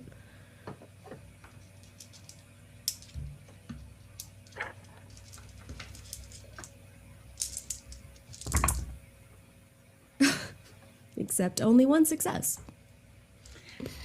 Yeah, you don't see anyone that you recognize at those VIP tables, but someone will show up. You know everyone. But you know who does know the folks at those VIP tables? Giselle. You have just ordered a round of drinks for the travel magazine executives that have come to tour La Palabra so that they can make a case to the Miami Tourism Board on your behalf. Bastien makes a good drink, even if he does it with just an ounce of sass, and he ¿Qué brings pedo, in a Luca? tray Sí, ando pedo. mixed drinks and shots. Ya ando medio tomadón, ando medio I happy. am now. Me voy a jetear como un pinche rey. Making sure to just linger just a moment with each of the executives. If they were to look at you, what would they see? They see a cropped, teal, well-trimmed hairstyle. She is pale, just not quite unnaturally so. Qué hermosura. Heavy makeup, a little bit edgier in her fashion. It's Cynthia classy, Marie. but it's got an edge to it. Cynthia Marie. And she wears a ring with a Es que no puedo with mover a mi snake cámara, güey. Perdón, on güey. the middle finger of her left hand. Al chile, perdón. Very light eyes as well. As you distribute the drinks to the table, all of these men are wearing. Sí, supuestamente es Cynthia Marie. A button down, but most of them still have suit coats on. Se ve mal así. They look a bit Se ve out mal of así. place. However, Se ve horrible así. Jonathan, one who you've been speaking with via phone and via email. A ver, vamos a. ¿La quieres buscar? ¿Quieres que lo busque? Cynthia Marie. Debe tener un Instagram, lo más seguro. Turn and kind of look at you and say, you are not what I expected based on our correspondence, Giselle. I don't know if I'll be able to bring you in front of the council to make a case dressed like this. What a judgment. Is that how would you like me to be dressed? Well, La acabo de encontrar. It's just not super professional for what they look at on the council. But you know what? Listen. You've been my clothes are designer. My haircut is high end. It's beautiful. I really wish you'd join us for some of these drinks. Güey, tienen chingones disfraces, güey. Okay. All right. I like a girl who can hold her liquor and he'll pick one up and take one. And ya me di cuenta que también es morro. Ya me di cuenta. End of it, as if he hasn't done that in quite some time. A ver, aquí está el link. Para que le den follow. Le voy a pasar el follow de todos. Sí, para que todo el mundo le dé follow a los chicos. Gabe Hicks. All right. You make a good case, Giselle. Look, I'll see what I can do with the board, and maybe you won't even have to be there, but I'd really like to get this place in the magazine. You've done some great work on it. Thank you. We've tried hard. Aquí está. Vamos a buscar a todos, chicos. Vamos a darle sus lexotes por roleros chingones. Do you dance? Would you Aquí está. Dance later? Carmina, Noura Ibrahim. Hoy está en chingón el nombre, güey. Está locochón. Noura. Luego me apareció. God, yes. And I pour another round of drinks. La madre. Bottle that was brought to the table. Están con madre sus cosplays, güey. As you're intimidating the living tarnation out of Jonathan. Ahí está. Raina Ahí está Noura. Makes her way out into the club to prepare for the evening. Barry, the head of security, falta Jennifer. She's sort of his unofficial boss. He stands close by, awaiting instructions. What does Raina look like? Well, Raina is a very Puerto Rican-looking woman, from the ombre hair into a blonde look, very over-exaggerated makeup, green eyes, over-exaggerated lips, big gold hoop earrings, and she is rocking a full head-to-toe white suit that has a little bit of a capelet and some clear heels. Y por último, falta el de Diana D'Amico. Raina, you look great tonight. Thank you, but did you see that the weather might change? I saw the news this morning, if that's what you mean. Sure. It's gonna be a full moon tonight. How do I prepare for a full moon? You don't. Just make sure there's no blood on it. Okay. Y aquí tengo a la storyteller. Is everything que okay? No es ella ni de pedo. Yeah, Johnny's working the door right now, just carding everybody, and no, sí es I'm ella. here to make sure that things stay settled for you. And you've got my instructions on which way people are supposed to enter? Yes. Para que no sigan, chicos, sigan las chicos. Though, I don't know that I can prevent people from leaving through the front door as well. Very easy. The instructions I gave you. But see that the other regular people through the front. Okay. Repeat it after me again. Regular people through the front. Exit through the back. Perfect. We never show anyone exiting a club, only entering. That's a good policy, but we only really have the one door, ma'am. You'll figure it out. Barry kind of just scratches his head and sort of stumbles out towards the front door where Johnny is to see if Johnny can help. Is there anything that the four of you would like to do individually before the club picks up traffic for the evening? Yes, Miss Reina. I had asked my coterie, probably like a day before, to bring me an item of theirs. Está muy chingón su What setup. did you bring for Reina?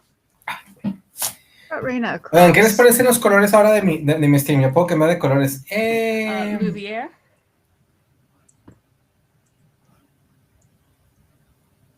I think a fancy glass to drink out of. Probably something like.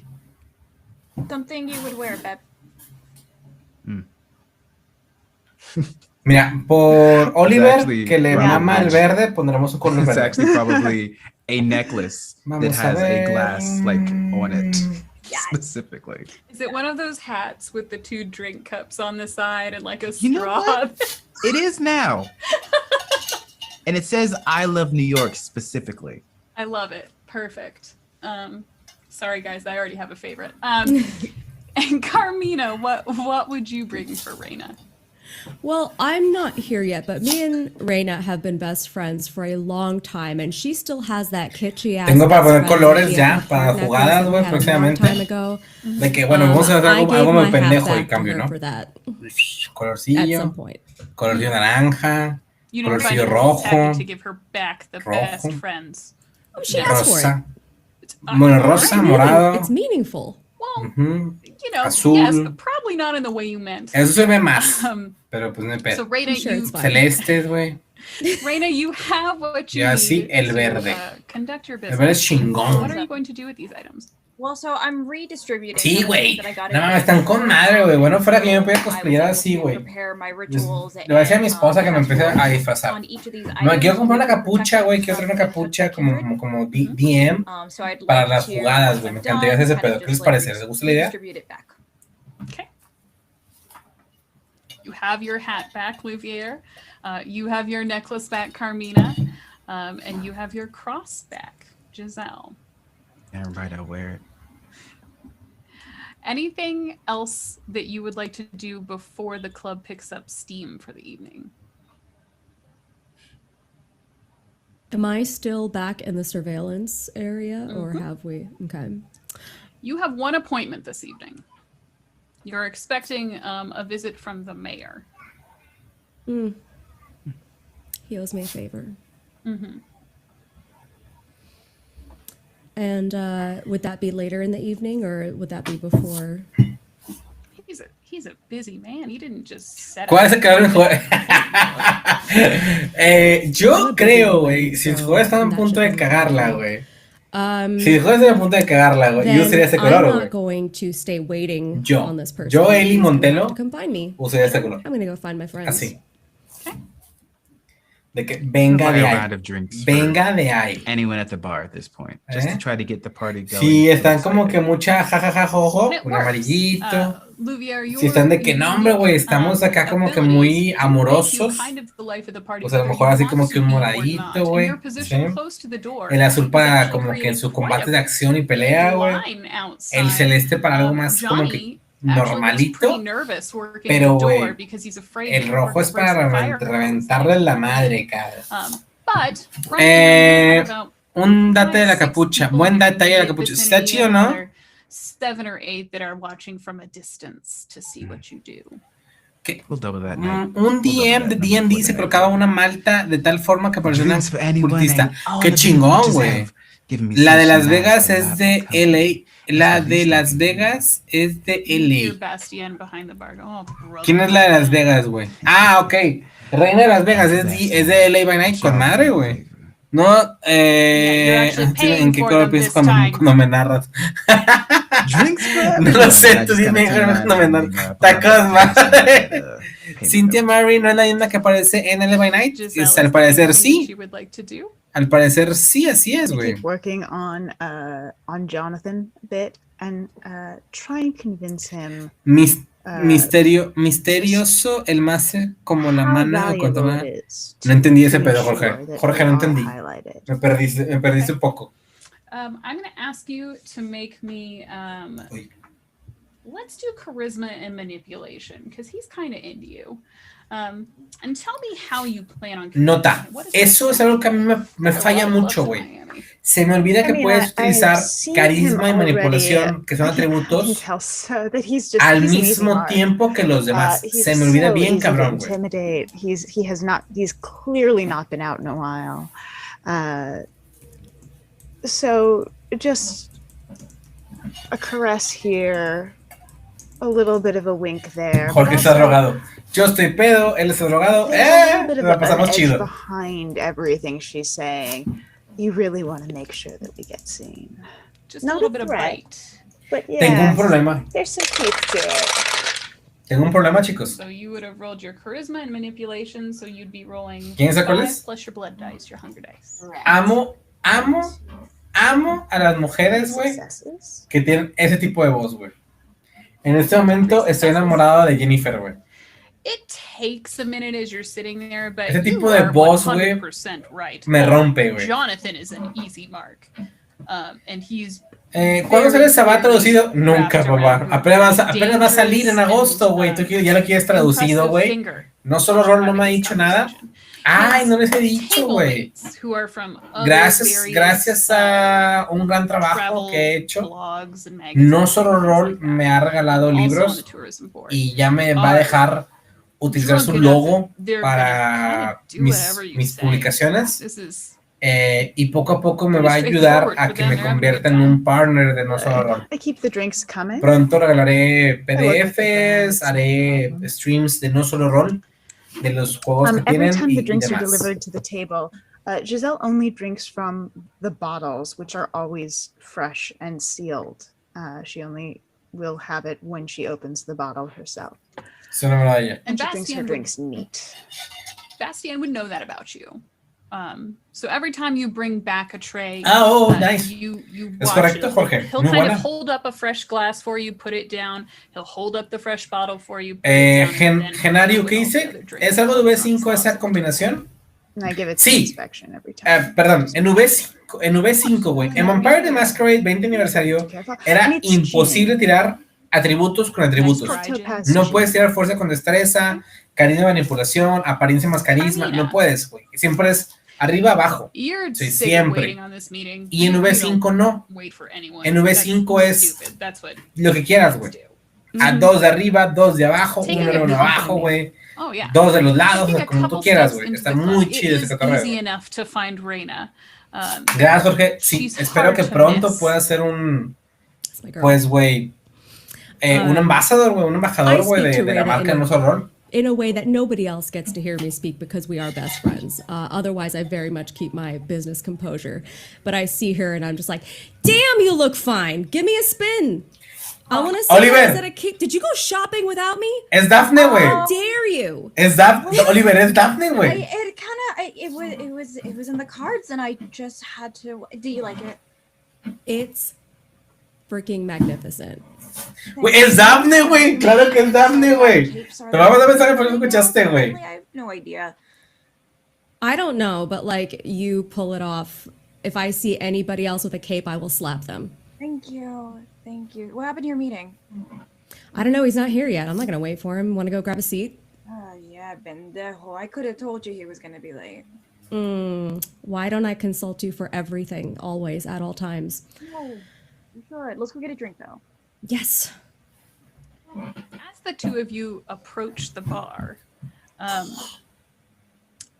you become aware of a presence behind you.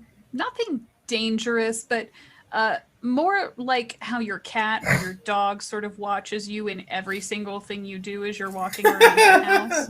Como tu perro, tu gato se ve por la You're espalda. reminded that you had a Ya todos meeting aquí. tonight.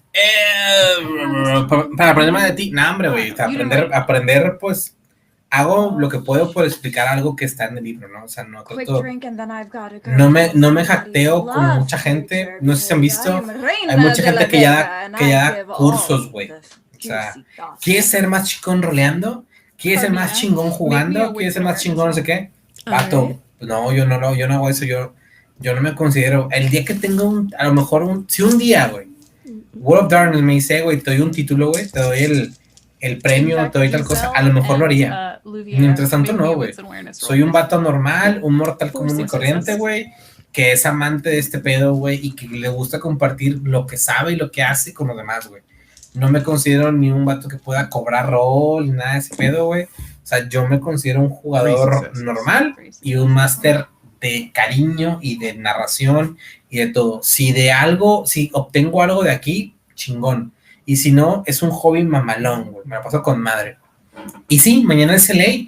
Mañana es la quinta temporada de LA by Night, güey. Yo quiero ver un chingo, güey, a los jugadores, güey. ¿Sí? Más que nada a Nosferatu, güey. Que no quede el nombre. Joseph, no me acuerdo cómo chingón se llama. Standing maybe 7 feet behind Reina.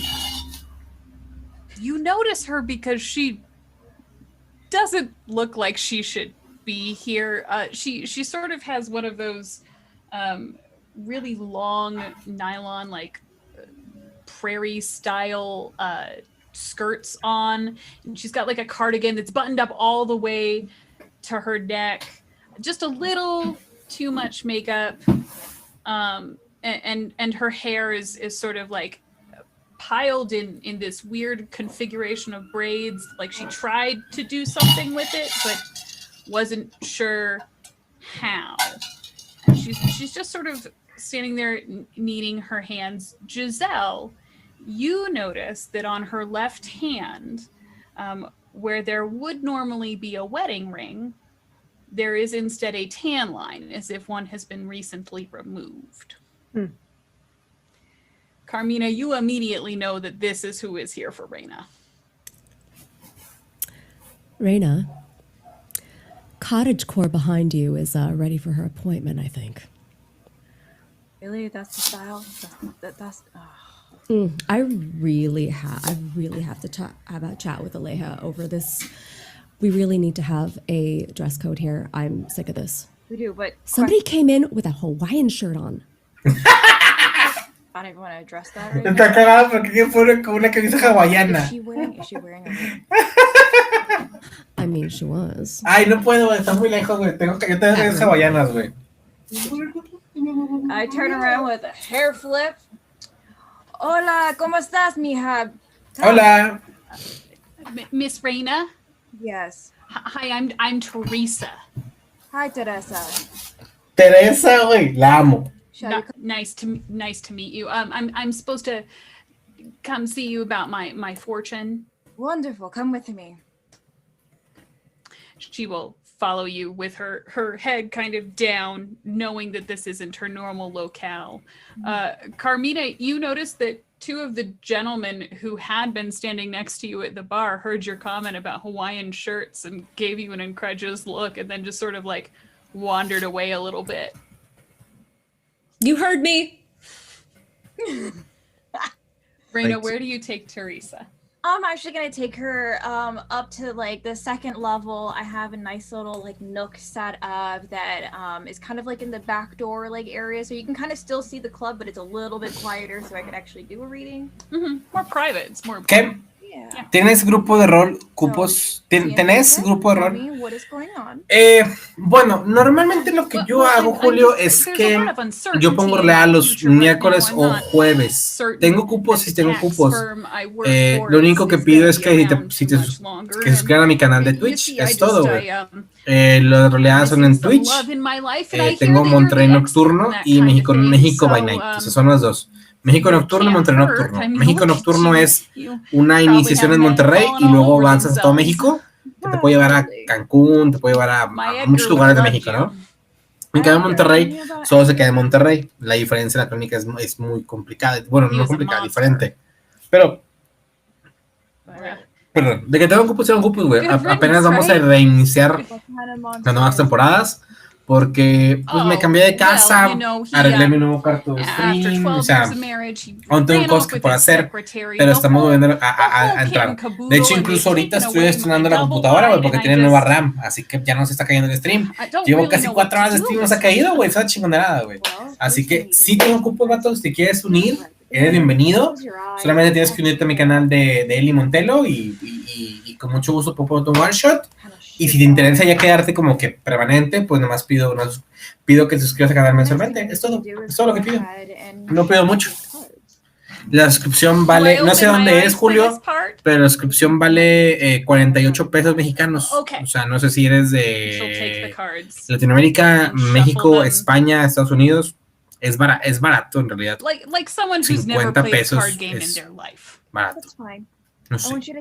Pero solo pido eso por caridad, güey. O sea, prácticamente como una propina. Hey, stupid buffoon. He is a stupid buffoon.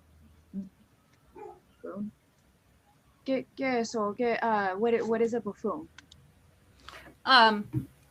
Well, it's kind of like a nincompoop. What?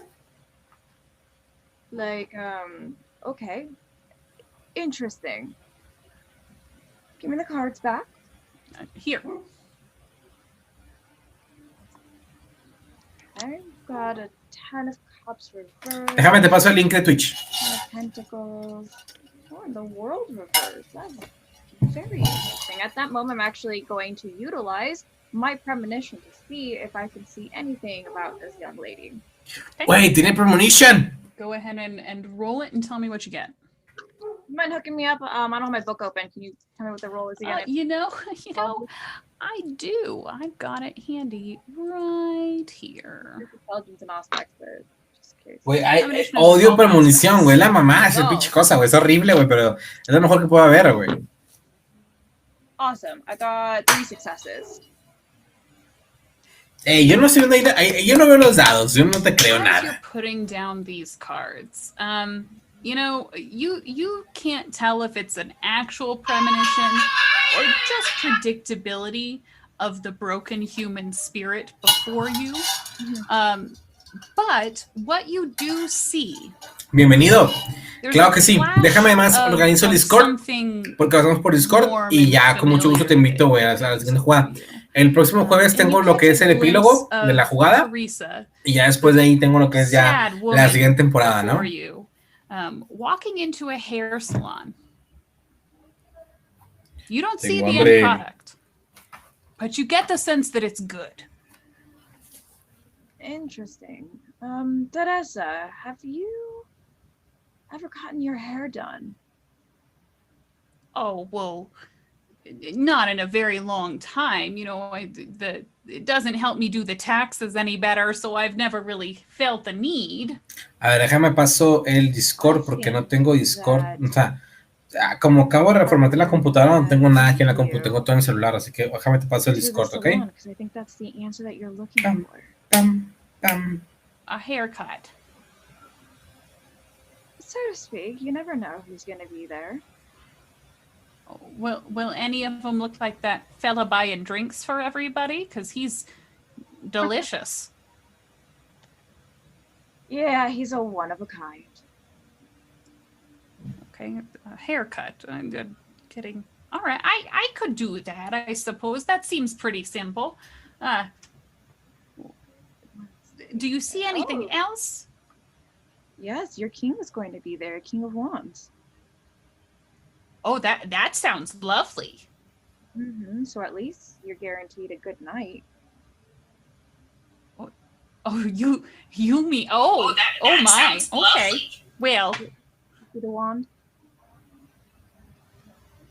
It's one of those double entendres. Yes. Very good, Teresa. Question. Chicos, ahí está ahí les publiqué el link de mi Discord. Por si quieren unir, ahí está también el link de mi canal de Twitch, por si quieren unir también. Cualquier opción que deseen unirse a mi canal o a mi link, son bienvenidos, ¿ok? Los quiero y los adoro. Muchas gracias. Well, I found out that you are quite the psychic, predicting divorces of celebrities and, all kinds of cool events going on the strip. I heard that you actually predicted that plane that crashed 2 months ago. I did. A la verga, güey. Yeah, but it made you look real good. De nada, Jorge, claro que sí, por supuesto. ¡Woo! Could I make the assumption that you might be a little bit of a fan of the work that I do? Oh, well, I appreciate all of God's gifts as they're presented, and it seems like you have quite a few of them. Thank you. Yes. Would you like to experience one of my gifts? Oof. Well, I think no. I think so. Yes. Can I see your wrist, perchance? Your what? Oh, is this gonna be like one of those palm readings? Okay. Yes, but I do it a little bit differently. Güey, cuando yo le hice una jugadora en mi crónica hizo ese pedo, güey, a un Nosferatu. Le dijo, ¿me dejas ver tus manos? Porque me va a decir que yo no creo que tú puedas ver mamadas, así. Deja ver tus manos, se las mostró, güey, y le salió un critical failure, güey. Güey, los hice ver una parte de la arena donde los Nosferatus mueren por parte de los Niktuku, güey. No, güey, se orinaron, güey, perdieron cada quien un punto de humanidad, güey. As you bite her, Teresa kind of lets out a shudder, and then just a very quiet, "Oh heavens, Betsy!" like pull up, just look at her with a kind of really, that's what you're, and just I'm gonna keep drinking. How much do you drink? Just enough to clear away. I had rolled poorly at the beginning of my blood roll, so I'm trying to get rid of that second dice. So I'm still at one there, but not enough to kill her, enough to just make her nice and good, because Teresa's got a lot to live for now. Yeah, Woozy had so she feels like she's warm and invigorated and ready to party. Oh my, that was the best reading I've ever had. It was my only one, but I'll definitely be back to see you, Miss Reina. Oh, that would be so exciting. I would love to see your future again. Going to get a haircut, so I'll come show you afterwards. Yes, and you will show me the King of Wands that you meet. No, I don't know that he'd like me to take a picture, but I'll do my best for you, Miss Reina. Well, I want you to go enjoy yourself. Are you a club type person? I've been known to party pretty hard at some holiday parties at the schools. Wonderful. I hand her a drink ticket. Go enjoy yourself. Le dio un ticket para cagar el pedo. And as the two of you stand, I don't know if you immediately follow her out of the room, but if you did, you would see her walk over to the bar, looking like she was approaching Louvière, and then at the last second kind of pulling a U-turn and getting a drink from Bastien. Fair enough. I just kind of look over and just shake my head and then proceed back to Carmina.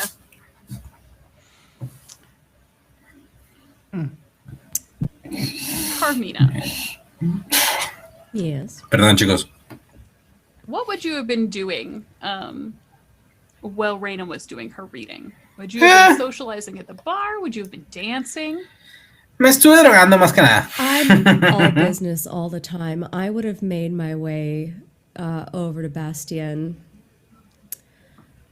No es el link. And I give Wow. him the double kiss, but then when I Dame go un to the minuto. second one, I whisper in his ear, "I gave you the list of my clients' requirements. Please keep an eye out.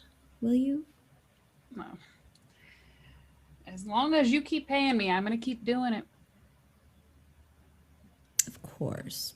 You know I always take care of you. Quite the shopping list tonight, it seems. Any good prospects? Well, I think those two Qué raro, no está el link. Dame un segundo. there. And he'll kind of point over to a couple on the dance floor. The woman is petite. Hola, chicos. Gente acaba de llegar porque acaban de llegar como 6 personas más, güey. Qué buen pedo, güey. Chicos, ¿cómo están? The gentleman who's Andamos with her, viendo is only slightly taller, but he's dressed nada to más. match. a nuestros hermosos amigos de Vampire the Masquerade The Nightlife, un one shot de Miami por el evento de Weekend of Darkness. As they're twirling around. A ver.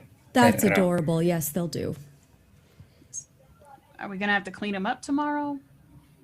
I mean, that's not your problem. Yeah, probably. Dios santo. Shame, it's a nice dress, that's all I'm saying. She'll find another one. She won't remember. As the two of you are having this conversation, Aleja makes her way through the door and behind the bar. Aleja is the manager of La Palabra. And though she doesn't have the gifts that you all have, she's very familiar with what you all are capable of. And as she rounds the bar and comes around to where you and Bastien are talking, she goes, Bastien, I am paying you to pour drinks, not to check things off of this woman's to-do list. Please get back to work. And he kind of Jorge, rolls his eyes at her. Mi partida por lo general comenzaba a las 9, pero la voy a mover a las 8. 8 o 7, una de los días. Va a ser como eso a las 8 o 7 de la noche. ¿Ok? What I do is horario mexicano. ¿De dónde eres, Jorge? Yes. No sé dónde eres. Yo he llegado a mis boneless. Mis boneless. She's trying to smooth some of those guys from the tourism board for us. Freya. Tourism board. No te dejes escapar, cabrona. I mean, you know, she How can't have take they a been picture, doing but tonight? Are they drunk yet? I'd say Almost. Oh, yes. you can tell looking at them. Splendid. I shall make my way over to find Giselle and the guests she's entertaining. Meanwhile, with Louvière, are you still entertaining at the bar? I have my I Love New York drinking hat on and am 100% doing Jello shots with someone in a Hawaiian shirt. One of the rebuffed candidates for Carmina's love earlier, no doubt. Yes. Yeah. 100%. He turned around. You found him in his moment of need. He found a home with you. What I do best. Yeah. You have indeed increased your following to a Güey, ¿está que todos tienen pantalla verde, güey, y todos en el mismo escenario? El mismo, The consecutivo. gentleman who you now know as Peter is continuing to buy Jello shots for everyone. Peter, are you having a good time? I just want to make sure. It's such a beautiful display of this kindness that you're giving. I mean, you know that one girl was real mean earlier, and Which you one? seem so nice. Which one, Peter? The real hot one, blonde. Ah, okay, Pepsi, Peter, there are lots of those here. That's kind of the point of this club. Did she have eyes like a tiger that wants to rip you in half, not for hunger, but for entertainment? What? Weird that you know exactly how to describe it. Oh, yeah. One of my favorites. You know what she loves, though, Peter? What's that? She loves puns. Oh, I know tons of those. Yeah. But you know what, Peter? Yeah. You should tell her. Güey, te estoy dando una margarita, güey. En este momento estoy enamorado de Jennifer. She will. Venga, con madre, ¿cómo en pedo? Colombia en la casa. Qué chido. All right, but we got to do another shot first, man. I don't know if I'm brave enough to. Gladly. He'll wave down Bastien to get some more shots. Unaware of this,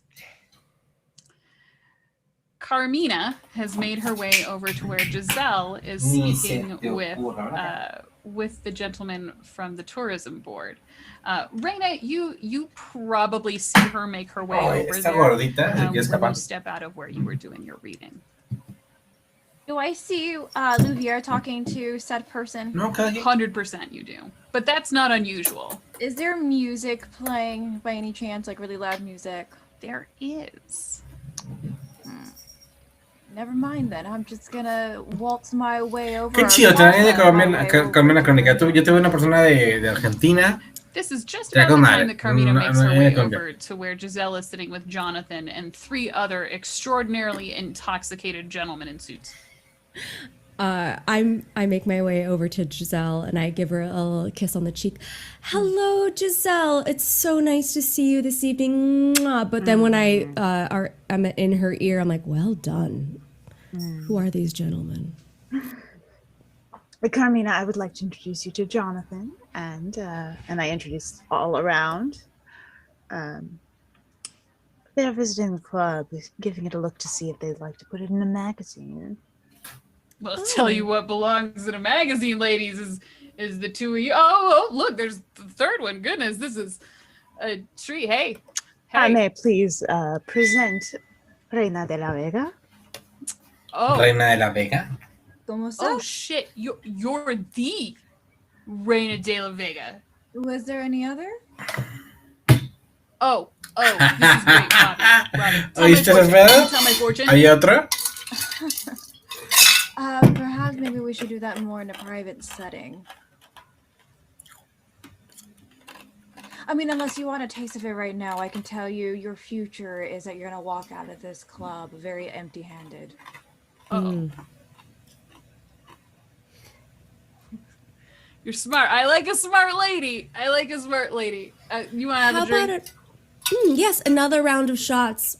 And I gesture towards Bastian. Bastian prepares this tray of drinks. And as the 3 of you engage in conversation with the gentleman over at this table, you look up and expect to see Bastien delivering them. But instead, Peter. Poor Peter. Peter has grabbed the tray and he puts it down directly in front of you, Carmina. And he gets down on one knee. What are you doing? Carmina? What is this? My name is Peter. What are you doing? But I'd like to be yours. Oh. Güey. Se le declaró, güey. I want to say Louvier is visibly cackling at the bar. You're speechless, I know. You're so sweet. Would you be a dear? We're out of. This bar is out of. Rum. Pineapple juice. Rum and pineapple juice. Would you be a dear and go fetch some?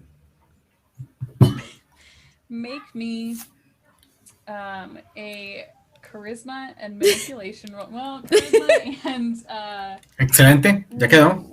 not really manipulation. Ya quedó. Manda un mensajito entonces por el Discord Charisma and para ya perception. programarlo, ¿ok? If you have any Güey, está con questions, madre, güey. add them. Se lo acaba de declarar y la morra que nos quedamos sin jugo de naranja y sin jugo de manzana y sin no sé qué. 7 successes. ¡Oh, lo virgo! It is spastic and comical how quickly Peter gets to his feet and charges And out Peter, of La Palabra. when you get back, make sure to find Carmina again. No, what the? I was just trying to. I look over at Luvi and I wink at him at the bar. I'm gonna get you back for that. I'm sure you will. Giselle le dice a Peter, el NPC, de que recuerda ir por las cosas y luego volver con Carmina, Y el güey de que, ¿qué está haciendo? Lo alejé para que se fuera a la verga. Y ahorita que yo sé, y luego voltea a los que está en la barra y que, la mandas para acá de vuelta. Y Carmina, me voy a vengar, maldita. Y sí, yo sé que se va a vengar, pero no me importa. Go to follow Peter. You actually cross paths with Louvier on the way out. Would you like to say anything to him? Oh, yes. Darling, what compelled you to do such a joke on Carmina? I saw the little cottontail and I wanted to see how fast it would hop. Way! You can investigate that yourself, though. That wasn't as funny. Let me say, Hilarious. watching a blaze ignite can sometimes be so beautiful. And Carmina looks like she's steaming. And it defused the situation. There was La some cara de cagada. who all were looking and talking and speaking. I'm sure it was so business and charming, but idiots love comfort. They love humor. You make them feel, well, human. Güey, qué chingón, güey. Have you Qué looked at your chingón. hair lately, Luvier? Oh. You should. Why? Do you think I look good? No, Venga, voy a comer. exactly what you Venga, just voy por mi comida. Oh, because I shine so bright that I would basically ignite just from looking at myself. That is so. You don't even need the sight for that. But you know what? You might be onto something. I am going to send every single person with socks and sandals in here your way. Oh, to me? Mm-hmm. Yes, please increase my fan base. They'll simply make me look better, Carmina. Aleja leans over the counter and she goes, "No socks and sandals. I draw the line Thank somewhere." you! Thank you, Aleja, for enforcing somewhat a dress code finally. But you don't draw the line at Hawaiian shirts. Look, I can't stop people from buying something 10 minutes away and wearing it in here. Have you ever drank with someone who wears a Hawaiian shirt? They're basically a whale. They drink a lot. The amount of money that Peter Cottontail spent at that bar on Jello shots. I didn't even know we had that many. That's why He's going out to buy rum right now. That's why Luvier's the publicist. He might die, you know that, right? Speaking of elsewhere, I should probably go check on security. Did he drive? Who cares? God. As this conversation is taking place, 3 men, large, built guys, step through the door. They seem to completely ignore Johnny as he's like, IDs? Excuse me. Carmina, you've met these gentlemen before. They're attendants of the mayor's, but you don't see the mayor among them. Hello, gentlemen. Miss Carmina. ¿Listo, You Jorge? seem to be ¿Listo missing qué? a member ¿Qué of pasó? the party. Muchas gracias, Jorge. Well, could we speak privately, perhaps? We could. ¿Qué perdí? Cuéntame qué pasó con I drama. seem to be wasting my time, and so I'm trying to figure out if I should be giving you any of mine. I assure you the convenience of this meeting comes with a large down payment. ¿Qué perdí? Perhaps we can come to some comida. sort of agreement then. Shall we? And I would like to make my way over to... I would assume there's a private table. Jihan, gracias por el follow. Muchas gracias. It's an adjoining Jihan room. 47, gracias por ese hermoso follow. It has some plush Vámonos. couches inside, very tasteful decor. It's also soundproofed for the most part. Perfect. You make your way in there, and the 4 of you are left alone. Well, gentlemen, please explain to me why I have taken time out of my night only to be disappointed to not have the person I was supposed to be speaking to tonight. Now, Miss Carmina, I assure you, the mayor is really interested in your business, and he desperately wants to become a part of your club. I mean, I'm sure you can understand the need for some discretion on his part. Oh, discretion is never an issue, I assure you. Look, the mayor has an important Senate race coming up next year. Since he was afflicted, he hasn't been able to go out in the sunlight like he used to, and you know, the senators are El senador pretty much never no around fue anyway, con so Carmina para hacer el negocio en el bar. easy jump there, but he has to take that into account. What he should be taking into account is that I'm very well connected, and if he's looking for votes for his next election, he'd better at least give me the courtesy of a meeting. You can report that back to him. So what you're saying is Eso me entró, güey. he has to come himself, or you won't talk to us. We've been his aides for 10 years. This is his personal bodyguard. We just want to make sure everything is in order. I would say that if he wants to make allies in his political race, he's going to have to show some face. Eso es un ventru, güey. No mamadas. No mamadas. You're being completely unreasonable here. And right when he says that, the adjoining door begins to kind of shake just a little bit. Raina, you are exiting the building completely? Yeah, I'm standing at the door, so okay. Yeah. Raina, Giselle, and Louvier all make me a wits and awareness check. Witness check.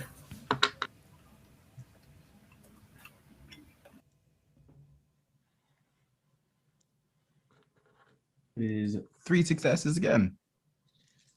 Okay.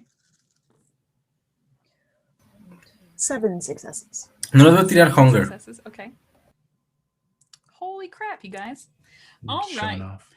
Louvier, you are a little bit distracted.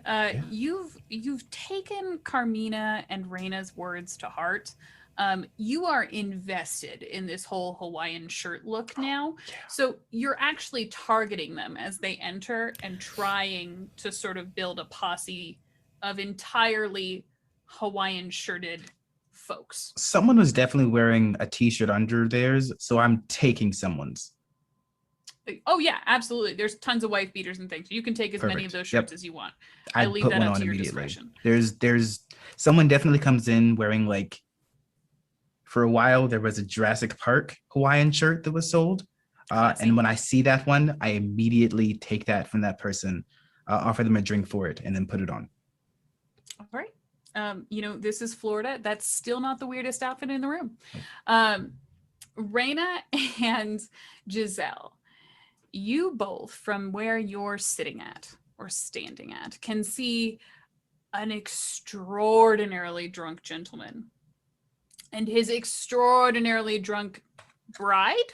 She's wearing a veil, pounding on the door to Carmina's private meeting room right now. Carmina, you can kind of see through this small. Llegó el dude que se declaró, güey. What's happening? Se le va a hacer de pedo. But you can't hear it because, again, this room is pretty well soundproofed. Raina and Giselle, you just hear, "Excuse me, we want a room." I'm gonna use heightened senses real quick. I'm gonna turn up my sense of smell. I want to kind of investigate how drunk are these people. Can I smell the alcohol like lifting off of them? Boy, you smell a lot of things coming off of these people. In addition to a very heavy scent of bourbon and well vodka, you smell a lot of sweat. Probably some evidence of earlier coupling. You smell a lot of stuff. It's pretty gross. It's real rank. You immediately regret this decision. Estaban pedos, huelen a sudor y a que cogieron. Again. Giselle, you're headed that way already, correct? Knowing Giselle's creeptastic abilities, I'm gonna let her handle said situation. I'm gonna stand guard by the door for right now. Okay. Giselle, what would you like to do? You really don't want to do that. As this is the hotel, right? We just got married. But I believe the hotel might be full. You're supposed to say congratulations when people say that they got married, and he congratulations. Kind of, like, pulls his wife in close. It's a hotel. That's wonderful. Guests. Yes. the reservations book up quite a bit in advance. Do you work at the hotel? No. Well, then you don't know, and he'll just kind of keep pounding on the door. You really should not do that. They can't hear you. They're busy. Well, should I'll go just knock elsewhere. louder. And he continues to just pound on this door. I would like to. How loud qué is raro. it here? Over No, in this güey. corner? Nadie más tiene problemas con la plataforma. A lo mejor si es Twitch o es tu conexión. Band. It's not horribly loud, but again, there is a small brass section, so no part of the bar is super quiet, except for the room that Carmina is in right now. Is Louvier still distracted by his Hawaiian ensemble? You tell me. You probably would have heard some of this happening. But If he's knocking and banging, okay. eventually Louvier's attention would come over, but he is wearing his new fashioned Hawaiian shirt, probably looking ridiculous. Did you put it on over the vest? 100%. Okay. The vest and doesn't come off. With the hat? Yes. All right, great, cool. Just There are visualizing. many hotels you could go to. As I said, we're booked up there. This one's special. It's right here. You don't work at the hotel. What are you on my case for? What is all this happening? What is this? We want a room at the hotel, and she keeps saying there's not a room, but she doesn't work at the hotel. She does, and he'll sort of point through the window at Carmina. I wouldn't call it working at the hotel. Do I see any of this happening? You do, and as you're sitting there, the attendants for the mayor kind of like turn to you and say, "Thought discretion was sort of a given. That doesn't look very discreet." Wait. Is it all right if I activate awe. And I say, please don't disrespect me in my own building. Okay. As I completely, and I say, if the mayor is not here, then I believe we're done here, gentlemen. Walk over towards the door and open it. Roll me your manipulation and presence, just so that we have it on record here. Mm-hmm. What did you say, Louvier? I was asking Raina and Giselle if it's all right if I do something about this. If you'd like to, I was going to take care of it, but you're welcome to. Oh, then please. And I start to. Okay. I see what Carmina's doing, right? Yes. So in this moment, Louvier, if you would like to take an action, you may. Raina, if you would like to take an action, you may. And Giselle, if you would like to take an action, you may. And then a whole bunch of stuff is going to happen at exactly the same time. A la verga. What? I will let Carmina go first. So I think I should probably go last in this scenario. In parallel to Carmina, I'm going to use Daunt. Well, Okay. yeah. Yeah. All right. Disciplinas. Don't. Roll me. Oh no, never mind. You don't have to roll anything for that one. Raina, is there anything that you would like to do? I would. So seeing that everything's kind of taken care of, I know that there's a slight bit of an altercation going on the other side of the club. So inconspicuously, I'd like to kind of roll away. I have a necklace that I'm gonna pop out. I'm gonna actually devour what's in it. It's a crushed insect of somehow, and I'm gonna kind of like feel my hands, put my hands against the wall to make sure that it's activated, and I'm activating my ritual cling of the insect. And I'm gonna start climbing the walls so I can get up and over where the altercation is at without really being seen. Vergas, güey. Okay. Está usando. Is that a stealthy maneuver? Climb the walls in a crowded club? It could be, because I'm doing it away from where people are at, so I'm hoping to get high enough that you don't... La morra comió un insecto para poder subir escaleras y subirse a un techo, güey. Roll me a dexterity and a stealth.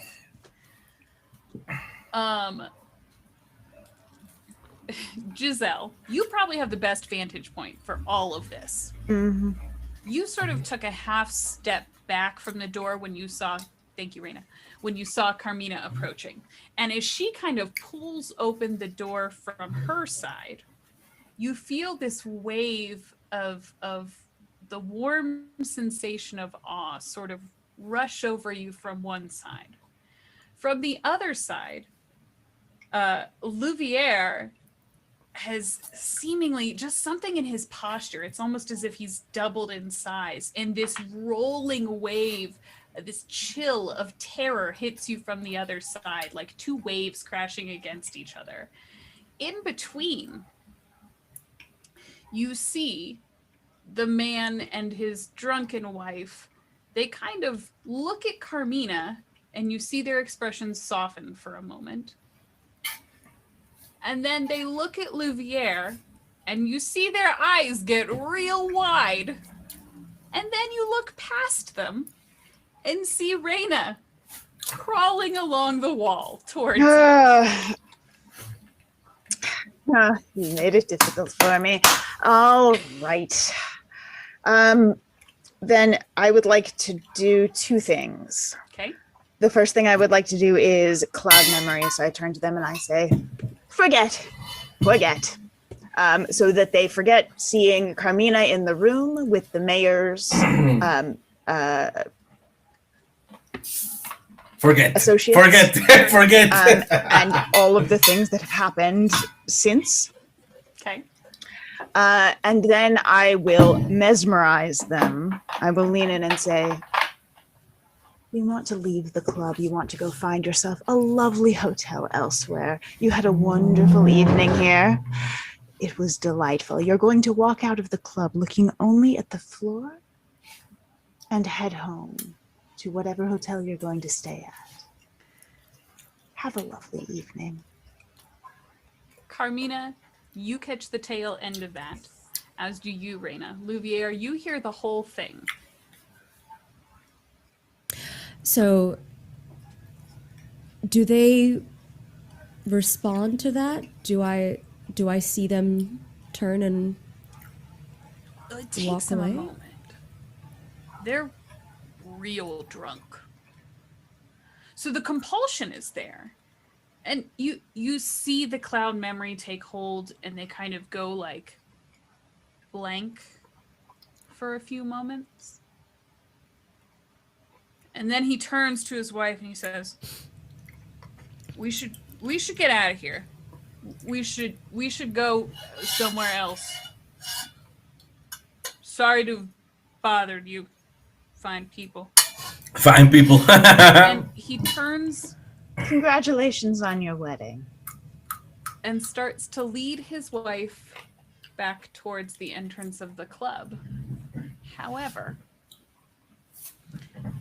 in between where you currently stand and the front door, their drunkenness makes them take a sort of off-kilter step to the left, and the man who's holding hands with his wife finds himself pitched into the table where your VIP guests were sitting, sending drinks and glass and ice flying everywhere. And then his wife follows after him, ass over tea kettle, running straight into the men themselves, knocking them into one another like bowling pins. It would be hilarious if that weren't the future of the club sitting there. What would you all like to do?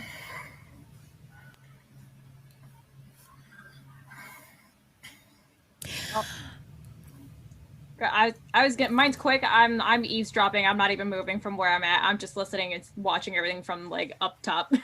You're still on the wall? Oh yeah. Great. Just perched away like in a corner. No one can see me hopefully, and just like listening and seeing everything that's happening. We'll see. ¿Le das, Jorge? Ya vi. I'll go back over to them. Oh, go ahead. No, go first. It's okay. Go back over to them and I said, it was getting warm in here, wasn't it? Full service. Another round? As you're kind of trying to smooth over this situation, Jonathan stands up, kind of rolling the drunken wife off of his shoes. What the fuck kind of establishment is this? I thought you guys ran a tight ship here, and then you have drunkards just falling all over the guests? They just got married. That's no excuse. They ruined a perfectly fine evening. Look at my shoes. His co-workers, who were even more belligerent than he was, will then stand up, and one of them will take a few angry steps towards the bar to complain to Aleja, who is clearly the only person capable of keeping things under control. He's going to body check another guest on the way there, who will turn around and begin having words with him.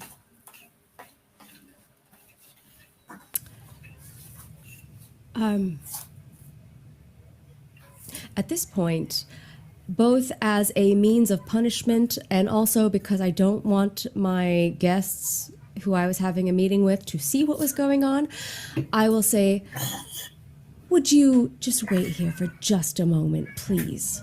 And I slam that door, head over to that table, and to the our drunken VIP guests, I will motion to Aleja and say, why don't we give these gentlemen bottle service for the rest of the evening, and please put it on my tab. Aleja just kind of like shrugs, like, of course that's what we're gonna do. And then to those two, the wedding guests, the wedding married couple, I will say, I believe your cab is waiting outside. It's almost as if they don't hear you. The husband has come to his feet and is sort of staggering towards the door. He's looking at his shoes. And the wife didn't even bother getting to her feet. She's actually crawling after him right now. That's fine as long as they're leaving. Jonathan is still standing there, just raging. What? How are you gonna let them do that to us? We should call the police. We need to make a report. Look, they accidents happen. We will handle it. Please enjoy the rest of your evening. Pay no attention. I'm very sorry for all of this. Please enjoy bottle service for the rest of the evening on us, and we'll take. What is that? And he points past you to where Reyna is crouched against the wall. I rolled all successes. Where Reyna is crouched against the wall, just like staring as this conversation is happening. Is there a rope or like some sort of curtain or something like that? Hola, Asterion 1986, gracias por unirte. Qué amable de tu parte ya te seguí. Gracias, qué amable de tu parte, güey. Okay, because I have really high performance where I could actually like make that a thing. You said intelligence and awareness? Intelligence and awareness. Oh, okay, cool. O sea, va a ser un performance, güey, porque la morra está colgando un techo, güey. Soy Jorge, gracias, Jorge. Qué buena onda por seguirme acá por Twitch. Same. Well, this is happening. Well, Jonathan is just freaking out at the reality that's been shattered in front of him. Thank you, Reyna. His friend who had body checked another guest and the guests themselves are really starting to get into it over there.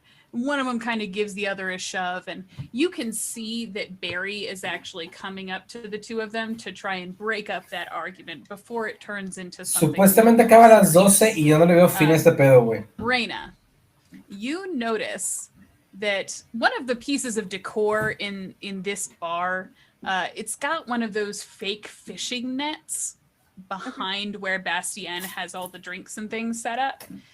It's about 2 feet from you, so you could reach it if you wanted to. Now it is a full-sized net. Okay, that's like how is it long? Like, is it gonna break everything if I were to grab it? I mean, it will make some noise. It's got some of those like fake starfishes and things on it, but also it is loud in here. Like the band is in full tilt right now. Great, cool. I'm grabbing that. I'm actually gonna do a aerialist wrap around my foot, and I'm gonna basically like slide down the curtain as if I was meant to be the aerialist in this area. All right, give me Give me manipulation and performance. Yeah, El del happy cupo to. para la partida que estaba hablando por YouTube. Ajá, sí, sí, claro. Sí, yo sé. Te dije, manda mensaje por Discord para programarte la jugada. Success. He rolled 5 successes. Oh, come on! Vergas, So güey. he notices your fancy footwork, but he's still just kind of like standing there, very wide-eyed. How did she do that? How? I gotta call somebody. You see, Reina is experimenting. No, Reina's experimenting with some new technology. The psychic thing. It's She a used to way be in Cirque du Soleil. They never did that in Cirque du Soleil. No one in Cirque du Soleil can climb on walls. Did you see that? Because they didn't have enough people like her to hire. That's not natural. I know what I saw. She's great at what she does. Are you sure? She really is. I gotta get out of here. And he's looking at his phone and he's Sí, dialing güey. a number as he's beelining for the door. Cloud memory. No. Oh, sorry. Go ahead. Oh, I would do this to him. Forget. Both of you are gonna cloud memory him at the same time. Sure. Yeah. You're gonna fry Jonathan's brain. All right. Both of you go ahead and roll me your charisma or your Güey, le van a hacer las dos. charisma and dominate. Forget, I'm gonna güey. have each of you add 2 dice to your dice pool because you're both doing it at exactly the same time.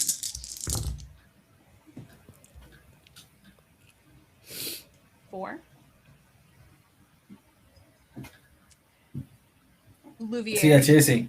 You notice, since you are paying attention to not what's happening in front of you right now, but what's happening a little further back, the 2 gentlemen have come to fisticuffs and are now actually pushing each other on the floor. And Barry's like trying to just make some space between them, but he is not allowed to grab either one of them. I'll make my way over there.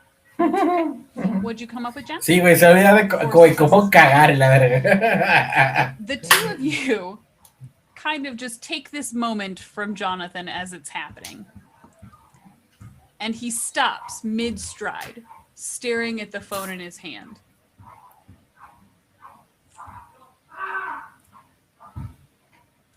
Carmina, do you want to take a selfie?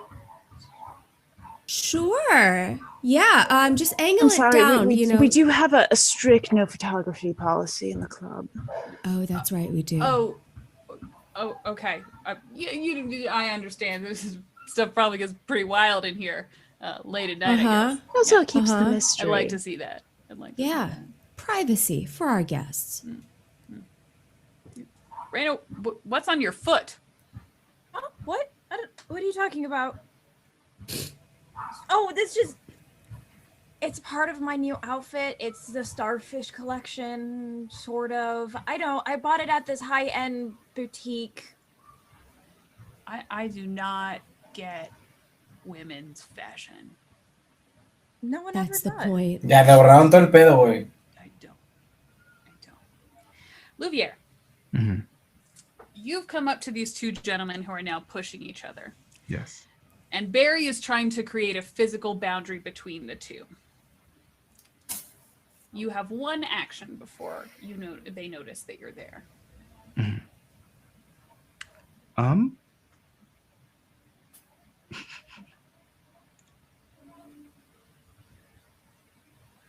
I'm just immediately going to use my speed to move in between both of them, which is probably a strange moment seeing a beautiful man in a I Love New York drinking cap with a dragon Hawaiian shirt. I've had that dream. Dinosaur. That's fair. What are you? What is your intention here? What are you trying to do? Literally to say, we come to Cubs to to forget and make terrible choices. So instead of caring about your emotions, how about we drink instead? Roll me your dexterity and persuasion and add your celerity dice. Gladly. Con madre, muy buena.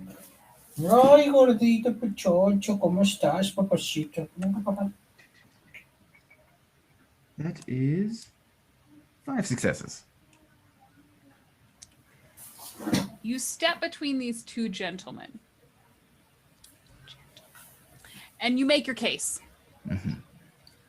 And Jonathan's friend meets your eyes. You've seen that look before, Luthier. Another one. Just head over heels immediately. I don't know how you do it, but here we are. And he's just, whatever you say to him right now makes sense. And as he's creating this deep connection with you with just a glance, the other guy who doesn't speak English rams Jonathan's friend with all the force he has. And Jonathan's friend, we'll call him Declan, takes 3 big stumbling steps back. Oof. Before the gentleman catches him again with the shoulder this time and rams him into the wall hard enough to crack the plaster. Oof. Declan Putazos. slips to the ground. And Barry is gonna kind of grab the guy by his collar at this point because now he's committed assault, and haul him back and almost hold him off the ground by his collar. Aleja, having witnessed everything that just happened, is going to turn to Bastien, tap him on the shoulder, and whisper something to him. A moment later, Chicos, voy al baño. Ahí vengo. she's standing on the bar. And she says, "I'm sorry, everybody. We've had some property damage now. There's been a fight. We're gonna have to ask everyone to leave, at least for a little while we get all this sorted out. We're sorry for the inconvenience. We'll figure it out and reopen as soon as we can. Everybody's got to go. Louvier, give the guy back his shirt. Clear out. Clear out." And as the band kind of stops playing and sort of takes a moment to kind of absorb what's happening, people start filtering off of the dance floor, and they go and collect their cards from Bastien as he's closing out tabs and encouraging people to leave very high tips. You can feel the wave of awe rolling off of him now. They sort of filter out of the bar little by little, and you can see Johnny has dispersed the line that was outside for a while. You are alone in the bar now. Aleja is by the entrance, shooing people out the door. The band is packing up their instruments. Bastien is counting tip money. There is a gentleman, Declan, slumped down against the wall. Jonathan is standing there looking very concerned for his friend, but also like not wanting to call 911 because of the no phones policy. And Barry has taken the assaulting gentleman back to the security office to wait for the police officers. Well, we should get Declan someplace quieter and make sure we can get him cleaned up. I had clients with lists of specific tastes tonight, and now all of that is gone. When you say that, Bastien, seemingly summoned, appears at your side. He hands you a stack of phone numbers. Just tell him it's me. They'll show up. Show up here? now after everything's closed? No, Who doesn't honey, love a you good don't- bar just tell him to fight? meet you in the dark alley next door. It's fine. He'll go anywhere for me. Okay. Fine.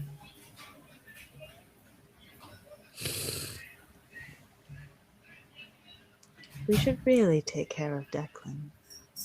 Yeah, you guys, Declan, he's got a wife and kids. I don't know how we're really gonna explain this to Barbara. She's sort of uptight. Do we really need to get the cops involved, or can I just like? I think a fine feature, maybe a cover story. We can get this taken care of. We're talking about the bar right now, and my friend just broke your wall? It wasn't his fault, to be fair. Oh, okay.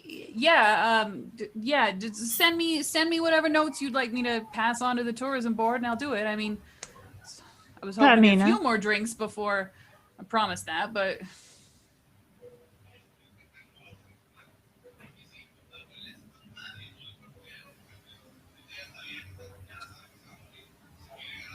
I'll go check on Declan.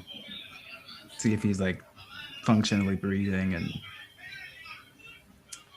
roll me intelligence and awareness.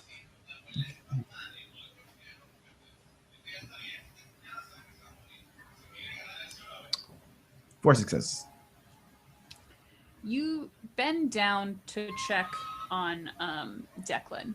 Mhm. And you can hear him breathing with kind of an odd rhythm. So you kind of lean in a little closer and touch his chest to just make sure that there's nothing odd happening there. And then you hear it. It's the song from Jaws, "Show me the way to go home." He's just kind of mumbling that to himself. But it's really clear he only knows the one line. So it's just that over and over and over again as he sits there. When he notices that you're watching, he kind of like La chuckles masacre to del himself. 68. La matanza del Declan, 71. you alright? Hola, Bacera, ¿cómo estás? Bienvenido de nuevo. 88. Andamos viendo una De realidad. la partida secreta de Carlos Declan, are you Salinas. drunk? La venta de la banca nacional. Duh. Okay, you're fine. Pat him on the head, kind of like a child. You'll be okay. As you're standing up, Carmina, your guests have gotten up from their seats and have exited the door that you went in not too long ago. Miss Carmina, we want to apologize. We'll send the man himself. I think that would be best for everyone. Yes. Yeah, seems like tonight might not be the best night. Ya baja hoy, ¿verdad? La temperatura. Todavía más hace rato 10 grados y baja todavía No 4 o 5. file out. Ah, su mecha, mañana chaquetón. Grande. Ay, Fernando. As they're walking out, could I just kind of cloud their memory as to if they saw all of the kerfuffle that went Ya on? baja hoy, ¿verdad? La temperatura. Todavía más hace rato 10 grados y baja todavía 4 o 5. If you'd like, Ah, su yes, mecha, you can mañana try. chaquetón. I would like to Grande. try that. Roll me your charisma, Dominique. Ay, Fernando. No, desde hoy puede ser. Vamos. Raina, you can try. Oh my goodness, this baby is so cute. Probably sitting in the corner, kind of getting down on herself because she feels like may have let down. Truco de mesa es que muchas personas aún no. So she's kind of like sulking to herself and kind of reading cards. Is that a behavior that would be, I don't want to say typical of Raina, because Raina doesn't screw things up very often, but is that a mood that perhaps the people that knew her well would be familiar with if they saw it? Absolutely. Aleja is going to, after closing off the front door, come to you and sit down right next to you ¿Qué onda? and just say, Ya casi acabamos, güey. A pesar de que el rol le siga, yo hoy te voy a acabar, güey. accidents happen. Yeah, my sire doesn't really enjoy accidents, though. Yeah, but I'm sure your sire's fucked up once or twice too. Oh, she's fucked up quite a bit. Well. Hola, Basara. Doesn't mean that I shouldn't be the best, though.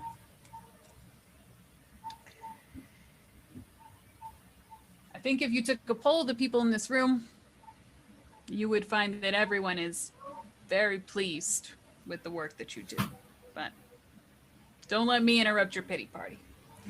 She'll get Qué triste, güey. back up Ya sabía. to what's Lo que te decía, pero no me haces caso. Sí, How güey, many no anuncio successes nada, did güey. you Me get? metí en la página, me metí a checar Three? los en vivos y no anuncio Um, nada. Nada nuevo, nada diferente, nada. A ver mañana que anuncia de vampiro, güey, pero no creo que anuncie algo, güey. The two gentlemen in suits who were not bodyguards make their way to the door. You see there's just like a momentary hesitation in their step.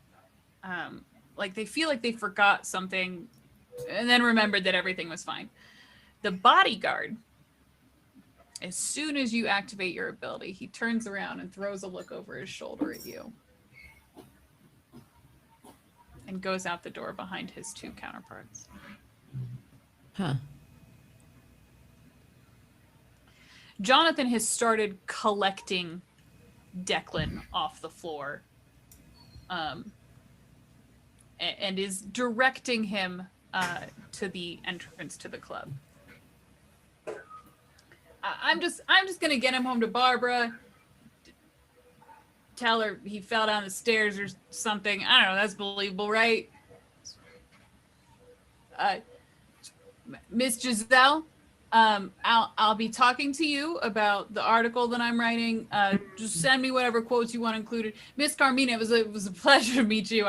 I'd really love to take you out to dinner or something, maybe when you aren't fighting, or I don't even know what this place is, but I'll be back. We'll have a drink. It'll be great. No llegaste, amor. And he steps out onto the street.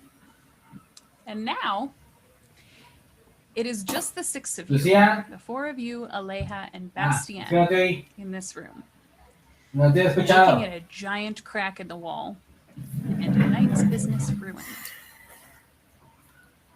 Lo siento. Se acaba de llegar mi esposa a la casa. Wow. That was a thing. Yep. It's totally going to be reported to somebody, and somebody's going to come down on our head. Well, some of us were climbing the ceiling. You know what? I really don't want to hear about it. I know I messed up. It's great. By climbing the ceiling. You want to pick a card? Everyone roll me wits and awareness.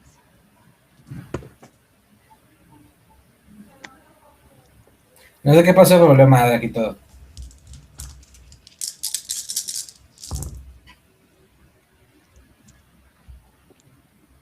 Five, one. Oye, ¿cómo sacan 5 éxitos, güey? Picking a card.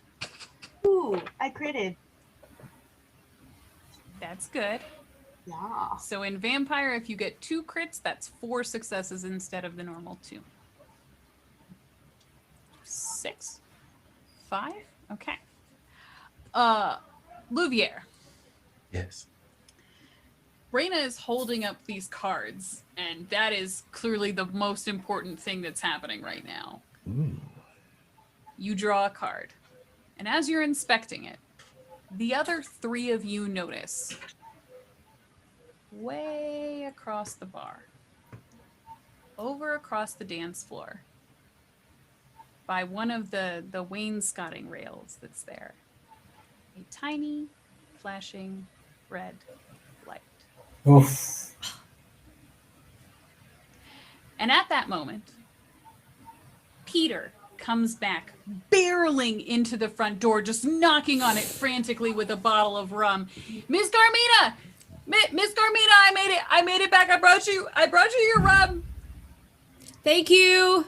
You could just leave it right where you are. That's where we'll end this evening. Okay. With a rum delivery And a totally not suspicious flashing red light. No. Okay. Not suspicious. It's fine. Les van a disparar, güey. Es una Guys, pinche láser. that was spectacular. That was fantastic. I'm in love with this coterie already. I want to hear about you guys, about what you're working on right now. Let's start with Gabe. Who are you? Who were you tonight? And what you got going on? Hi, I'm Gabe Hicks, Gabe James Games across the internet, cosplayer, voice actor, game designer, creative producer, and game designer over at Roll20. All kinds of little things going on, plenty of announcements over the next week. And today I was Louvier Bataille, your delightful southern vampire who sees beauty in everything, even if it's other people's failures. An absolute delight. Muy buena jugada, güey. Estuvo chida. Estuvo muy chida. Estuvo. I will wear it. Estuvo I'm taking muy pictures of entretenida. that. Me cagué de hace mucho Dinosaur rato, shirt güey. later. Una cosa que este pedo me queda a dormir, pero otra cosa estuvo muy entretenida. Muy entretenida. Who are you? What you got going on? Hi everyone, I'm Nora Ibrahim, also known as Noralogical on all the things. And tonight I was Carmina Magnus, a hotel magnet Ventru. You can catch me every Monday nights on Realmsmith for Into the Mist, our Curse of Strahd campaign. You can catch me here now on Wednesday nights, and Thursdays on D&D's official Twitch and YouTube channel for Black Dice Society. I've got some other stuff in the works I can't talk about yet, but I will announce soon, so please follow me on things and I will keep you updated on the stuff that I'm working on. Con madre. Wonderful. Beautiful. Talented. Great. Jen. Hello, I'm Jen Kretschmer. I am at DreamWisp on Twitter. I am DreamWisp Jen on Twitch. I am one of the authors on Candlekeep Mysteries, which is one of the recent D&D hardcovers. I'm a writer, producer, actor. I'm also the creator of the Accessibility in Gaming Resource Guide, which you can find on my pinned tweet on Twitter. I am part of the cast of Heroes of the Plains, which is on Tuesday evenings on Demiplane. And I play a character named Alindra there, who is also in Idle Champions of the Forgotten Realms, and very different from this character. And I think an announcement may have happened today, but I'm not sure, so I will. Ya no jugué, qué pedo. A lot of exciting stuff. Yo he jugado todo what and viejo, I was no playing nuevo, pero Giselle what Della Scala. todo. And this Y was por algo me super casé con emotional. vampiro. Pero, si me fuese una jugada de mago, güey, con mucho gusto mundo, güey. For more Giselle. I love the character you made. Trouble is coming. Yes. Boy, it'll be great. And last but certainly not least, the wonderful, beautiful, talented Cynthia. Hey, I'm Cynthia Marie. You guys can find me on Twitter at CynDancer or Instagram Cynthia_Marie. During the day, I am an engineer, and by night, I play games with these wonderful people. So my schedule is not as packed as everybody else's because I can only fit so much in a schedule, but you can find me on Wednesdays here. Sometimes on Tuesdays, I also play Outbreak Undead on Hunters Entertainment. So if you see that pop up, come join us. It's been a lot of fun to play characters there. Otherwise, I do a lot of one-shot popping up here and there because I have a very, very busy schedule coming up for work. So I'm like really sad I can't join. Ok, ella es más one-shots. Ella sale más en one-shots que otra cosa, güey. Pero todos los demás son creadores de juegos, güey, creadores de contenido, güey. Salen en LA by Night. LA by Night. So please come join us for that when it happens. Ahí viene LA by Night. Already buying new pieces for Nelly. So yes, Diana, thank you for this. It was incredible. Thank you. And yeah, I've been the storyteller this evening. My name is Diana D'Amico. I'm not as cool as the other people on this screen right now, but I also play Outbreak Undead on Tuesdays, as well as Call of Cthulhu on Thursdays over on my channel, Bard and Barbarian. Most of the time when we do one-shots, Cynthia's usually there. Sometimes Gabe joins. This is always a good time, and we do those events for charity, so make sure you check that out. You can follow me on Twitter at D'Amico Diana. And of course, we will be back on Wednesday at 7:30 Pacific. 7:30 Pacific for episode 2 of The Nightlife. Con madre. In Miami. Ya saben, chicos, tenemos The Nightlife aquí en el próximo miércoles para que lo puedan ver, ¿ok? If I'm not mistaken. Muted. Here I am. No, not so much. I just want to thank everyone for joining the premiere. Super excited. This was very fun. Everybody enjoyed it, and we'll see you on Wednesday. Thank you for being our producer, Desiree. We love you. Yeah. Thanks for joining us, guys. We'll see you on Wednesday.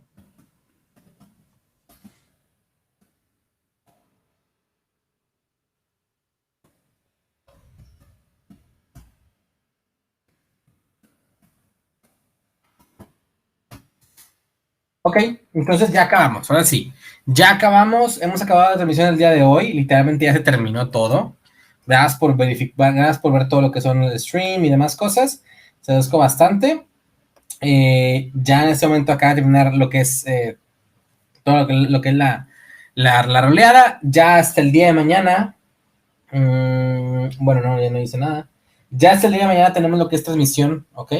Les recuerdo a todos ustedes, chicos hermosos y preciosos encantadores, que el día de mañana a las 2 p.m. México, lo voy a anunciar en stream, vamos a estar aquí haciendo otra vez el en vivo acerca de lo nuevo que va a venir por parte de World of Darkness. Les muestro una vez que de qué va a haber lo que viene siendo este asunto, ¿sí? Vamos a ver Facebook, vamos a irnos a mi página de Eli Montelo. Qué buena foto.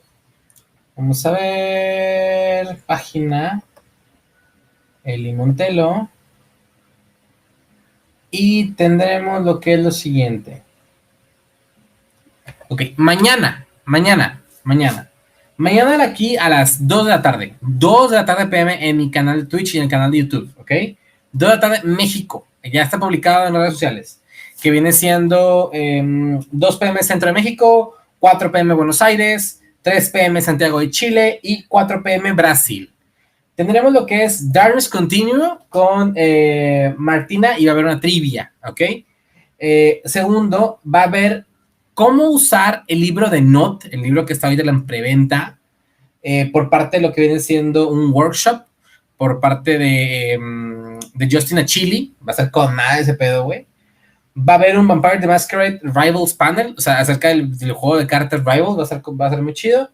Annabelle va a ser como una especie de como character card, como personificar que son los caracteres de los jugadores. Va a haber lo que es un World of Darkness Writer and Creator Panel, cómo escribir y crear World of Darkness. Después de eso va a haber un L.A. by Night, o sea, L.A. by Night, 5ª edición, va a estar muy chingón, muy chingón. Y por último, al finalizar va a haber un Prizes and Trivia. Espero estar listo para esto. Va a haber como que un knowledge check, un game show para, no sé si verlo como una especie de convivencia o un evento o algo así, y van a regalar a lo mejor cosas, no estoy muy seguro, pero tengo eso entendido, ¿ok? Así que mañana aquí los veo a las 2, ¿ok? Una vez que las 2 estemos aquí y que hagamos el desmadre, hagamos todo lo que tengamos que hacer, nos pasamos para allá, ¿ok? Ahora bien, de mi parte así es todo. Muchas gracias por haber dado la vuelta. Acuérdate que a las 9 PM Onispad podrás ver el Onispad de B5. Pues la verdad, a ver qué traen. No creo que traigan mucho. No anunciaron nada hoy, la verdad. Así que vamos a ver qué anuncian. El libro de Not creo yo que es lo más importante ahorita. No creo que saquen un New York by Night o algo así, porque no se oye. Lo más que se escucha ahorita es Sabbath, el libro de Not, y lo que viene siendo ¿qué te dije? El libro de Not, Sabbath, y ya, vamos a ver qué tal está. Vamos a ver. Bueno, y el nuevo kit que va a salir, y Roll20, es lo que ha salido ahorita, pero veamos cómo lo va. A lo mejor le va chido, a lo mejor no, quién sabe. Cuídense mucho, de mi parte es todo, los quiero un montón, y pues bueno, hasta mañana, papá. Bye bye, chao, chao y chayito. Ahora sí, acabamos el stream en este momento. Ya quedó. Muchas gracias, señores. Muchas gracias a toda la gente que siendo firme. Cult of Blood. Pues ya Cult of Blood ya salió, güey. ¿Qué van a sacar? Otro tomo de Cult of Blood. Ya van 3 tomos. Ya salió Cult of Blood, ya salió Children of Blood y ya salió otro más. Ya salieron 3. O sea, van a sacar otro punto de Cult of Blood. Se quedaron con todo lo que es la negromancia y lo van a explotar a mano poder. Espero que sí, porque pues, está chido, güey. Pero pues vamos a ver cómo les va, ¿ok? Cuídense mucho. Hasta mañana. Cuídense todos. Mañana aquí nos vemos a las 2 PM México, ¿ok? Bye. Hasta luego. Chayito.